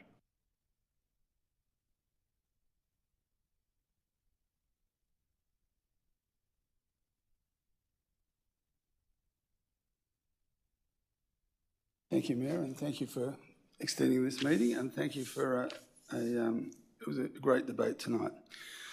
For almost 4 decades, I've been involved in Bridge Road and activity centres across Melbourne, premier shopping centres and major retail strips. And the question I put to Council is this: what is the revitalisation process actually seeking to achieve? Is it the urban renewal or better housing or retail outcomes, or is it an attempt to recover a market share of an activity centre that has long since shifted elsewhere across Melbourne? That purpose is not clearly defined in the report. In 2019, I asked the then Planning Minister Richard Wynne to convene a Richmond retail revitalisation project, bringing together stakeholders to identify issues affecting Victoria Street and Bridge Road and develop both short and long-term ideas. The challenges facing traditional shopping strips are not new. In 2013, the Herald Sun described Bridge Road as a ghost town. A year later, discussion around Oxford Street and Chapel Street described these problems as part of a global phenomena, with food, hospitality and street life central to revitalisation. Today, home delivery services and major shopping centres continue to erode traditional shopping strips. Rob Adams, the architect behind Melbourne 2000, saw the future of activity centres in higher density housing along public transport corridors. His vision was about people living locally, activating streets and creating communities that feel safe, connected and alive. Importantly, that vision must embrace harm minimisation strategies, recognising that the social and economic and health outcomes are interconnected in any successful city. In 2014, tracked urban planners challenged us to rethink the strip, arguing that life is messy and so the high street should be zone messy, and asked how do policy settings could become enabling rather than restrictive. Dr. Alan Pert from the University of Melbourne identified the untapped opportunity in the laneways and the hinterlands behind the shops. So the real question is not what Victoria Street looks like today, but what it could look like in 20 years' time. And frankly, I do not see a long-term vision reflected in this report. The so-called game changers identified here lack ambition. Another community hub, when we already have nearby facilities, is hardly transformative. The report barely addresses the impact potential of the CUB site in Abbotsford, a redevelopment opportunity spanning approximately 9 hectares. Victoria Street is already anchored by a railway station and major tram routes. Future redevelopment, housing investment and stronger cycling connections all create the foundations for substantial urban renewal. Sadly, this council calls for government leadership while undermining policies that could improve long-term outcomes in North Richmond. What I see in this report is not bold vision, but disconnected initiatives without a coherent long-term strategy. Its underlying premise is about blame rather than vision. Thank you, Herschel. Your time is up. And without the vision, next speaker is revitalisation will remain elusive. Thank you.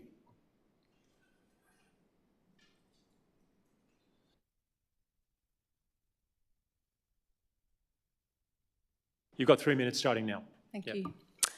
As a local Richmond resident, I am quite dismayed by what I received from Mekaho in my mailbox, and I'll just quote a couple of things that are in it. Beautify the street.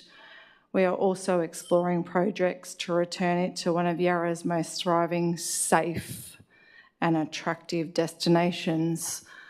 Given the fact I went down to Victoria Street a couple of weeks ago on a Friday night, which I never do, it was an absolute disgrace. Noting the planter boxes that have been put in the street, the police have grave concerns about those planter boxes. They're on wheels, first of all, with 3 plants on them. I don't understand, and I've addressed this with Mr. Jolly, what some planter boxes you expect to do in Victoria Street. All you're doing is a band-aid to the real problem here. You could spend $90 million on Victoria Street and it's not going to change the elephant in the room and what goes on down there. But I'll just point out a couple of things. So, like, I was involved in the rooming house situation, which we went to VCAT for. I mean, I just find the whole thing outrageous that officers from this council approve a rooming house, which everybody, if you just go down and open your eyes, sees exactly what goes on in Victoria Street. No matter how much money you spend down there, it's not going to change. So please stop wasting our money on Victoria Street, because We need to get to the problem of, and I've addressed it 50 million times in this place, getting the money back that is being used of our rates for the injecting room. But also the fact is that you can't just keep band-aiding over the actual problem. And I can tell you now that in the planning at the moment is that the police want the seats removed from the corner of Victoria Street and Lennox Street to stop what goes on there. But at the end of the day, we really need a different strategy, and that's not just to keep pumping money into something that you just have to look and open up your eyes and know that it's never going to change until one particular thing changes. Thank you. Thank you. Councillors, are there any questions to officers on this agenda item? Councillor Crossland to Brooke Colbert. Thank you, Councillor Crossland. Thank you. Look, I just wanted to clarify something. No, it was just around, we've got the game changers that have been established, right? And then we've got advocacy priorities. I'm just wanting to understand the interlinkages there. Thank you, through you, Mayor. The game changers, Councillor, are essentially big, bold items in terms of changing the dynamics on Victoria Street. It's about trialling new ways of operating and doing things a little bit differently as well. So that's what the game changers are. The advocacy is a very different strategy and tactical approach to the precinct, to look to other tiers of government to provide greater investment, support and to influence policy outcomes in the precinct. Thank you. Any other questions to officers? To officer? No? Sorry, Councillor Davies, apologise. Hi there. In terms of, can we talk about the game changer point, which was the final year, I think it's the fourth year, where there's a potential rental subsidy? Is that what is being proposed? Is it proposing that council subsidises rent? If you could just elaborate around that idea, just so we're clear about what it means. Yeah, absolutely. Through you, Mayor, these are all items that council in the future will explore and look to, similar to lot consolidation, working with property developers, and if council has the appetite, they are things that we will look to do. Thank you. Any other questions to officers? Okay, I'm looking for a way forward. Is that Councillor Davies? Just in terms of, because you've got some really good KPIs, like there's some overarching KPIs. You've got amenity, economy and pride. You know, some of these are results-based, I guess, focus, and some are more outcome-driven. How are we going to measure those KPIs, and at what points are we going to measure those KPIs? In particular, like the economic ones. How do you see that? Through you, Mayor, essentially we'll be looking at baseline measures. We'll be establishing those early in the implementation, and we'll be reporting back to council every 6 to 12 months. We'll be doing pulse checks. We'll be using all available data, such as customer satisfaction, retail data that we have access to. So there'll be a whole range of measures, and we'll be reporting back through the quarterly community report. And the CEO wants to add to that answer, I believe. Thank you, Mayor. Through you, Councillor Davies, I think too it might be worthwhile looking at page 13 of the strategy. It's page 1097 of the agenda. It talks about intended measures of success. And with regard to economy, it highlights things like the proportion of businesses trading after dark has increased, spend data indicates an increase in economic activity, increasing the number and value of planning permits for development, and also decreasing the number of long-term vacant shops. So that's just a handful of those. But yeah, we'll watch that and look at the whether or not we need to nuance those measurements as we go. Councillor Davies. And it's my last one. Is there any reason in this document why we're not asking the community how they would value success? Through you, Mayor, essentially what this is proposing is to go out for community consultation. We'll be asking the community, what are the gaps, what are the opportunities, what have we missed? So I would encourage everyone to participate in that consultation. Sorry, would that be contemplated in the questionnaire, in the way that you're shaping questions around the revitalisation program? I think we'll take that on notice. Okay, that'd be great to know, just so we know whether those questions are going to be I guess, approved by councillors before they go out, or reviewed, or anything like that. No? No. Okay. CEO? Through you, Mayor. Councillor Davis, can I just clarify, are you, in terms of the measures of success of the strategy, in terms of community sentiment, is that the question, or is the question around the engagement process for the exhibition of the document? Yeah, it's sort of leading on from tonight's experience around engagement. I'm not questioning the revitalisation program. What I just want to make sure is that when we're engaging the community, the kinds of questions that we're asking are perhaps something that we get as councillors preview on, just to get a sense of the tone and the tenor of the questions, make sure they're focused on the outcomes and the results that we're looking for. Just leading on from tonight's experience. That isn't what is proposed, councillor. That'll slow things down significantly, you know, require a council resolution, and that tends to be an operational matter. The point's taken about, you know, what are the learnings, and certainly, you know, we'll explore what the learnings might have been from Wellington Street. I think there's lots of views about the consultation and versus, you know, narratives and positions, and somewhere in there is truth. What we do have, though, is a lot of baseline data. There's a lot of so we've informing this strategy. We've got a community group that's helped us, a working group with traders that have helped us do this work. Certainly as part of the interdepartmental committee, there's a community reference group. So the community out there are pretty extensively consulted. So we've got good reach. I feel confident we know the questions to ask. They've helped us shape the strategy so far.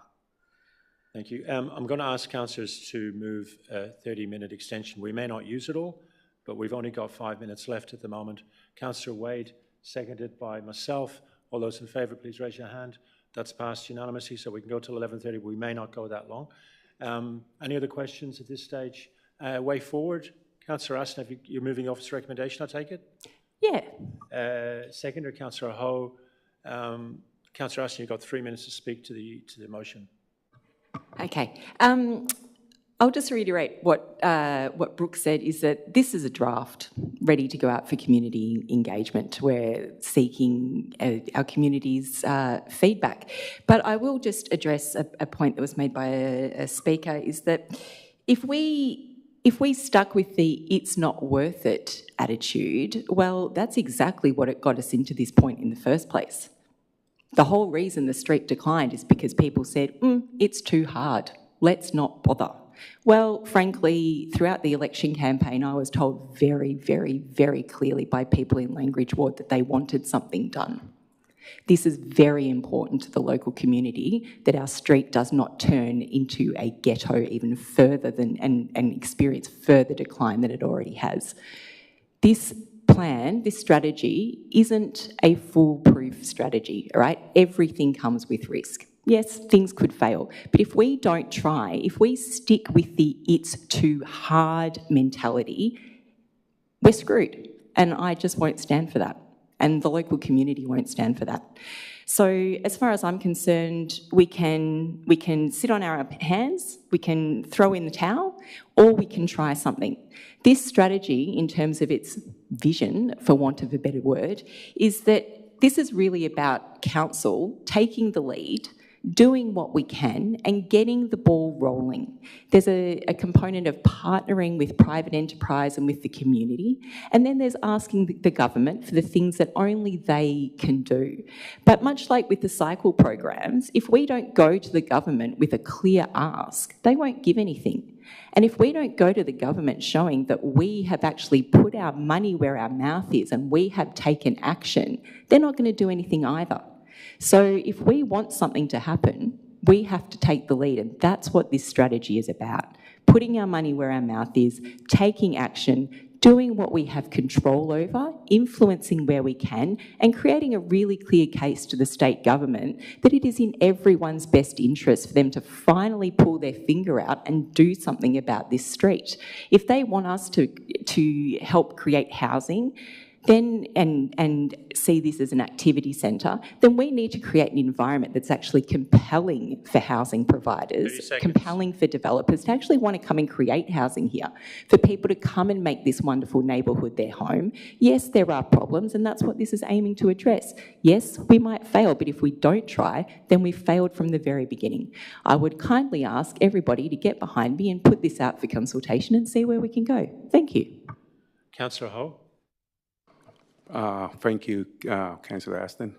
So I'd like to thank you, our book team, Wendy. This is the first step, the strategy and the game changer. It's been a long way overdue. When you say there's a vision, yes, we have a vision now. And this is what we want the local government understand. It's going to make it happen. If it won't happen overnight, happen a few years' time, and hopefully this vision will become what I always believe during the campaign. I say Victoria Street needs revitalization. I know there's a lot of issue at the moment, but we have to stay positive about the street. And we have a great team, and this draft just a plan where, and the first time ever I hear this, it's gone out to the public consultation. Before that, there's a lot of reference, group, go on meeting, pat on your back, say, oh, we done something, but it never happened. Now, at least we go to the public and it's partner with, it's the city of Yarra and the local resident to hear their voice about what can they do for the Victoria Revitalization Project. And I thank you, Book, and the team, and hopefully all the council behind us, this project for the draft happening next month. Thank you. Thank you. Would anyone else like to speak on this matter? Councillor Gomez. Thank you, Mayor. I'm encouraged by what's happened in my neck of the woods over the last 20-odd years with the revitalisation of Smith Street in particular, but also Gertrude Street in Fitzroy. I think, I'm not sure whether that was organic or not, but it certainly happened. So it's always darkest before the dawn. So I really support the initiatives by Councillor Aston and Councillor Ho. It's amazing that we have a member of that community basically helping us trying to find a way forward. And I'm glad we're trying. I agree with Councillor Aston, it's a strategy, there's risk in all strategies, but also I'm very supportive of Councillor Davies. These things can't be unbounded, and I think part of going out to the community, part of thinking through this, and I have full confidence in both the officers and my fellow councillors, that we'll have a sharp plan that we can execute and see where it gets us. So I support this motion and I endorse it to my fellow councillors. Thank you. Would anyone else like to speak on this matter? Councillor Crossland. Thank you. Firstly, I'd just like to say thank you to officers for everything that you've done in this regard. This is a really exciting piece of work, and from the get-go, I've been really supportive of this initiative around let's look at Victoria Street and let's get something done.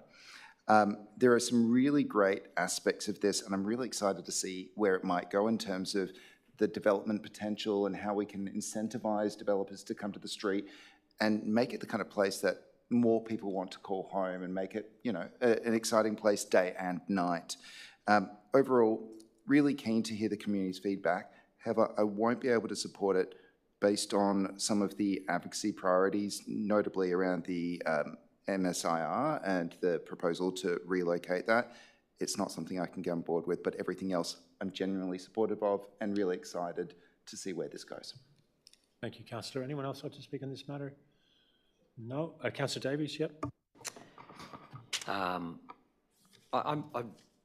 quite excited about this initiative. I think it's a great first step towards building, for this council to build a template for how we address precinct by precinct need within the Greater Yarra.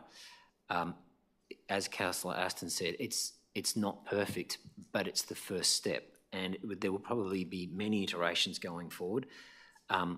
As I outlined earlier, I think it needs to be results driven, and so I would like to see going forward a greater focus on how we can direct conversation around key performance indicators so we deliver results, economic results. We look at economic drivers that already do deliver results, and that we can inject into this strategy. Similarly, community outcomes and how we can address those. Part of that is going to be about a successful engagement process throughout all of this. But I do think it's a great first step. I look forward to seeing what the community has to say about it. I really think it's going to be a really interesting journey in how we use this model across different parts of Yarra, Bridge Road and others, some to revitalise, but also to shape the identity of our individual precincts and villages within Yarra. I think it is just one of those little keystone moments that the council has changed its perspective, and we are addressing the community's call to change these precincts. And I do think it's an excellent first step, Councillor Aston, and it's great, Councillor Ho, that your community is getting behind it, and hopefully we can see the benefit from it. Thank you, Councillor Davies. Anyone else like to speak in this matter? Councillor Wade. For the record, I'm the same as Councillor Crossland. I think it's really great. I really support the direction, just that advocacy piece that I can't support, but the thrust of the rest of it is great, and thank you for all the work. Anyone else like to speak in this matter? Would you like to exercise, Councillor Aston, your right of reply? You've got 2 minutes starting now. Yeah, I will. Because I realise I forgot to thank the officers for their fantastic work on this, and I am hugely appreciative of it. Obviously, they've heard me say that many times, but I've never said it in public, so there you go. Thanks, guys. Councillor Davies said something that I think is really important, and it's been at the core of this initiative since the very beginning. I think I've said it multiple times in public. The first is that if we can fix Vic Street, we can fix anything. And the second is that this is supposed to be about embedding the capability within the organisation, that when we have streets that are suffering, when we have streets that need some help, we have a template, as Councillor Davies said, or we have a repeatable process that allows us to look at the context in which a street is failing, and then look at the things that we know that work, and be able to put a plan into action for those individual streets. So this is never designed to just fix Vic Street and then boom, there you're done. This is about actually equipping council with the skills that it needs in the future to actually help other areas of Yarra if and when they need it. And I think that's really important. I think it's also worth noting that, as Councillor Gomez said, this isn't unbounded. This has a very clear time frame. It will wind down, but I think the notion of having those very clear KPIs, and there are drafts in the plan already, and I think in ensuring that we have very clear measurements and we've got very clear reporting, transparency into the community, I'm all about that. And I think once we get our benefits management framework complete, that will actually help us with this process as well. So I know we've got 2 people on the table who won't vote, but I hope everybody else is supportive of taking this out to the community. Thanks. Thank you. We'll put that to the floor. All those in favour, please raise your hand. Councillor Davies, Gomez, Ho, Jolly, Aston, opposed, Councillor Wade and Crossland. That is carried. I'm going to ask that we go on to 7. First of all, if somebody can ask Councillor Mackenzie to come back in. We're going to just jump 7.5 to do 7.6 so that Ms Osman is able to leave, and then we'll go back to 7.5. Is there any opposition to that? No, thank you. So we 7.6. Obviously, we've got a conflict of interest from the CEO. Yeah, Mayor, I'll leave. I've got a conflict of interest. Conflict of interest, I should say. So when she leaves, I should say, Ash will carry on. So we're on 7.6, built form overlay, translation of C291 Bridgetown Victoria Street and C273 Heidelberg Road. No registrations to speak. Any questions to officers? Would a councillor like to move this motion? The officer report, the ward councillor, Mackenzie? Sure. Sure is good enough for me. Is there a seconder? Councillor Aston, would you like to speak to that motion? Yes, sorry. Let me just open my laptop up again. 1 moment.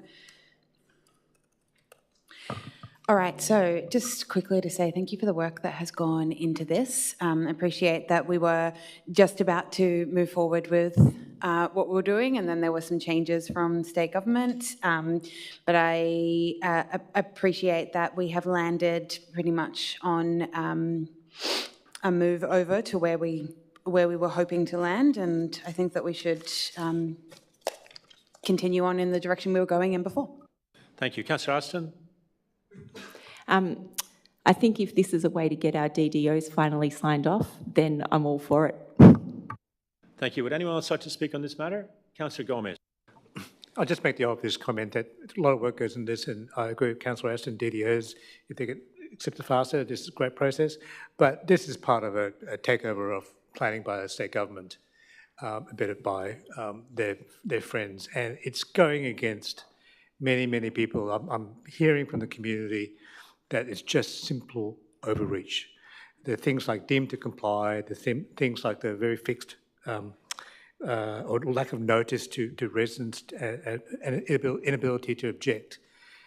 I think there'll be comeuppance with all this. So let's see what happens. On the other hand, let's get on with the Bullthorn overlay and let's speak to the planning panel at the end. Thank you, Councillor. Councillor Crossland? Thank you. I think Councillor Gomez touched on a number of the points that I was just going to touch on. If this gets it over the line, great. I am frustrated that the state government's made us go through this process knowing this has been on the minister's desk for years. I would have been happy for them to just support what we'd originally proposed and adopted a new process for things going forward. That's not what's occurred. Let's get this moving and get on with it. But very mindful of what Councillor Gomez said before, a different approach would have been more appropriate. Okay, we've got 21 minutes left till 11:30. We're trying to get as much through as possible. Is there anyone else who's got essential points to make? No? Councillor Mackenzie, do you want to exercise your right of reply?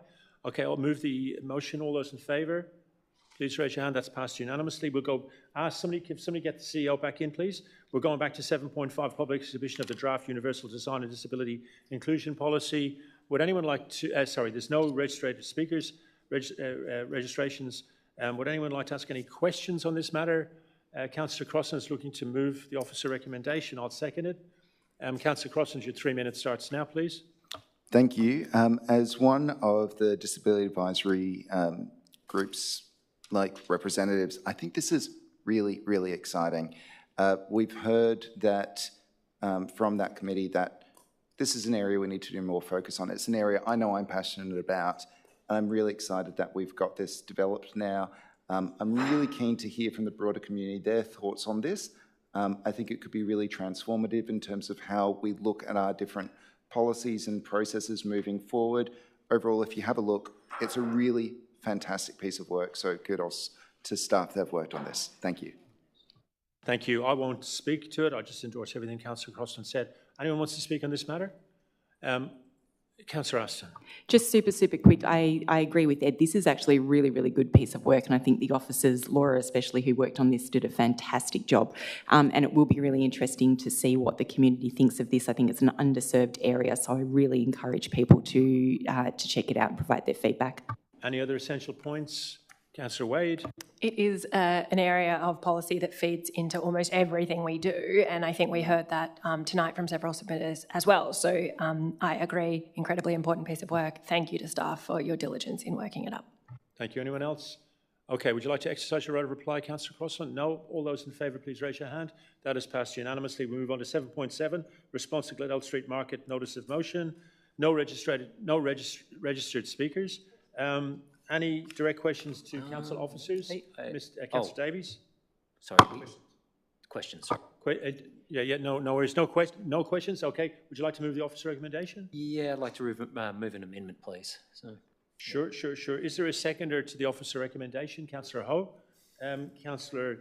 Wait, hang on, sorry. We're not moving the officer recommendation. I think you're asking for a seconder to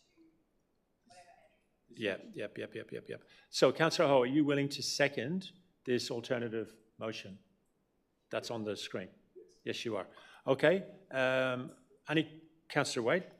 Can I just ask you a question? It went from receives a report in the second half of 2026 to the September ordinary council meeting. Can I just ask a question of staff about if that's viable, including because of the new D?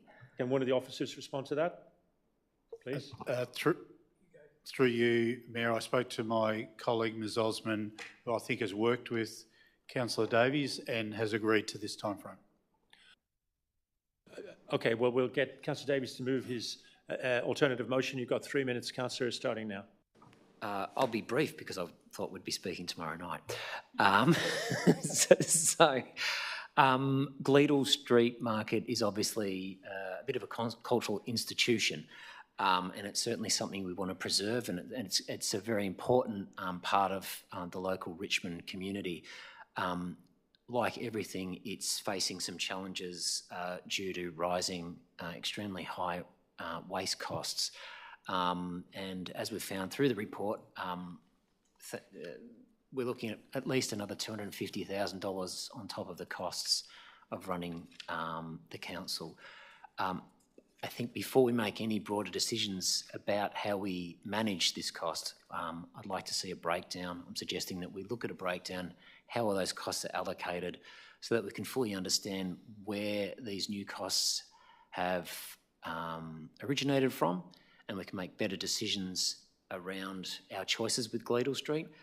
There's some other really good recommendations within some of the motion, which part of what the office has recommended in terms of looking into other areas of Gleadell Street and how we might make it a more successful market going forward and reduce those costs. Those are also contemplated, but this is mainly this amendment, or this, I guess, alternate motion, is to just open up the costs for the councillors to be able to understand the full issue at hand. Thank you. Councillor Ho? I just want to talk briefly. I want to keep the Gleadell Market as one of the iconic. I use it every Saturday for shopping and with my family. I just want this report to come out, which is viable and many years to come, so we can this iconic continue not being out there privatized or anything. It's going to be supported by the City of Yarra. Thank you. Thank you. Would anyone else like to speak on this matter, any essential points? No. Okay, we'll move it. There's no right of reply because no one spoke. So we'll just go straight to the vote. All those in favour, please raise your hand. That has passed unanimously. We've got 15 minutes. Let's just see how we go. You know, who knows? That's what Moses said, and then the Red Sea parted, you know, like you live in hope. So we're up to 7 points. What are we up? 7.8. And that is, of course, the quarterly report, quarter 3. No registered speakers. I'm really, really shocked. Are there any questions to the officers on this agenda item? Would anyone like to move the officer recommendation? Councillor Gomez. Is there a seconder for the officer? Councillor Aston. Councillor Gomez, would you like to speak?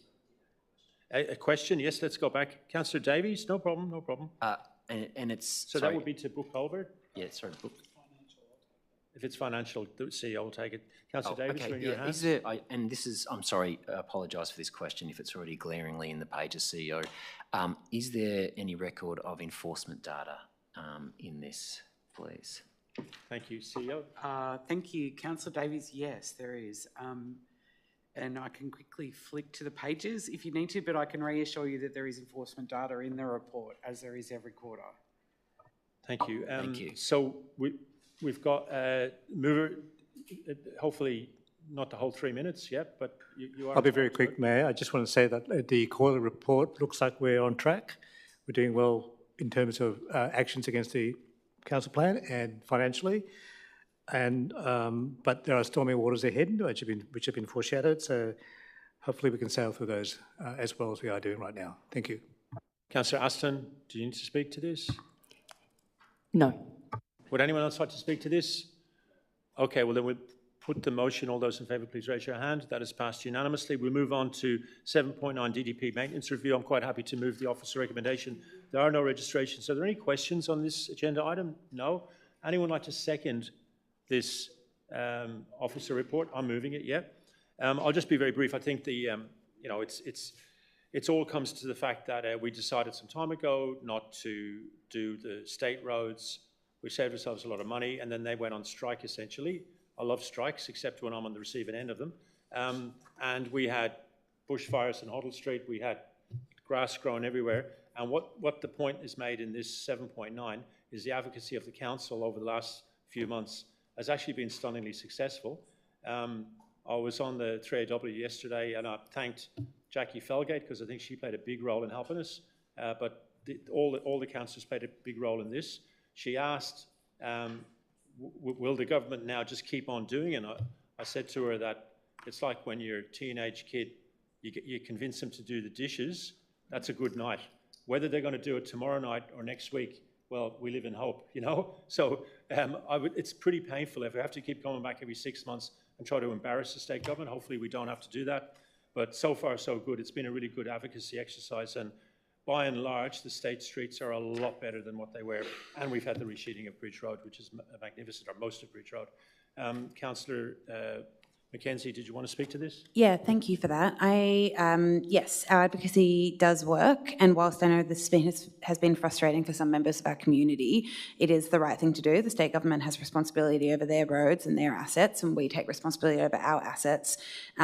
We've talked a number of times about the cost shifting that happens in councils, and whilst I would like cleaner and more well-kept streets, I also don't want that to be at the expense of ratepayers when there are taxpayers. I will note that there's been $1 billion allocated in the last Victorian state budgets for street maintenance, including graffiti, and I think that our advocacy and the advocacy of other councils has played a large role in that, so thank you. Thank you. Anyone else like to speak in this matter? No. Sorry, Councillor Crossland. Thank you. First off, thank you for staff in preparing this. I guess I just wanted to know, yes, our advocacy is going well, but we're getting $26,000 a year for 90 Ks worth of work, and I just find that pretty disappointing on behalf of the state government. I hope they come to the table a bit more and start paying us for the work we're actually doing, because the cost shifting is not cool. Thank you. Anyone else like to speak on this matter? Councillor Davies? Sorry, no. Mr. Wade? I was going to say, and for more than we actually do, because everybody wants those strips mowed more and everything cleaned more. So I'm just piggybacking off Ed. Thank you. Councillor Davies? Yeah, I'll agree with Councillor Crossland. Cost shifting is not cool. Thank you. Anyone else? Okay, I will not exercise my right of reply. We'll go straight to the vote. All those in favour, please raise your hand. That is passed unanimously. I'm going to suggest we do one more extension because I think we can really knock this off and save the ratepayers of Yarra a lot of money and not having to have a second meeting tomorrow. And ourselves, you'll have your Wednesday night back to whatever you were going to do. You're going to move that extension? Can I move 15 minutes? Let's try for 15. So that means we're going to 11:45. I'll second that. All those in favour, that is passed unanimously. We're moving on to the governance report, May 2026. There are no registrations to speak. Any direct questions to Matt Balfe? No. Would anyone like to move the officer recommendation? Councillor Gomez. Anyone like to second it? No. Councillor Davies. Would you like to speak to it, Councillor Gomez? Thank you, Mayor. I just wanted to say that it's another government report. I'd like to make particular attention to the fact that the minutes from the various activity centres, advisory committees are coming to us, which is good, and that the Audit and Risk Committee, of which Mayor Joly and myself are members of, are doing an important exercise in self-auditing, self-assessing its purpose and its contribution to this council. And that's it. Thank you. I can't remember who was seconding that. Sorry. Councillor Davies, thank you. Now, anyone else like to speak? No? Okay, we'll put that to the vote. We're voting on the governance report. Please raise your hand if you support it. Thank you. That's passed unanimously. We'll move on to notices of motion. Notice of motion 1, which is My One and Co Health. It's obviously been superseded by the announcement of a reprieve, limited reprieve of last Friday. So as a consequence, I've worked on updating the motion. I believe Councillor Mackenzie has got it in front of her. If the officers could whack it on the screen, that would be amazing. I imagine it's late at night and maybe not everyone's read it, but it's just tweaked it around a little bit. So I'll just leave that there just for a few seconds, Councillor Mackenzie.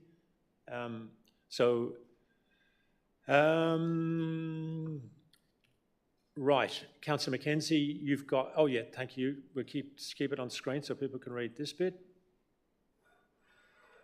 And so that's, just please don't bite my nose off if I just say that what we'll do now is we'll let Councillor Mackenzie move this motion because essentially it's major changes. Probably we're breaching some part of Governance Act here, but I think we all get the gist of it, that my motion is dated. It was pre the announcement. Would anyone like to second the nom from Councillor Mackenzie? Councillor Davies, thank you. Councillor Mackenzie, you've got 3 minutes to speak, starting now. So thank you. So community health has shaped suburbs like Collingwood and Fitzroy for generations. It is deeply woven into the fabric of this community. And that is why the reaction from our community last year was so strong when CoHealth announced with no notice that it intended to close services and sell the Collingwood site, a site which importantly was originally given to the community from government to a community-controlled predecessor organisation. So people were shocked and they were blindsided and they felt betrayed, and we saw that reflected in the enormous community responses that followed. Since then, the federal government, particularly our federal member, has worked incredibly hard to secure a pathway forward. Community health does need more support, but there wasn't, as some have claimed, funding cuts. Decisions were made by CoHealth to withdraw from these services. I want to bring attention to a letter that confirmed that much, which was sent to the Mayor and posted on his Instagram last year, which showed that in the last year, the Victorian government has invested $188 million in community health organisations, of which CoHealth receives $68.3 million. They operate a number of services across the state, but so do other larger community health organisations like Access Health, which operates in Richmond. I think it's entirely reasonable for the community to ask questions about governance, management and decision making, and I personally am really looking forward to the report or a summary of the independent report being released. That report needs to have the consent of all of the parties, of which CoHealth is one, and I hope that they help make that public to the community. I think it's going to show some serious governance and management issues that need to be addressed, and I think handing over public money without scrutiny or explanation to reform is problematic, and that the government's additional support is very welcome, but it's needed to stabilise services while that important work is undertaken by CoHealth to address issues within their organisation, which I firmly believe that is what the review would have found. Look, I know that this has turned into a bit of a political aspect. Yes, community health has been hand-to-mouth for decades, and we need to continue advocating for a change in that. Whilst $188 million is a lot of money, it is not enough to run the community services and also make sure that they are returned to community hands and supported to do that important work. I'm really proud that Yarra continues to advocate for stronger community health services across our municipality. There are answers that we still need. There's still more work to do, and I'm pleased that Yarra is backing our community to push for that. Thank you. Councillor Davies.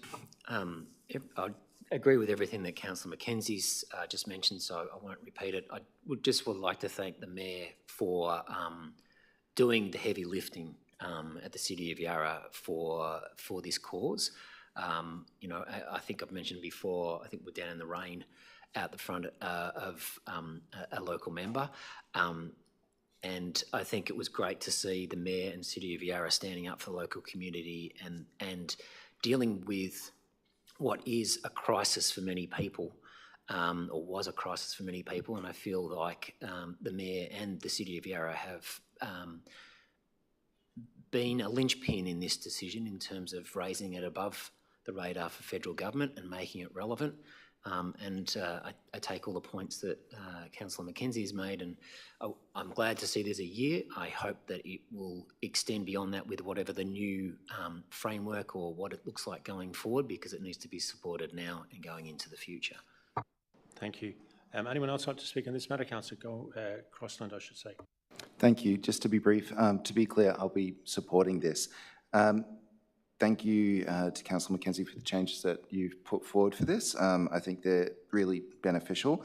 I was a little confused when I saw this NOM listed because it near replicates a NOM that we had at our last council meeting, and I appreciate it can take a few weeks for council to receive responses to letters it might write to ministers, but I just found that a little bit perplexing. Having said that, I'm glad to hear that we've got funding to take us out for another 12 months. And I'm very keen that we continue to protest and make noise and keep CoHealth open. Thank you. I'll just speak on this. I don't understand the perplexion, whatever the adjective is or the noun for being perplexed, because prior to Friday's announcement, we thought we were getting shafted. We had we had a state budget that had nothing in it for co-health. We heard nothing from the federal government. We heard nothing from co-health management.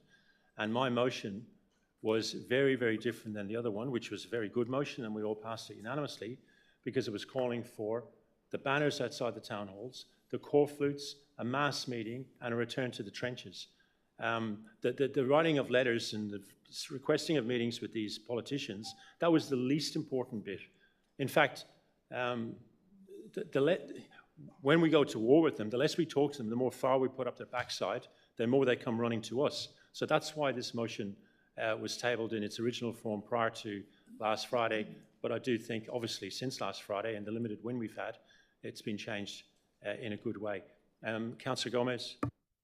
I agree with all the comments made by Councillor Mackenzie, Councillor Davies and Councillor Jolly. Mayor Jolly. I want to thank everyone on council who helped.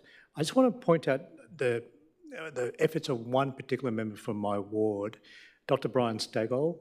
He used to be one of the original community psychologists, I think, and also a community board member. And he's taken the closure of, or the potential closure of co-health very, very close to his heart. And he, I guess almost single-handedly, got many, many people in Fitzroy North, I did my little bit as well, to come down to that rally in the Fitzroy Town Hall. I think that Fitzroy Town Hall rally was, in my mind anyway, the turning point. Anyone who looked at that many people who turned up, and everyone was there, irrespective of political persuasion, to see that many people caring about the outcome of one community health centre was remarkable. And I think it all flows from that. Thank you. Anyone else want to speak? No, Councillor McKenzie. Sorry, Councillor Wade, I apologise. Yes, also just, I mean, much of it's already been said. 1 year is good, 1 year is sad, but I'm glad that the thrust of this motion is still to keep up the fight. I think the banners on the town halls have been very compelling for other causes in the past and will be for this as well. I do think it's a little bit unfair to say that there has been no warning. CoHealth was lobbying for years for a renewal of their Collingwood site, like years and years. They had a whole plan to put housing above it. It's something that there was a lot of warning for. That said, obviously it's still horrible to see a health service close. I think what's really important is that we could secure a better future for community health in Collingwood, in Fitzroy and Kensington. In Collingwood in particular, I appreciate that it has been listed as a rebuild of the site side at its current location. I think that's site, not side, which I think is very important. We have all had community members come out and tell us how unbelievably important this service is, including the pharmacy and counselling services. So I'm glad that we are all aligned in pushing to make sure that community health is retained and strengthened in our community. Thank you, Councillor Wade. Councillor Mackenzie, do you want to exercise your right of reply? Please yeah, do. I will. Thank you. Just very quickly. Yes, thank you. And I'm glad that we are all in lockstep on this. It is incredibly important to our community. I would like to see a return of the counselling services there as well. And I know that is not part of what the rescue package from the federal government is. That money is available through the Victorian government. It wasn't applied for by CoHealth. There are a whole lot of issues facing community health, and what I hope we can do as a council, but also in the long term, is continue to advocate for community health to return to the hands of community and be community run, but they absolutely need more funding to do that. And lastly, 3 cheers for Brian Stagol, who unfortunately has recently broken his leg, but I wonder whether that will stop him from wheeling himself down on Thursday night. Thank you, everybody. Thank you. I'll move that, put that motion. All those in favour, please raise your hand. That is passed unanimously. Colleagues, we've got 13 minutes to do 1 nom and 5 petitions. So we'll move straight on to nom number 2, the option to amend leasing, licensing and rental settings on the property strategy 25 to 30. Councillor Mackenzie is moving it. Is there a seconder for this nom? I'll second it. Councillor Mackenzie, you've got 3 minutes starting now. Okay, so look, thank you, councillors. I know I wrote you an email about this, so I will be brief. But basically, this is about relooking at the leasing and licensing settings under our property strategy before we continue down a path that I think might have some unintended consequences. I note that we recently voted on a new property strategy. I voted for that. We all voted for it. Since that strategy was adopted, there's been a number of non-for-profit organisations, some in my ward, and community organisations who have contacted councillors and myself with concerns about what these changes mean for them financially. To be clear, officers are implementing the policy as adopted by council, so this isn't a criticism of staff. It has opened up a want to understand further actually what these changes to leasing and licensing and rent setting means for some of these non-for-profit and community organisations, how we sort of determine which category they fall into, noting that some of them are facing substantial increases to their base rent. The matter, many of these organisations provide social, recreational, cultural and community services that directly contribute to the wellbeing of our community. And I'd like to understand more how we could better support them. I have some qualms with how we are currently doing it. I won't speak to it in seconding. Would anyone else like to speak from the floor? Councillor Gomez. I'll just be quick, Mayor. I won't be supporting this motion. I think it's a bit open-ended. I'm a bit concerned that we're putting a lot of resource impact on our property group. I'd like to see them do their first report back to us, which is their views around what we should do with our property first. I think that's got a very large financial impact. I support this motion, but not now. Thank you. Anyone else like to speak to this matter? Councillor Wade. This hasn't happened often recently, Councillor Gomez, but I agree. And I agree for the same reasons. I'm happy to support it in future, but not right now. Anyone else like to speak on this matter? Okay, would you like to exercise your right of reply? Look, I hear that. I think we are putting a lot on our officers, so I understand that. I hope that others can support this so that we can better understand whether there are other arrangements, maybe transitional arrangements or grandfathering or other ways that we might want to move forward. But I hear you too loud and clear. I hope others can support this nom. Okay, I'll put the nom. All those in favour, please raise your hand.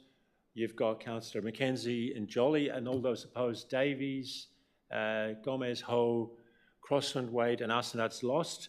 We'll move on to petitions and joint letters. We've got 5. I've got 2 that I'm going to table. One on behalf of Councillor Crossland, on behalf of Deputy Mayor Harrison. One is from 36 individuals in Richmond, asking Yarra Council to adopt 30 km/h streets in Richmond. I've moved that we refer to the appropriate officer for consideration. Thank you, Councillor Crossland, in seconding. All those in favour, passing that on. The second one is a massive petition from 2,781 signatures organised by the Bridge Road Traders Association, all asking to retain 1 hour free parking on Bridge Road. I move that we accept this motion and hand it over to the relevant officer for consideration. Is there a seconder? Councillor Gomez. All those in favour of accepting the petition? Thank you. The next petition is from Councillor Wade, Bud Street Park. Please. Yes, it is a petition containing 100 signatures requesting that Council consider the removal of the proposed skateboarding grinding rail and related hardscaping from the park, given the size of the park. I'll keep reading it out. And the proximity to the homes of local residents, and to allow for the inclusion of more opportunity for greening in the park, including grass, shrubs and trees, and the removal of infrastructure allowing for skateboard activity from the park, including the recycled light pole, tram stop, to allow the inclusion of more greenery in the park, including grass, shrubs and trees, and to ensure clear paths to allow for maximum accessibility. Anyone want to second? I'll second that. So that's going to go to the appropriate officer, and it's accepted. All those in favour? That's accepted unanimously. Councillor Wade, did you do Matter Street or Bud Street there? That was Bud, sorry, did I do the wrong one? Do Matter now, please. Sorry, I'm doing Maida now, which is Maida, also 100 signatures. The removal of the proposed basketball ring and related hardscaping from the park, given the size of the park and the proximity to homes for local residents, to allow for the inclusion of more opportunity for greening in the park, including grass, shrubs and trees. The removal and relocation of infrastructure requiring hardscaping from the park, including bicycle parking and the bike repair centre, to allow the inclusion of more opportunity for greenery in the park, including grass, shrubs and trees, and to ensure clear paths for allow for maximum accessibility, and the relocation of the waste bins to the Wellington side of the park away from the homes of residents. Thank you. Again, I'll second that. We refer to the relevant officers. All those in favour, that's passed unanimously. The last petition is from Councillor Gomez, prioritise pedestrian safety in Darling Gardens. Thank you, Mayor. I'll keep my streak alive.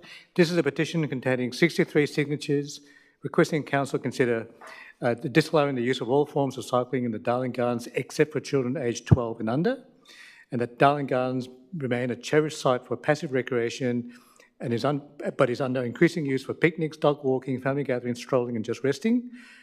However, the increasing volume and speed of push bikes, e-bikes, delivery bikes and the occasional motorbike have turned the narrow pathways into a hazardous thoroughfare, endangering walkers and the more vulnerable members of our community.